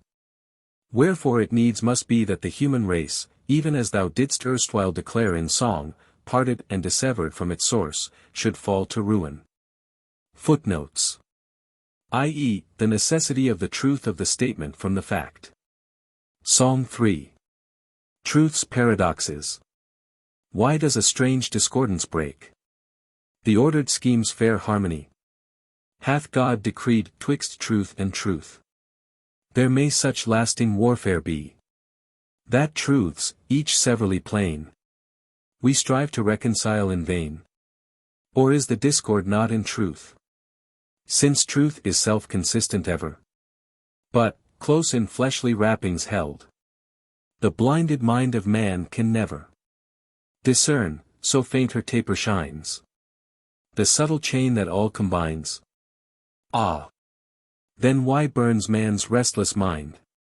Truth's hidden portals to unclose. Knows he already what he seeks? Why toil to seek it, if he knows? Yet, haply if he knoweth not, why blindly seek he knows not what? Who for a good he knows not sighs? Who can an unknown end pursue? How find? How e'en when haply found? Hail that strange form he never knew? Or is it that man's inmost soul once knew each part and knew the whole? Now, though by fleshly vapors dimmed, not all forgot her visions past. For while the several parts are lost, to the one whole she cleaveth fast. Whence he who yearns the truth to find is neither sound of sight nor blind. For neither does he know in full, nor is he reft of knowledge quite. But, holding still to what is left, he gropes in the uncertain light, and by the part that still survives, to win back all he bravely strives. Footnotes. Compare Plato, Meno, 80, Jowett, Volume 2, pages 39, 40. 4. Then said she, this debate about providence is an old one, and is vigorously discussed by Cicero in his Divination. Thou also hast long and earnestly pondered the problem, yet no one has had diligence and perseverance enough to find a solution. And the reason of this obscurity is that the movement of human reasoning cannot cope with the simplicity of the divine foreknowledge, for if a conception of its nature could in any wise be framed, no shadow of uncertainty would remain. With a view of making this at last clear and plain, I will begin by considering the arguments by which thou art swayed. First, I inquire into the reasons why thou art dissatisfied with the solution proposed, which is to the effect that, seeing the fact of foreknowledge is not thought the cause of the necessity of future events, foreknowledge is not to be deemed any hindrance to the freedom of the will. Now, surely the sole ground on which thou arguest the necessity of the future is that things which are foreknown cannot fail to come to pass. But if, as thou wert ready to acknowledge just now, the fact of foreknowledge imposes no necessity on things future, what reason is there for supposing the results of voluntary action constrained to a fixed issue? Suppose, for the sake of argument, and to see what follows, we assume that there is no foreknowledge. Are willed actions, then, tied down to any necessity in this case? Certainly not. Let us assume foreknowledge again, but without its involving any actual necessity. The freedom of the will, I imagine, will remain in complete integrity. But thou wilt say that, even although the foreknowledge is not the necessity of the future event's occurrence, yet it is a sign that it will necessarily happen. Granted. But in this case it is plain that, even if there had been no foreknowledge, the issues would have been inevitably certain. For a sign only indicates something which does not bring to pass that of which it is the sign. We require to show beforehand that all things, without exception, happen of necessity in order that a preconception may be a sign of this necessity. Otherwise, if there is no such universal necessity, neither can any preconception be a sign of a necessity which exists not. Manifestly, too, a proof established on firm grounds of reason must be drawn not from signs and loose general arguments, but from suitable and necessary causes. But how can it be that things foreseen should ever fail to come to pass? Why, this is to suppose us to believe that the events which Providence foresees to be coming were not about to happen, instead of our supposing that, although they should come to pass, yet there was no necessity involved in their own nature compelling their occurrence. Take an illustration that will help to convey my meaning. There are many things which we see taking place before our eyes, the movements of charioteers, for instance, in guiding and turning their cars, and so on. Now, is any one of these movements compelled by any necessity? No, certainly not. There would be no efficacy and skill if all motions took place perforce. Then, things which in taking place are free from any necessity as to their being in the present must also, before they take place, be about to happen without necessity. Wherefore there are things which will come to pass, the occurrence of which is perfectly free from necessity. At all events, I imagine that no one will deny that things now taking place were about to come to pass before they were actually happening. Such things, however much foreknown, are in their occurrence free. For even as knowledge of things present imports no necessity into things that are taking place, so foreknowledge of the future imports none into things that are about to come. But this, thou wilt say, is the very point in dispute, whether any foreknowing is possible of things whose occurrence is not necessary. For here there seems to thee a contradiction, and, if they are foreseen, their necessity follows. Whereas if there is no necessity, they can by no means be foreknown. And thou thinkest that nothing can be grasped as known unless it is certain, but if things whose occurrence is uncertain are foreknown as certain, this is the very mist of opinion, not the truth of knowledge. For to think of things otherwise than as they are, thou believest to be incompatible with the soundness of knowledge. Now, the cause of the mistake is this, that men think that all knowledge is cognized purely by the nature and efficacy of the thing known. Whereas the case is the very reverse, all that is known is grasped not conformably to its own efficacy, but rather conformably to the faculty of the knower. An example will make this clear. The roundness of a body is recognized in one way by sight, in another by touch. Sight looks upon it from a distance as a whole by a simultaneous reflection of rays. Touch grasps the roundness piecemeal, by contact and attachment to the surface, and by actual movement round the periphery itself. Man himself, likewise, is viewed in one way by sense, in another by imagination, in another way, again, by thought, in another by pure intelligence. Sense judges figure clothed in material substance, imagination figure alone without matter. Thought transcends this again, and by its contemplation of universals considers the type itself which is contained in the individual. The eye of intelligence is yet more exalted. For overpassing the sphere of the universal, it will behold absolute form itself by the pure force of the mind's vision. Wherein the main point to be considered is this, the higher faculty of comprehension embraces the lower, while the lower cannot rise to the higher. For sense has no efficacy beyond matter, nor can imagination behold universal ideas, nor thought embrace pure form. But intelligence, looking down, as it were, from its higher standpoint in its intuition of form, discriminates also the several elements which underlie it. But it comprehends them in the same way as it comprehends that form itself, which could be cognized by no other than itself. For it cognizes the universal of thought, the figure of imagination, and the matter of sense, without employing thought, imagination, or sense, but surveying all things, so to speak, under the aspect of pure form by a single flash of intuition. Thought also, in considering the universal, embraces images and sense impressions without resorting to imagination or sense. For it is thought which has thus defined the universal from its conceptual point of view. Man is a two-legged animal endowed with reason.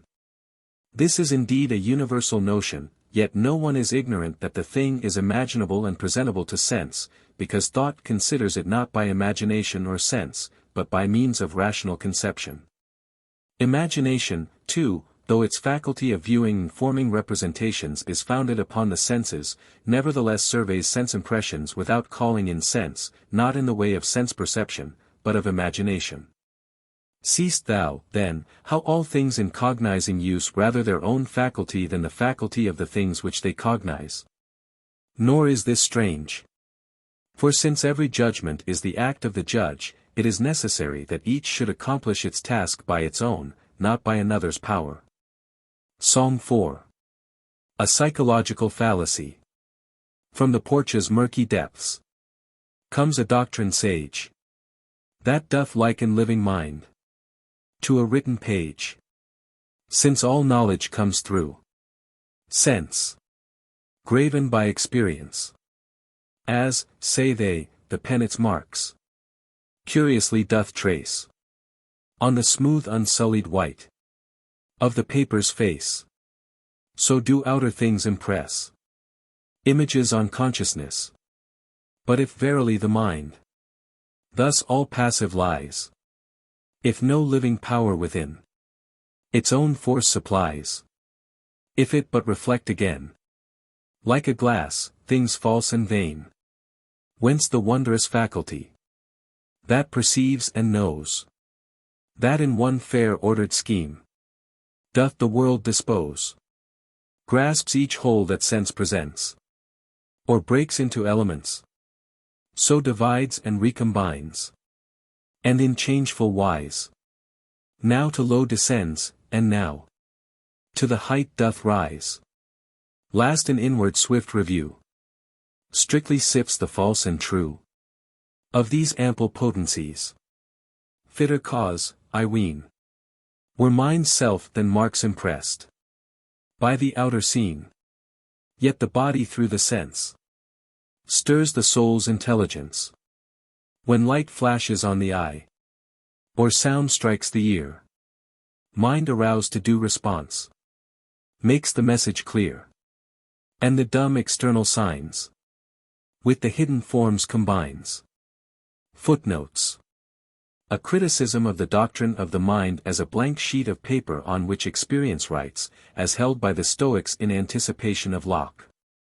C. Zeller, Stoics, Epicureans, and Skeptics, Reichel's translation, page 76. V.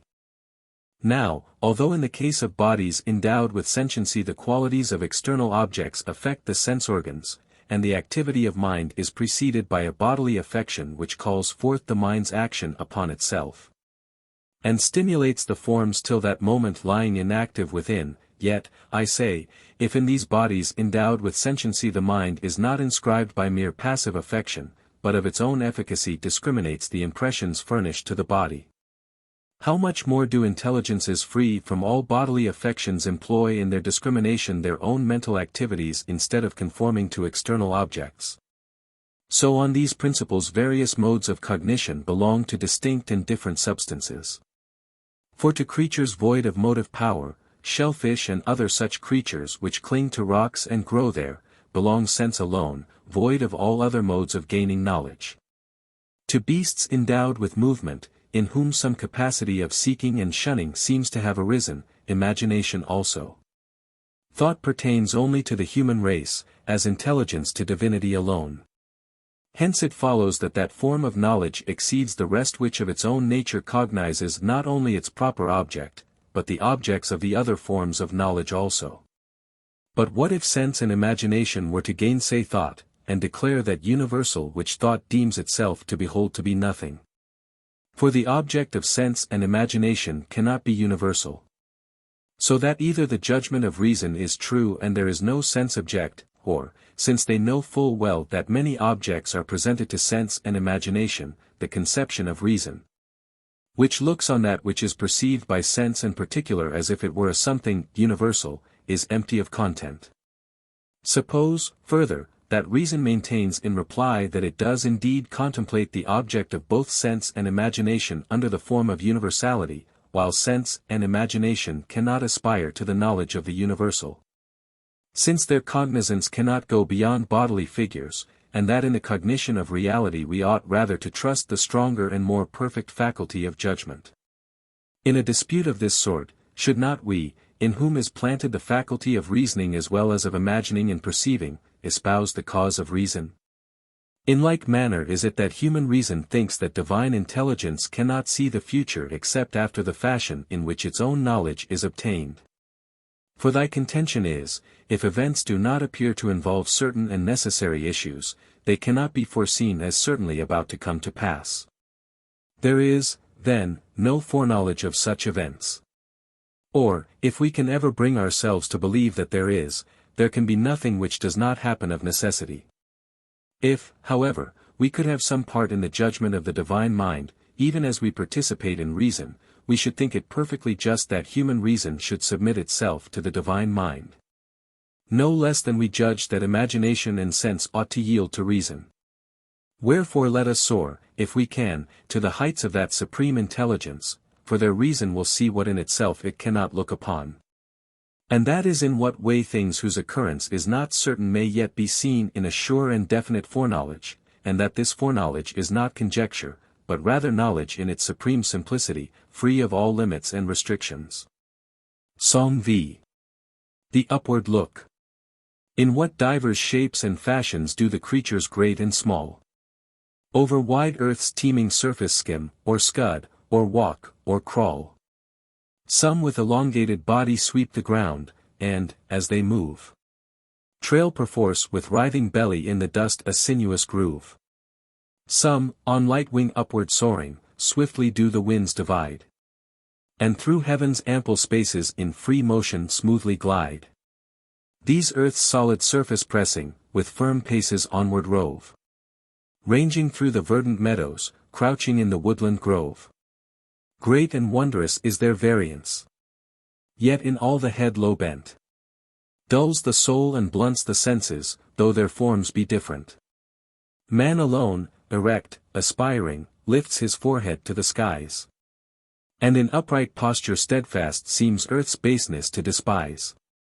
If with earth not all besotted, to this parable give ear. Thou whose gaze is fixed on heaven, who thy face on high dost rear. Lift thy soul, too, heavenward, haply lest it stain its heavenly worth. And thine eyes alone look upward, while thy mind cleaves to the earth. 6.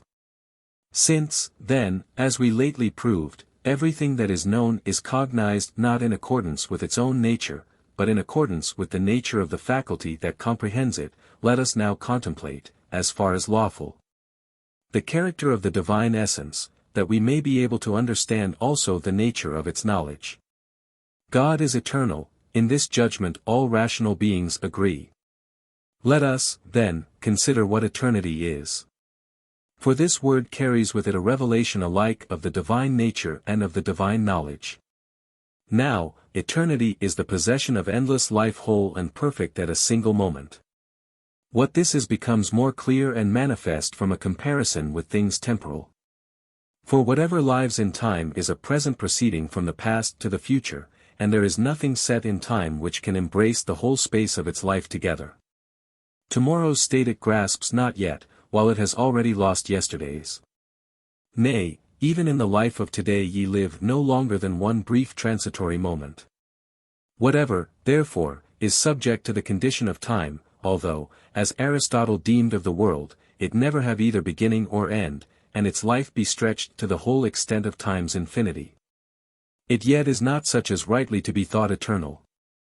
For it does not include and embrace the whole space of infinite life at once, but has no present hold on things to come, not yet accomplished. Accordingly, that which includes and possesses the whole fullness of unending life at once, from which nothing future is absent, from which nothing past has escaped, this is rightly called eternal. This must of necessity be ever present to itself in full self-possession, and hold the infinity of movable time in an abiding present. Wherefore they deem not rightly who imagine that on Plato's principles the created world is made co-eternal with the Creator, because they are told that he believed the world to have had no beginning in time, and to be destined never to come to an end. For it is one thing for existence to be endlessly prolonged, which was what Plato ascribed to the world, another for the whole of an endless life to be embraced in the present, which is manifestly a property peculiar to the divine mind. Nor need God appear earlier in mere duration of time to created things, but only prior in the unique simplicity of his nature. For the infinite progression of things in time copies this immediate existence in the present of the changeless life, and when it cannot succeed in equaling it, declines from movelessness into motion, and falls away from the simplicity of a perpetual present to the infinite duration of the future and the past. And since it cannot possess the whole fullness of its life together, for the very reason that in a manner it never ceases to be, it seems, up to a certain point, to rival that which it cannot complete and express by attaching itself indifferently to any present moment of time, however swift and brief. And since this bears some resemblance to that ever-abiding present, it bestows on everything to which it is assigned the semblance of existence. But since it cannot abide, it hurries along the infinite path of time, and the result has been that it continues by ceaseless movement the life the completeness of which it could not embrace while it stood still. So, if we are minded to give things their right names, we shall follow Plato in saying that God indeed is eternal, but the world everlasting. Since, then, every mode of judgment comprehends its objects conformably to its own nature, and since God abides forever in an eternal present, his knowledge, also transcending all movement of time, dwells in the simplicity of its own changeless present, and, embracing the whole infinite sweep of the past and of the future, contemplates all that falls within its simple cognition as if it were now taking place. And therefore, if thou wilt carefully consider that immediate presentment whereby it discriminates all things, thou wilt more rightly deem it not foreknowledge as of something future, but knowledge of a moment that never passes. For this cause the name chosen to describe it is not provision, but providence, because, since utterly removed in nature from things mean and trivial, its outlook embraces all things as from some lofty height. Why, then, dost thou insist that the things which are surveyed by the divine eye are involved in necessity, whereas clearly men impose no necessity on things which they see? Does the act of vision add any necessity to the things which thou sayest before thy eyes? Assuredly not.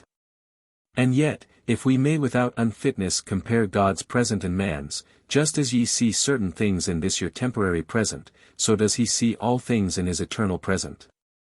Wherefore this divine anticipation changes not the natures and properties of things, and it beholds things present before it, just as they will hereafter come to pass in time. Nor does it confound things in its judgment, but in the one mental view distinguishes alike what will come necessarily and what without necessity.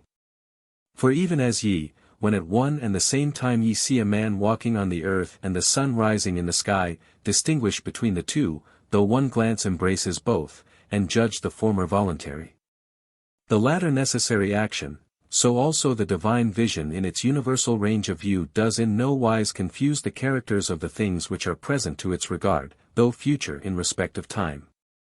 Whence it follows that when it perceives that something will come into existence, and yet is perfectly aware that this is unbound by any necessity, its apprehension is not opinion, but rather knowledge based on truth.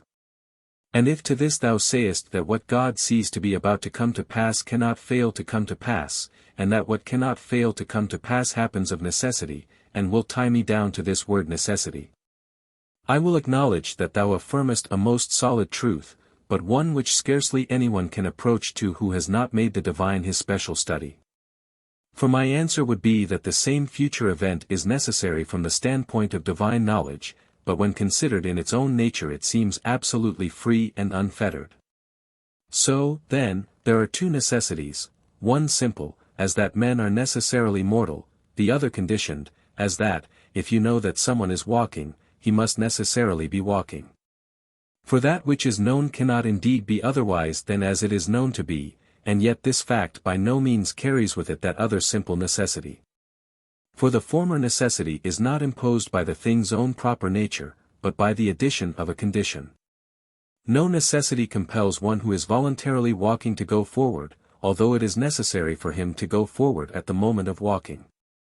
In the same way, then, if Providence sees anything as present, that must necessarily be, though it is bound by no necessity of nature.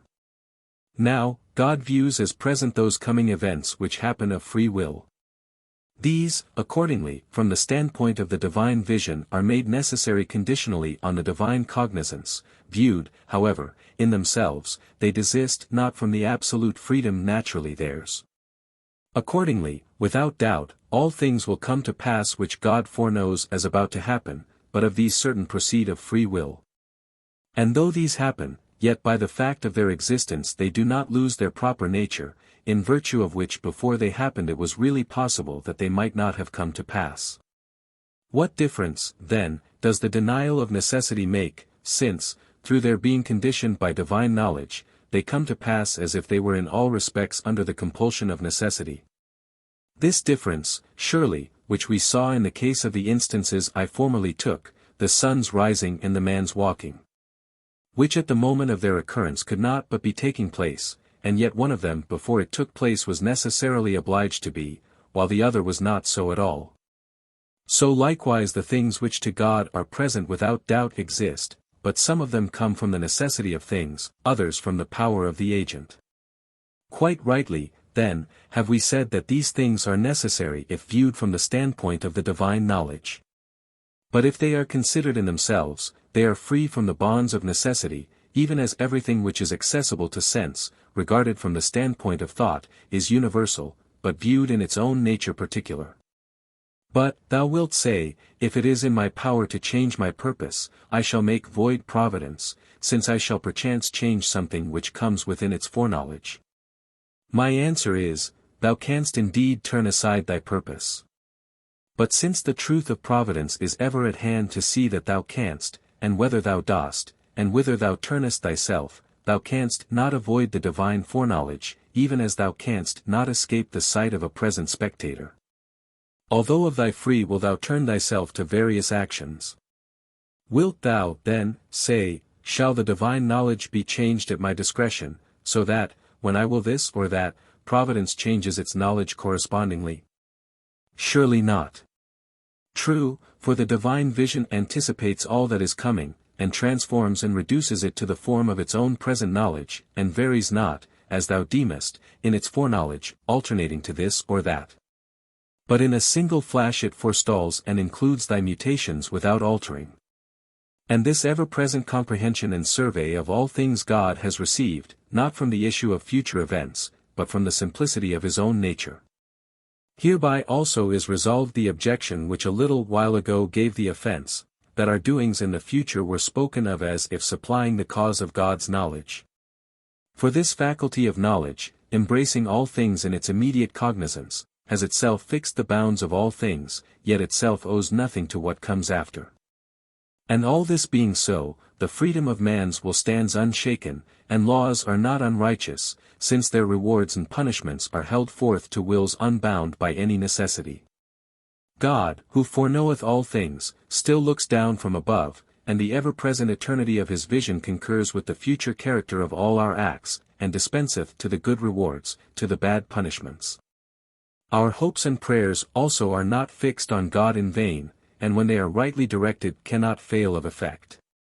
Therefore, withstand vice, practice virtue, lift up your souls to right hopes, offer humble prayers to heaven. Great is the necessity of righteousness laid upon you if ye will not hide it from yourselves, seeing that all your actions are done before the eyes of a judge who seeth all things. Footnotes. Plato expressly states the opposite in the Timaeus, 28b, though possibly there the account of the beginning of the world in time is to be understood figuratively, not literally. See Jowett, Volume 3, pages 448, 449, 3rd edit. Epilogue. Within a short time of writing the Consolation of Philosophy, Boethius died by a cruel death. As to the manner of his death there is some uncertainty. According to one account, he was cut down by the swords of the soldiers before the very judgment seat of Theodoric. According to another, a cord was first fastened round his forehead, and tightened till his eyes started. He was then killed with a club. Eliot Stock, Paternoster Row, London. References to quotations in the text. BK, I, ch4, L, 6, Iliad, I, 363. ch4, L, 7, Plato, Republic, v. 473, d. Jowett, Volume 3, pp. 170, 171, 3rd edit. ch4, L, 6, Plato, Republic, I, 347, c. Jowett, 3, page 25. chv. L, 19, Iliad, 2, 204, 205. Book 2, ch2, L, 21, Iliad. 24, 527, 528. Ch. 7, L. 25, Cicero, De Republica, 6. 20, in the Somnium Scipionis. Book 3, Ch. 4, L. 10, Catullus, AII, 2. Ch. 6, L. 4, Euripides, Andromache, 319, 320. Ch. 9, L. 3, Plato, Timaeus, 27, C. Jowett, Volume 3, page 448. Ch. 12, L. 14, quoted Plato, Sophists, 244, E. Jowett, Volume 4, page 374. Ch. 12, L. 22, Plato, Timaeus, 29, B. Jowett, Volume 3, page 449. Book 4, Ch. 6, L. 17, Lucan, Pharsalia, I. 126. Ch. 6, L. 23, Iliad, 12. 176. Bk. v. Chi. L. 16, Aristotle, Physics, 2. v. 5. Ch. 3, L. 20, Horace, Satires, 2. v. 59. Ch. 4, L. 3, Cicero, De Divination, 2. 7, 8. Ch. 6, L. 8, Aristotle, De Caelo, 2. 1.